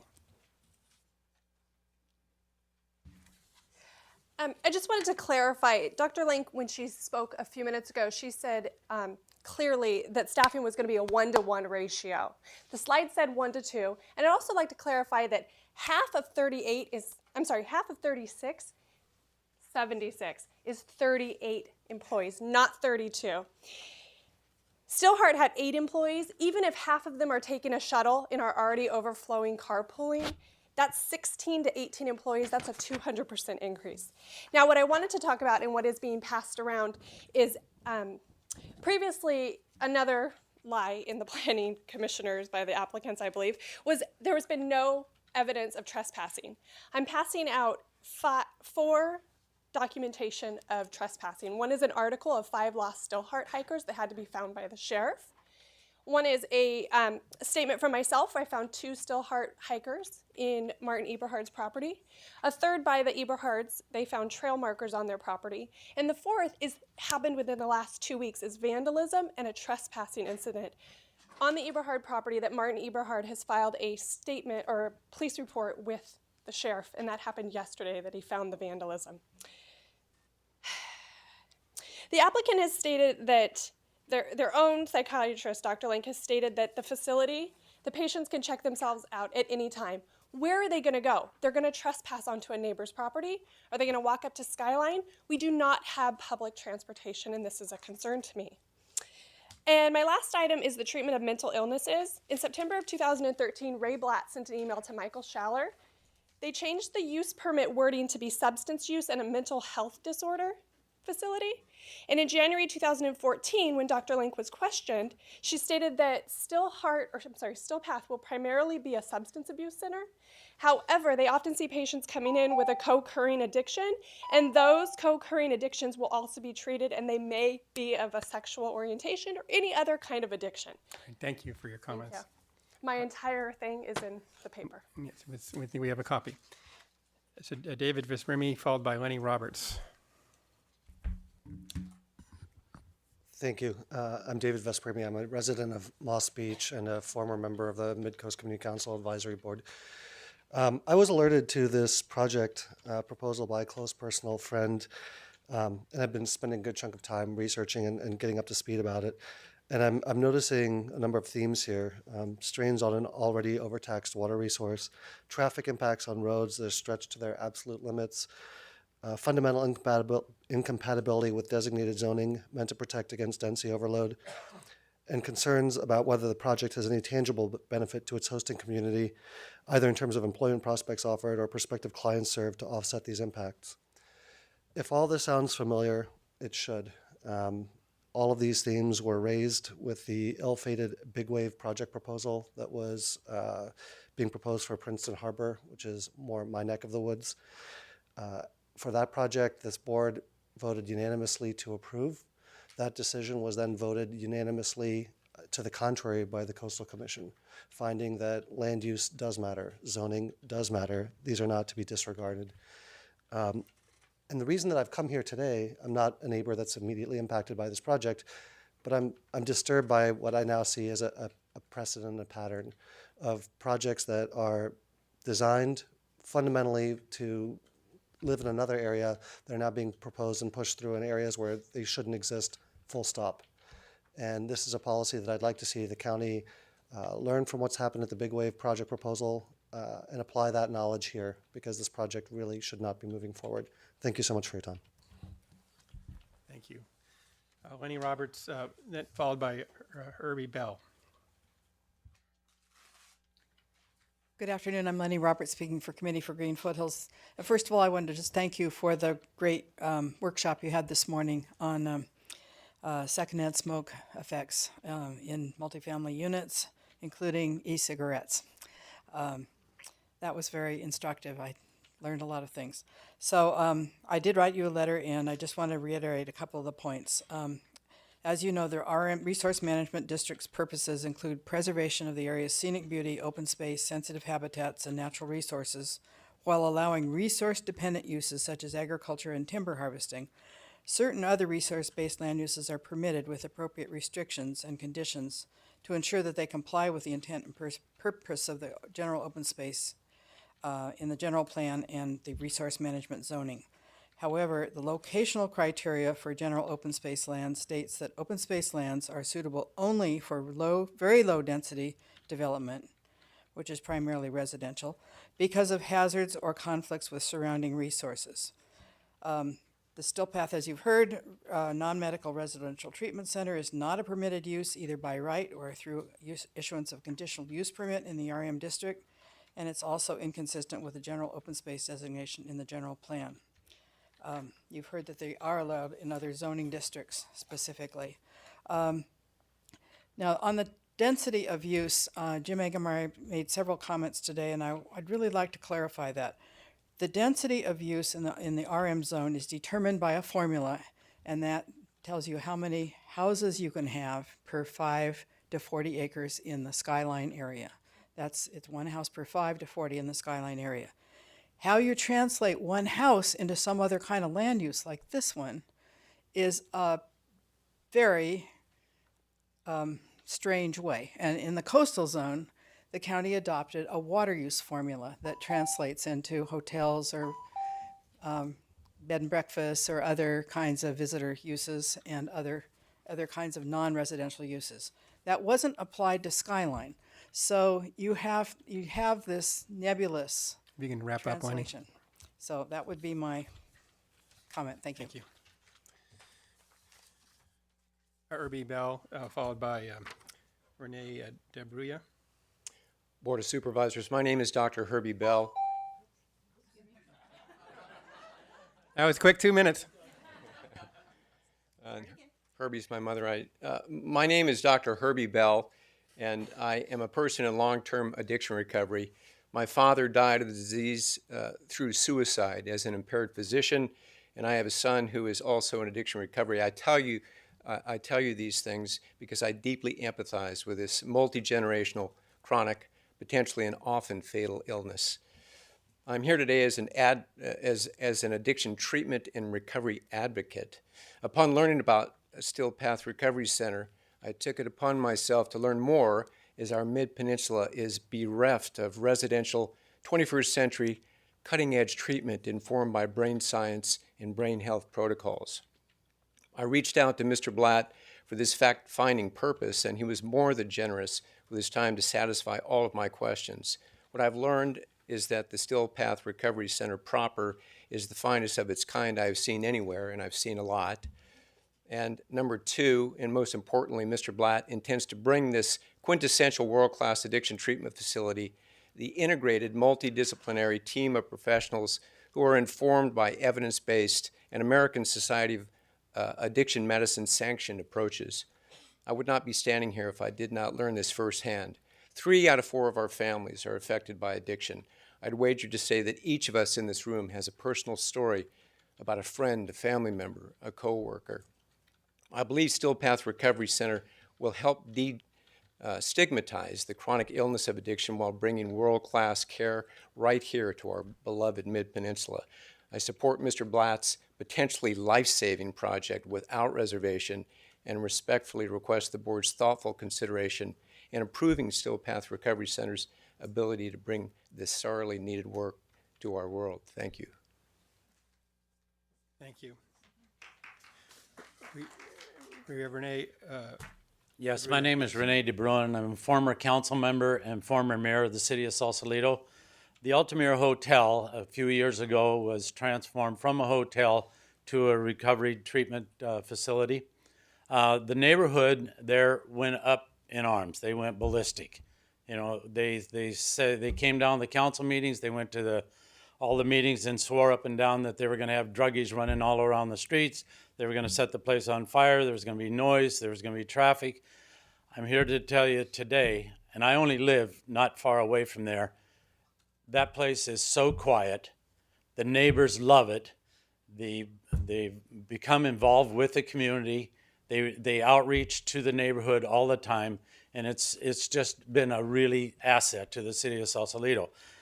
On a personal note, my daughter, a few years ago, overdosed on heroin. Had I known of a facility like this, I would still have my daughter with us today. I can bet you that more than 30% of the people in this room right now know someone that is either on drugs, addicted to pharmaceuticals, or something.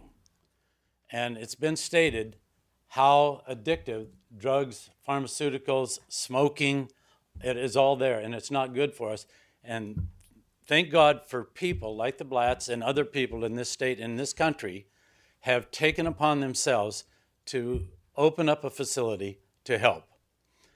When a person that you love and you care about, could be your child, could be your husband, could be your wife, could be your grandmother, when they die, that hurt never, ever goes away. Thank you. Thank you. Christian Marsh, followed by Lev Olea. Oh, excuse me, that's right. Lev Olea and followed by Rich Chaparro.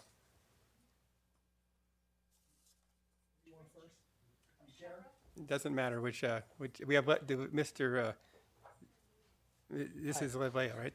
My name is Leif Lee. I live on Morse close. Lane, south of the facility.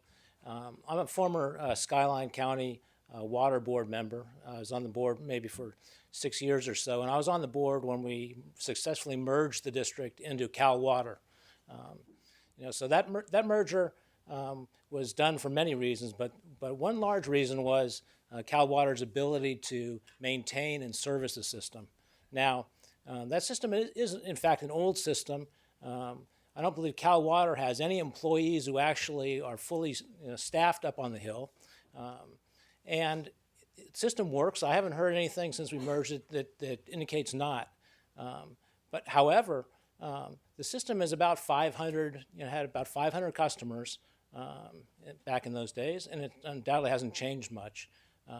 So from a water use standpoint, if anything goes wrong, if the usage goes up or if there are any problems, Cal Water is not going to be in a great position to run up there and try to sort these problems out on a weekly basis if water pressures are fluctuating, demand is going up and down. So dropping a $40 million a year business into a residential area at the risk of having the water system disrupted and the headaches that go along with that for the residents up there seems to me to be a risk that is certainly should be considered in much more detail than has been done. I don't believe any water engineer has gone up there and from Cal Water and checked everything out and make sure that everything is going to work. Because if it doesn't, the residents are going to be the ones that are going to be paying the penalty from that decision, and it's going to be very hard to unwind that in the future because the system is not going to be easy to expand that system, given where it is and the age of the pipelines and everything. Thank you. Thank you. So Rich Chaparro, and then we'll go ahead and hear from Sandy Chaparro.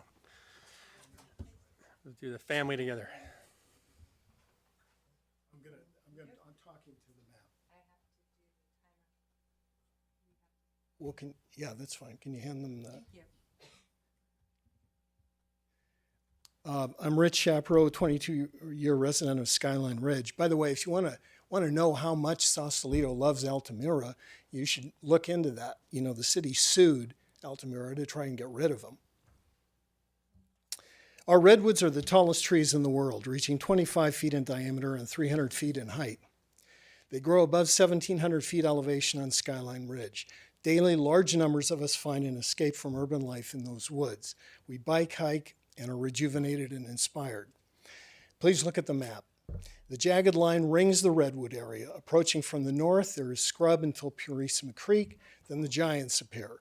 On either side of Skyline are our parks and preserves: Purissima, Hutter, Teague Hill, Corte Madera, a stretch of protected watershed, and Wonder Lick. Thousands of people have deployed hundreds of millions of dollars to secure this wilderness for posterity. The red lines show the 7-mile stretch of road, which is the gateway to this treasure. This is our Yosemite. You are being asked to approve a rehab facility inside it. 2 locations on the road are marked. To the north, the Methuselah Redwood, 2,000 years old. Walking distance to the south is the Still Path site, across from Wonder Lick Park. The corridor is zoned RM. The zoning is restrictive for a reason. A small retreat named Skylonda was allowed on the proposed Still Path location in '91. Since then, we have seen progressive expansions. Still Path would be one of the largest rehab facilities in California, larger than any of the Malibu rehab sites that it mimics. Would the National Park Service allow a rehab facility at the base of Half Dome in Yosemite? You could just wrap up. Do our planners have no sense of stewardship for this wilderness? Let's adhere to the spirit of RM zoning and set aside the Still Path proposal. Thank you. Sandy Chaparro, followed by Alma Fletcher. I'm Sandy Chaparro, a 22-year resident of Skyline Ridge, and my question is, would Still Path benefit San Mateo County residents? In the January 22 summary, the Planning Commission agreed with staff that there is a shortfall in the number of beds for alcohol and drug recovery facilities in San Mateo County. But Still Path's business model is to charge $45,000 a month for treatment. Supervisors, please ask yourself how many people within your district can afford to pay $45,000 for 1 month of rehabilitation? The answer is, of course, very, very few. Still Path follows the Malibu rehab model. It's for the hyper-rich. We're talking Justin Bieber and Lindsay Lohan, not San Mateo County residents.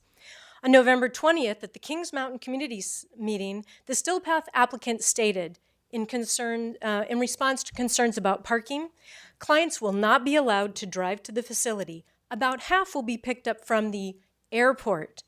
Not only is Still Path ultra expensive, it means to target people who are not residents of our county. The county zoning regulation allows hospitals or sanitariums found to be necessary for the public health or welfare.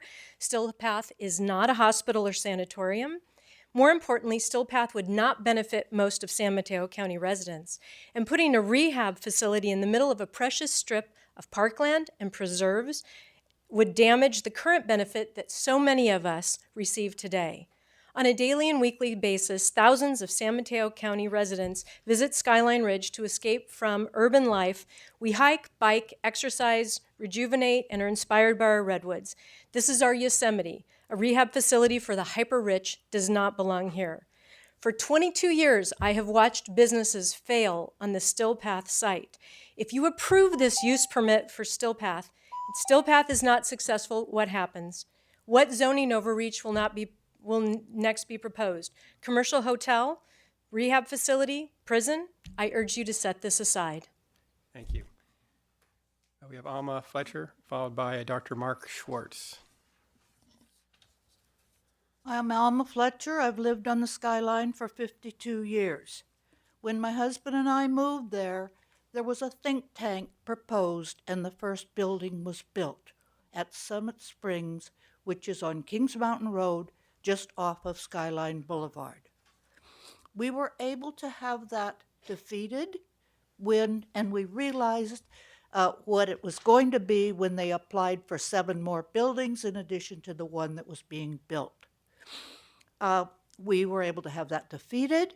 We had Senator Dahlwig indicted for fraud and sentenced to life in prison. Since then, I have been working very hard to keep that area rural, along with my husband, my neighbors, and to open it up for all of San Mateo County. for all of those open space preserves. I'm asking you not to compound the mistake that was made by a prior board in 1991 in establishing the fat farm in this rural, fragile area, which is in the Resource Management District. Thank you for your consideration. Thank you. We'll have Dr. Mark Schwartz, followed by Bridget Link. Good afternoon. I'm Mark Schwartz, and I'm a psychologist trained at Johns Hopkins University. I'm the one who can probably give you a preview of coming events. I opened a 45-bed residential facility in a rural neighborhood and went through many of the same kinds of emotional concerns that people in this room have had. I also opened up a residential treatment center in Pacific Grove, California, in the middle of an area that is highly residential. In neither of those facilities have there ever been a complaint or a problem. Neighbors, over a period of time, found that their worries did not come to fruition. Our facilities were non-smoking, and we just simply said, go to another facility if you need to smoke. We do not have a problem with smoking. And the traffic, I could pull up to a stop sign at any time of the day, and there was nobody in front of me. So even though the concerns were somehow that there would be a large number of people, because the staffing is over a period of time, you don't get a large number of people at any significant period of time. As I look at Stillhart, it's the most beautiful facility I've ever seen in the country, and I think you'll be really proud to have that in your area. Thank you. Thank you. Is Bridget Link available? Oh, excuse me. Okay. Lori Galbrin, followed by Lisa Giorretto.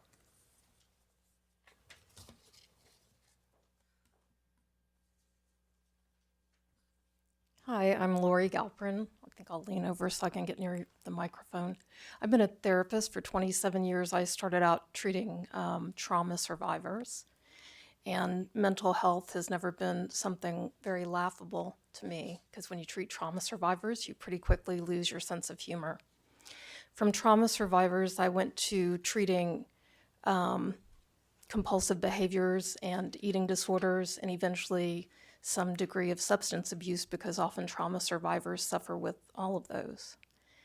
And I'll just tell you a couple of things quickly. One is I've opened treatment programs in hospitals, and I've opened them in beautiful natural settings.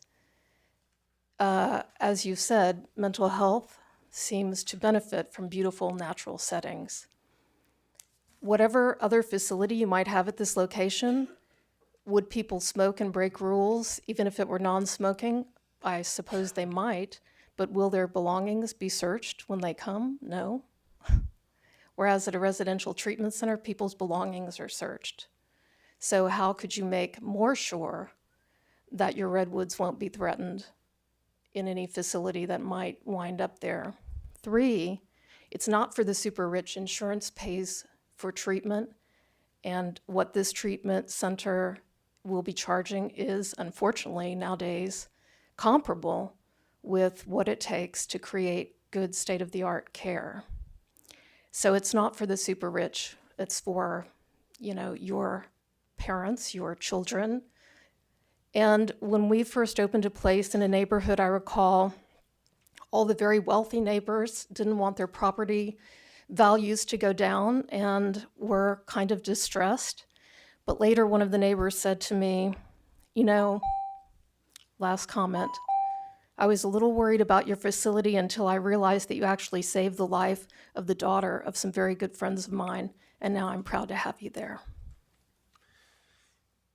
Our next speaker will be Lisa Giorretto, followed by Chris Reynolds.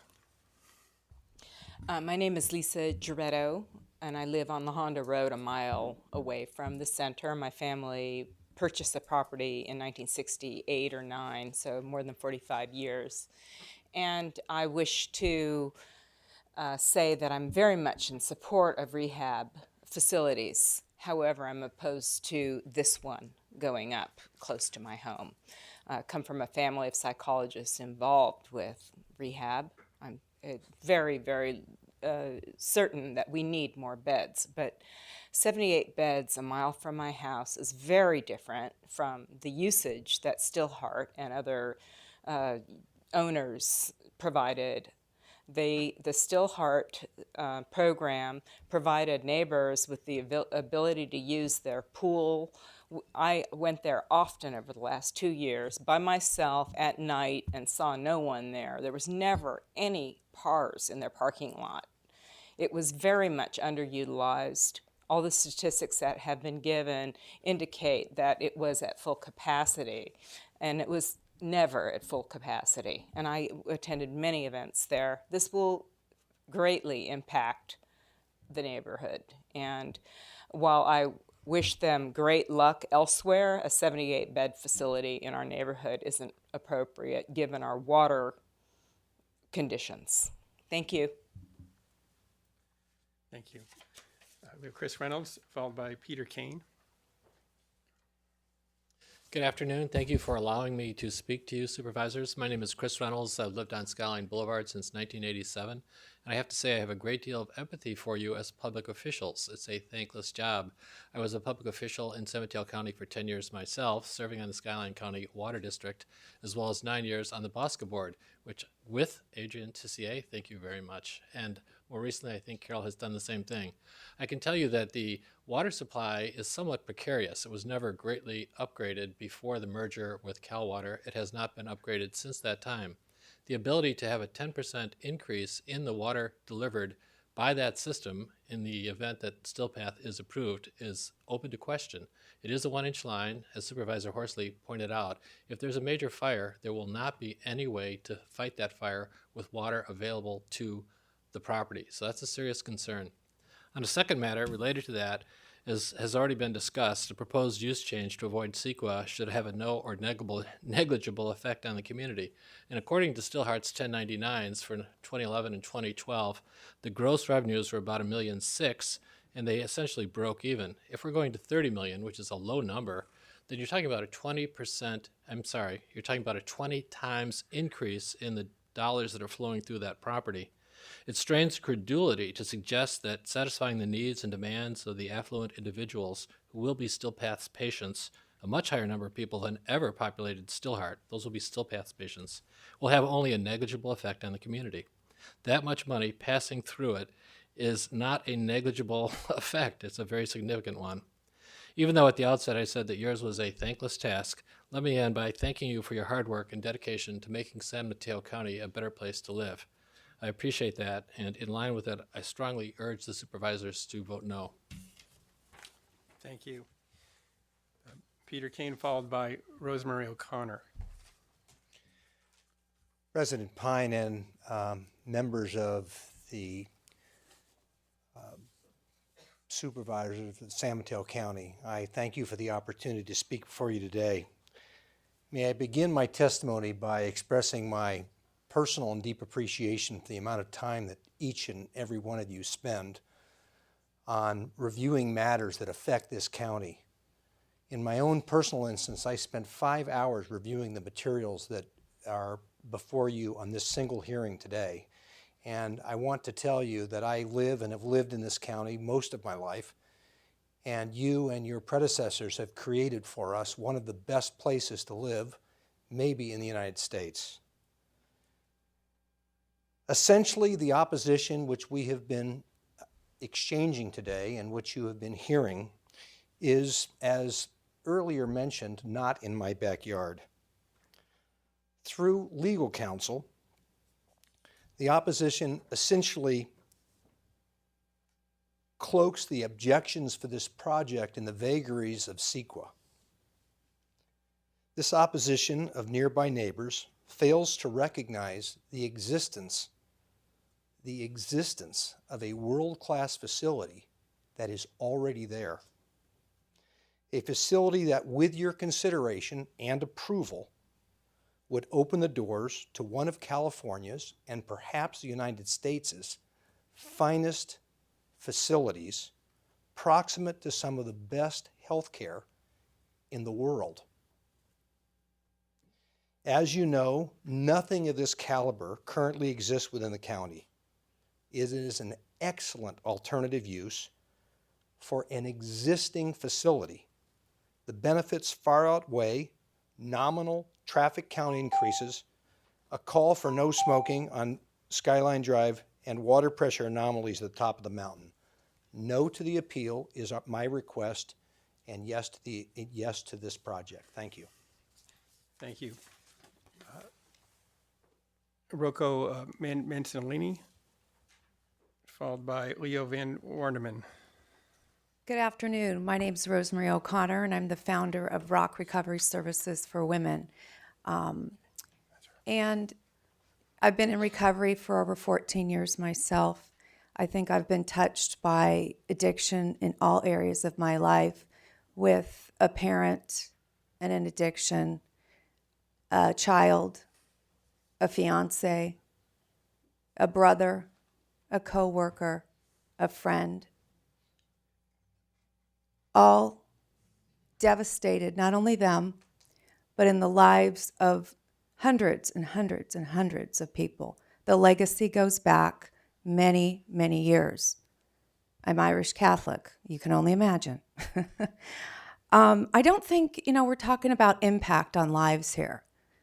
And I really sympathize with the impact it might have in your backyard. But if we're looking at impact on people's lives, that, I think, is really what the consideration should be. Yes, there are addictions everywhere, and I happen to treat quite a few of them in the county here. But looking at the impact of water usage, fire usage, imagine the impact on one of your family members suffering from addiction.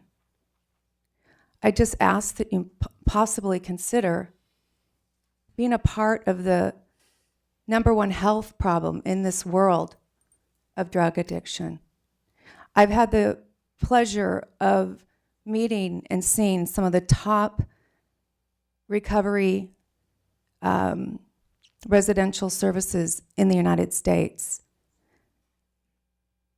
What Ray Black is trying to create in your backyard is world class, and actually $45,000 for the cost of a life is relative. Thank you. Thank you, Ms. O'Connor. Rocco Mancinelli, followed by Leo Van Warneman. Hello, my name is Rocco Mancinelli, and I live right across Skyline from the proposed facility. And I'm going to deviate a little bit from what I actually thought I was going to say, because I think what we have before us are two separate issues. And I'd like everybody to recognize that they're two separate issues. One is the fact that there are environmental problems in the area, and that's one of the things I'm going to talk about. But the other one is the need for such a facility.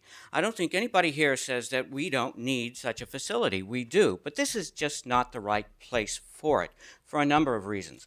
Now, to get to the heart of what I want to say is that I'm concerned about fire.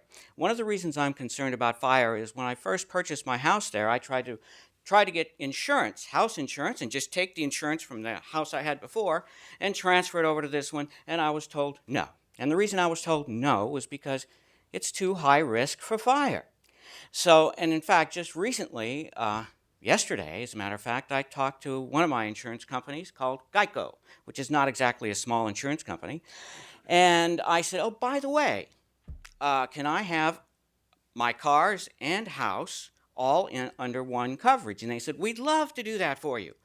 Okay, so what's your address? They looked it up. They have data tables. They know exactly where we live. They know exactly what's going on in the environment where we live. And Geico, for example, has 6 underwriters. All 6 refused to insure a house in that area. And the reason? Because they called it extraordinarily high risk of fire. And one of the things I want to point out here is if insurance companies who are not biased, they just want to make money, do not want to insure houses in that area, or most of them, fortunately there are some that do, then I think that we have to take extraordinary means to mitigate the risk. And I haven't seen anything here that's extraordinary to mitigate the risk. Thank you. Leo Van Waterman, followed by Jennifer Vaughn. Yeah, my name is Leo Van Warmerdam. I am former director of operations of a 200-acre treatment center down in the Santa Monica Mountains in Malibu. I was the former chief operating officer of Altamira Treatment Programs in Sausalito when it originally opened, and I currently operate several transitional sober living homes in Marin, San Francisco, and soon to be San Mateo counties. I'm here to speak from a practical matter of how these facilities work. There's always a resistance in a community if a new facility comes in, if it's anywhere related to addiction or mental health. It's due to the stigmatism of the now identified chronic disease.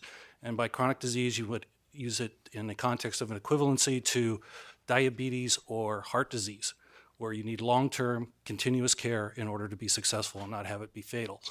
That's by the American Medical Association. These facilities are well managed. As you can tell, they're well staffed. The reason for that is they're highly supervised. They're very quiet. The environment is supposed to be conducive to someone being calm and receiving focused educational, psychological, therapeutic care. There are ideas by neighbors that they're fearful of what the environment would be like. In every situation that I've been involved in and seen, the level of activity in a change of facility goes down, and it is very quiet. And if you're seriously interested in finding out about that, you can talk to myself. You can talk to the city of Sausalito. Originally, when it did open, yes, they did file a lawsuit against Altamira Programs. They were unsuccessful and able to stop them from operating. That was a 48-bed facility right in the middle of town, little town of Sausalito. Currently, it operates. The last event I was at, the Chamber of Commerce president was there and said they are a friend of the Altamira Treatment Programs and support it being in the city. Same thing with couple of my homes in Marin County. If you want to speak to the City Planning Commission with Senator Fell for Paul Jensen, you're welcome to talk to him and find out what the realities are versus what people's fears are. Thank you. Thank you. Jennifer Vaughn, followed by Kathy Kennedy Miller. Good afternoon. My name is Jennifer Vaughn, and I would just like to speak in favor of the proposed recovery center. I'm a person in recovery. I was born in San Mateo. I've lived in Portola Valley since 1975. I've also lived up on Skyline. Going to a facility similar to this has saved my life, allowed me to resume being a productive member of society and a single parent. My daughter's in school in Portola Valley. Anything to support people getting sober is a good thing. There's so many people who need to be sober who aren't. People who get as far as a rehab facility are motivated. You do regularly have your bags searched, so if they say no smoking, you won't go in there with cigarettes. I know how many people, well, I don't know exactly, but I know going up and down Skyline, all the accidents, all the craziness that goes on, driving drunk. I used to be one of those people. The rehab centers I went to were in Sonoma County and Marin County. The facility Serenity Knolls, where I got sober in Marin, continue to have an extended family with other people I got sober with, who are some of the finest people I've ever met. But anyway, I just want to be in support of anything that supports people getting sober who should get sober. Thank you. Thank you. We have Kathy Kennedy Miller, followed by Dave Miller.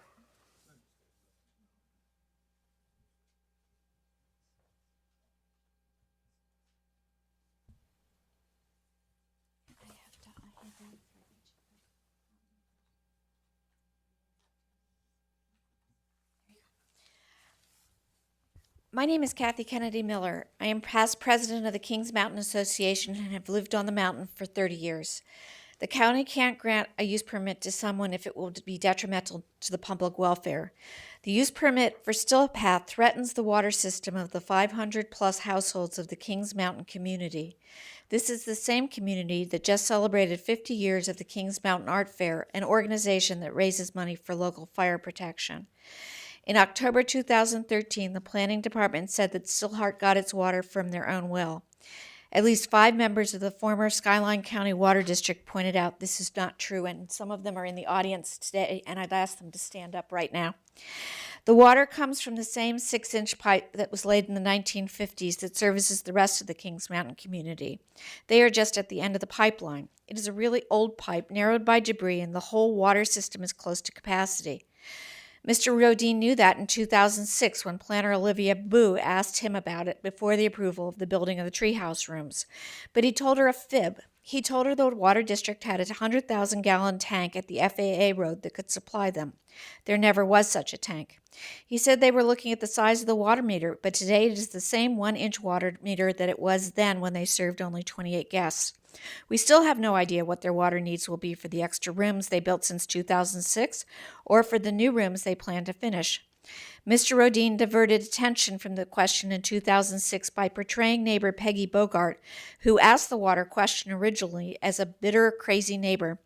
A story that Jim Eggermeyer quietly took to the planning commissioners 5 days later so they could limit the Bogart's challenge to the expansion. It passed 5-0 without ever addressing the water issue. And Mr. Fox, thank you for making all of the letters available and all of the correspondence between Mr. Schaller, Mr. Eggermeyer, and Mr. Rodin on this topic. Thank you. They're available to anybody who wants to see them. Okay, we have Dave Miller, followed by Patrice Moms. Hello, my name is Dave Miller. I'm going to continue my wife's statement because she had a limitation of the 2 minutes. There's a difference between political hardball and having water. Once construction started, bad stuff happened. They couldn't get a will-serve letter from the water district to run the sprinklers until Mark Colbert of County Fire gave them a special exemption. They had to spend over $1 million to put in a 100,000-gallon water tank for fire suppression. They were hit with a cease and desist order by the water district, threatened with a lawsuit, told they would be disconnected completely, all because they were running 2 to 3 nozzled water hoses for dust control during construction. They basically had to truck in water and take themselves off the water grid, except from midnight to 5 a.m. This was just to complete the construction project. Mr. Schaller, Mr. Egelmeyer, and Mr. Rodin traded many emails about all these problems. We have copies. The good news for everyone was that Stillhart was spectacularly unsuccessful. Occasionally there was a large group and then bad things happened. Marguerite Kaufman, a local neighbor, couldn't use her washing machine. At least once Stillhart used some of the water from the 100,000-gallon fire suppression tank for domestic use, and Cal Water threatened to report them to the health department and shut them down. Don Smithison of Cal Water reminded Mike Schaller of that incident in January 2014. Most people on Kings Mountain probably never figured out that their sporadic water problems were related to Stillhart hosting a large group. If the use permit is approved, it will be like having a large group at Stillpath every day. In fact, a larger group than they ever had before. We don't know what it will do to the 500-plus households of Kings Mountain who rely on the old pipe for household water, and so we can fight fires. I can't believe it will be good. The planning department never asked the right questions about water. They initially claimed the property was on the well when they knew it wasn't. They were equally disinterested in the questions in 2006, and lots of bad things resulted. I ask you to reject the amendment to the use permit. Thank you for your time. Thank you. We have Patrice Moms, followed by Michael Jordan. Hello, my name is Patrice Morris, and I am a registered nurse, and I also manage a recovery residence for women. And I am here to actually speak as an advocate for those in recovery. I can tell you that there is certainly a need for what Mr. Blatt is doing. We receive a lot of referrals from his Altamira Center, and our residents think very, very highly of what you do there, and I love your staff. They're great. I did a lot of research in my graduate studies at UCSF. And remarkably, my research focused on 2 of the issues that are being covered here today. They were on land use issues and community opposition, and they were on smoking cessation programs in treatment centers. And I'll just make 3 quick examples. I can tell you from my experience as an intern at the Walden House. The Walden House has an 80-bed residential unit for women that is literally in the middle of Haight-Ashbury, 3 blocks from Gavin Newsom's residence. In 4 years, they had 1 complaint from members of the community, and that was because one of the trash cans had accidentally tipped over. Other than that, there were no complaints, 80 women there. Of the 80 women who lived there, just 27 of them smoked. This smoking cessation program that I started, all but 2 of them wanted to quit. And I can also tell you this, that at an adolescent treatment center in Oakland called Thunder Road, it is a 50-bed treatment center that is in a residential neighborhood. It is literally 30 feet from 6 different residences. In 10 years, they've never had a complaint. There is no smoking allowed at that treatment center, and they have no trouble enforcing that rule. And thank you very much. Michael Jordan, and then Michael Wise. Hi, my name is Dr. Michael Jordan, and I'm here to support Ray Blatt's passion to help other people.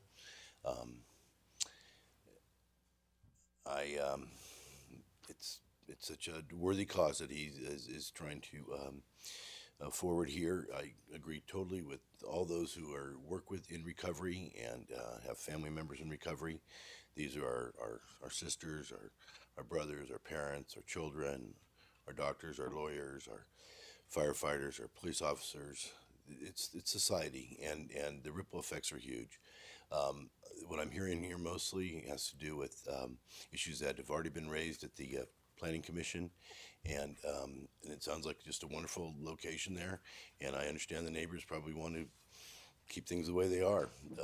Sounds wonderful, but if you weigh the societal value of a recovery center, again, a first-class society recovery center versus the needs of the neighbors, the wants to keep their area secluded, to be in Yosemite, I think that I just urge you leaders to lead, to not look for reasons to not support this program, but instead to look for reasons to help society at large. Thank you. And I believe our last speaker is Michael Wise.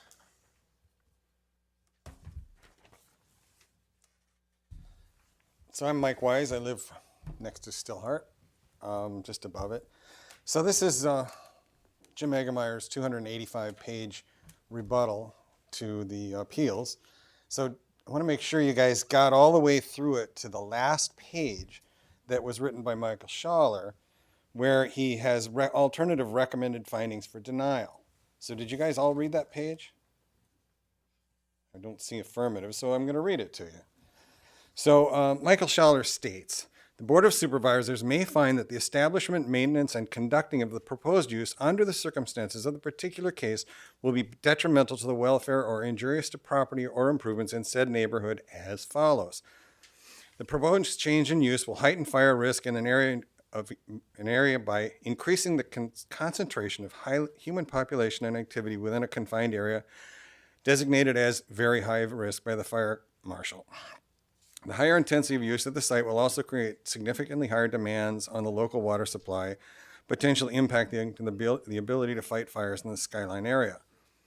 By increasing the number of people on the project site on a daily basis, the proposal will also increase the volume of traffic accessing the site, which is located on a curve with limited sight distance in both directions. Increased traffic may give rise to heightened risks given the limited site visibility.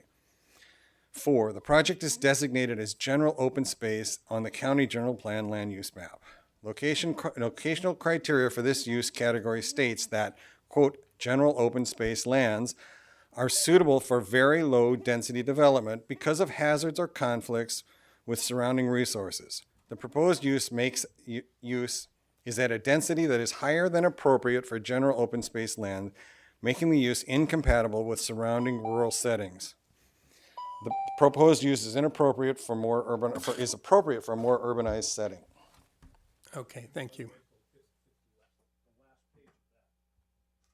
Yes. Okay. All right. We have heard from all the people who have submitted speaker cards. Did we miss anyone? I trust not. When we began the session today, I did state that both the proponent and the appellant could have a few minutes to kind of make their closing statement. So would the proponent like to come forward and if they desire with any closing comments?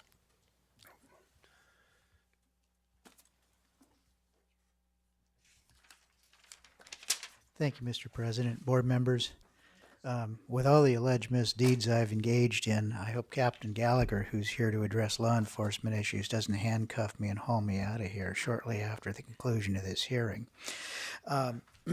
We're dealing with a consideration of location, location, location. I think the board's been through these considerations before with Planned Parenthood. North Fair Oaks is an example. South San Francisco recently went through that. Similar concerns, and I can sympathize with the job you've got to do. However, in this case, we think that we've presented a very compelling amount of evidence, but we believe that more needs to be provided to you, some of which is already on record. However, what I am faced with here is either dealing with the inevitability of future date or allowing the board and asking you to indulge us to come up when you do eventually vote with the best possible evidence. I know there are 3 of you who have not seen this site. I would very much encourage a guided site tour, not by myself, not by appellants, but by representatives of the enforcement agencies. It could be the county sheriff, community development director, county fire, so that you actually get a visual of what it is you would be voting on. There's some other things that we would also like to be able to present, which are already on record or have you review, such as the communication from Cal Water, address any issues with regard to that. And last but not least, we would need to put together a very enforceable non-smoking program that's based on success in other facilities and present that so that when you do eventually make your decision that you're doing it based on the entire bit of facts and evidence with regard to the consideration of whether the RM district accommodates this proposed use, whether the CEQA categorical exemption fits. I am here to tell you that staff didn't put their report together, their recommendation. The commission deliberated on it, but it didn't come forward without very careful vetting and consideration through the county counsel's office. And I would think that that would be attested to by representatives of the county council at this hearing. So what you're seeing in your staff report, what you heard from the planning commission were very, very well thought out, very reasoned.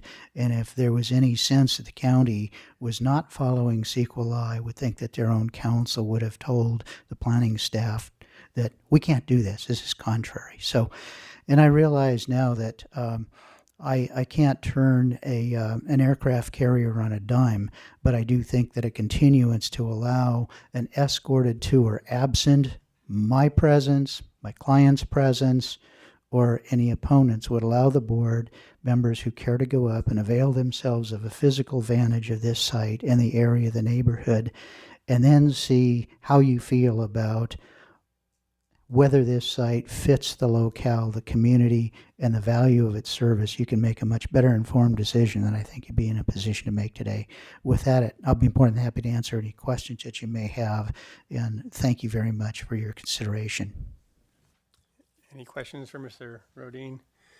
I think I'll ask the appellants. I don't think we need any CEQA testimony at this point. Your Honor, if I may, just a couple factual points. I really do think we'll just go to the appellant. I mean, I think we've covered it. Annie Mudge for Skyline Neighborhood Association. I think there's been plenty of time to arrange site visits. I don't think a continuance is necessary at this point. This is not about whether drug rehab is good or bad. I think we can all agree it's a good thing and it is needed, but it is whether the county has followed the process and whether this use is allowed in the RM district. And even if it's allowed, is it a good idea? So the process to date has simply been all wrong. Staff and Mr. Rodin have railroaded this through the county. There has been uncritical acceptance of applicants' assertions of facts on water, on staffing, on traffic, on smoking. There has been a failure to include the proper findings that were only included when we pointed out that they were missing. There's been a failure to properly apply the zoning regulations. There has been no discussion of the fact that this is an institutional, full-time care facility for adults. And there's been a failure to apply CEQA. But staff doesn't get to make the decision, you do. This is not downtown Sausalito. This is the RM district, the Resource Management District of San Mateo County. And it has very specific uses that are allowed, 14 by right and 26 by use permit, and this is not one of them. You have the discretion to make the determinations on your own based on your analysis of the law and the facts, and we urge you to deny this use permit. Thank you. Okay, thank you. We're now going to close the public hearing. So at this point, I'll move to close public hearing. Second. motion and a second. All in favor? Aye. All right. So now it returns to the board for discussion.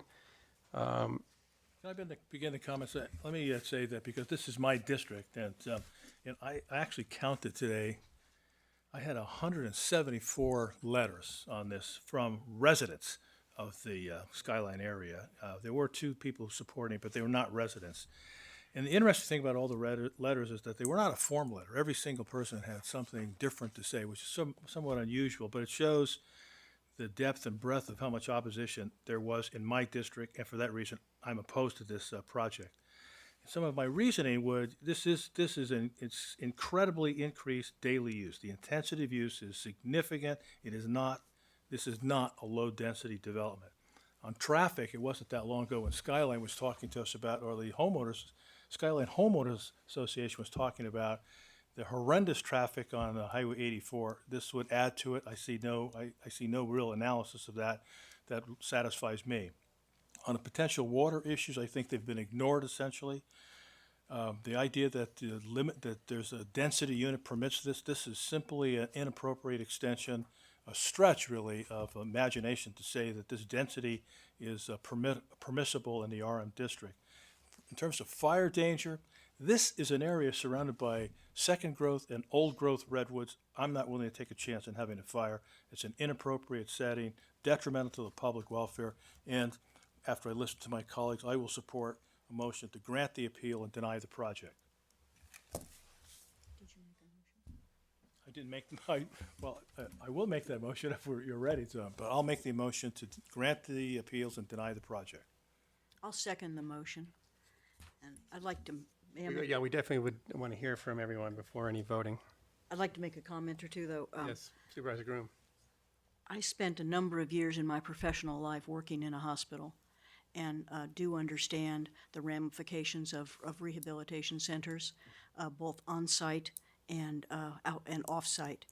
So I think that there are some difficulties with this, especially the smoking. And I understand what Mr. Blatt said earlier, that he thinks that there's a reduction of smoking in today's times. But I do believe that if somebody is trying to recover from an addiction and they are not allowed to continue with another addiction, recovery may be a little more difficult. And I think that, so I have that experience. I have visited Still Heart. I spent an entire day there on a retreat for a community board of directors that I serve on, so I'm very familiar with the site, and it certainly is lovely. And but I'm not sure that this is the place for a rehabilitation center. I think it does heighten fire risks. I think that there is a higher intensive use that will put a potential impact on the ability to fight fires in the Skyline area. And I do think that Skyline Road is a very difficult road right now, and there will be increased traffic that could heighten the risk given some of the limited site visibility. So I think that we talked about whether this county needs rehabilitation centers, rehabilitation and recovery centers, and we probably do, but I do not believe that this is the place to site it. Thank you, Supervisor Groom.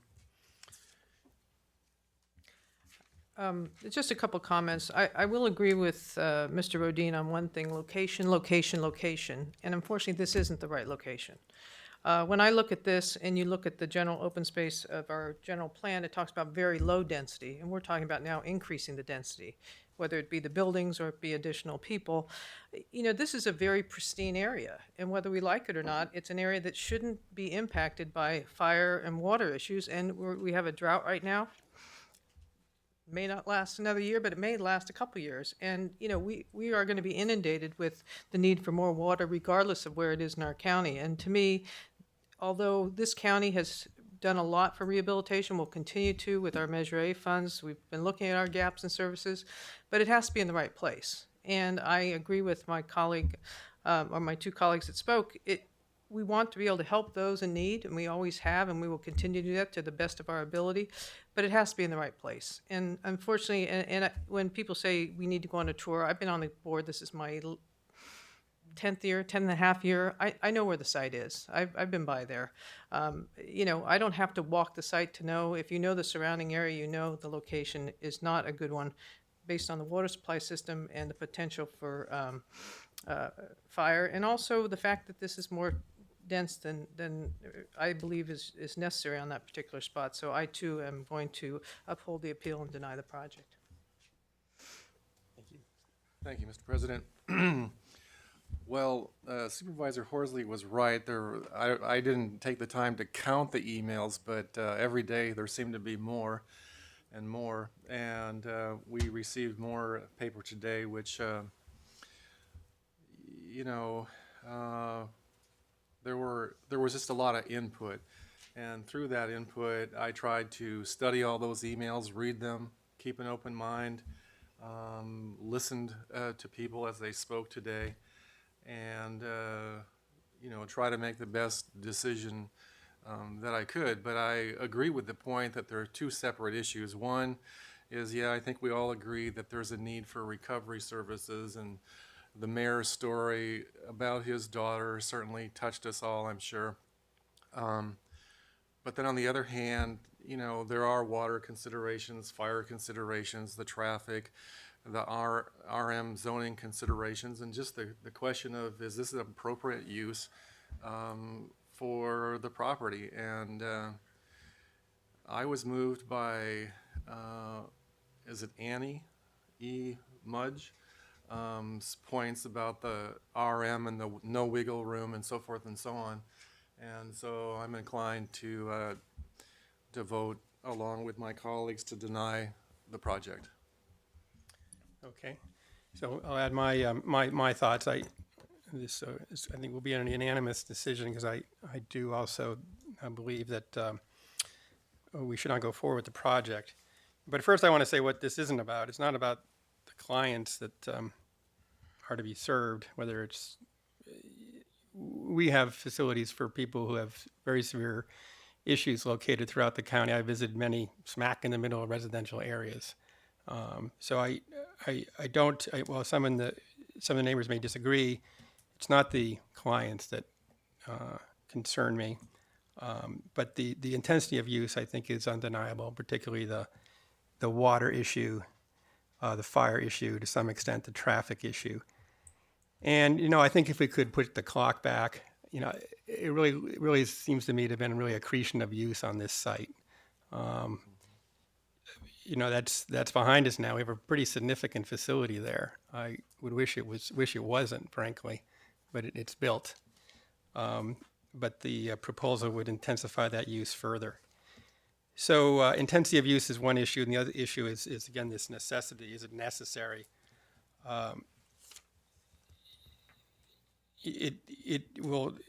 This sort of facility is necessary. It's not going to serve a lot of people from San Mateo County. And so when I kind of balance those things, I just don't think the necessity is compelling. So finally, many statements have been made about how special the stretch of skyline is and the incredible forest we have there. And it is really a sacred place, and there is just a fundamental incompatibility that we should be kind of going in the other direction here, if possible.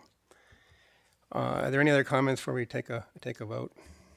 President Pina, if I can just jump in real quickly, and this is just from a legal procedural standpoint, it would be my preference from that standpoint, if the board could if the board is going to deny this use permit, which, based on all 5 comments, I think that's where the board is going, that it also make findings in support of that denial. And so I might suggest, so to that end, I might suggest that Supervisor Horsley's motion be amended to adopt the findings that were included in your packet and were read by the last public speaker, if you believe those findings are appropriate. Shall I read that? Are you, I may not, I ripped it out of my book. It's in the last page. But you can either refer to them by reference or you can read them, whatever I'll your do preference is is, I as long will, as the board is clear that is the basis for your denial. my motion, it's we will include all the findings for denial which are attained in attachment E of this report, and there's 4 findings. And we had a, Sufficient? Yeah, I agree with that as a seconder, and I read, So that's an amended motion. when I was giving mine, I read, I read most of them out loud. okay, so to summarize, we have an amended motion which denies the project based on the findings or 4 findings articulated. It includes the findings for denial which are contained in attachment E of the report. Very good. Okay, so we have a motion and a second. All in favor? Aye. Yes. Okay, that will conclude the matter. Thank you, everyone, for coming.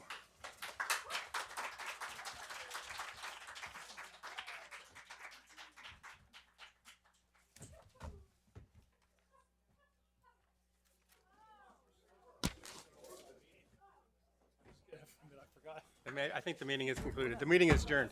Yeah.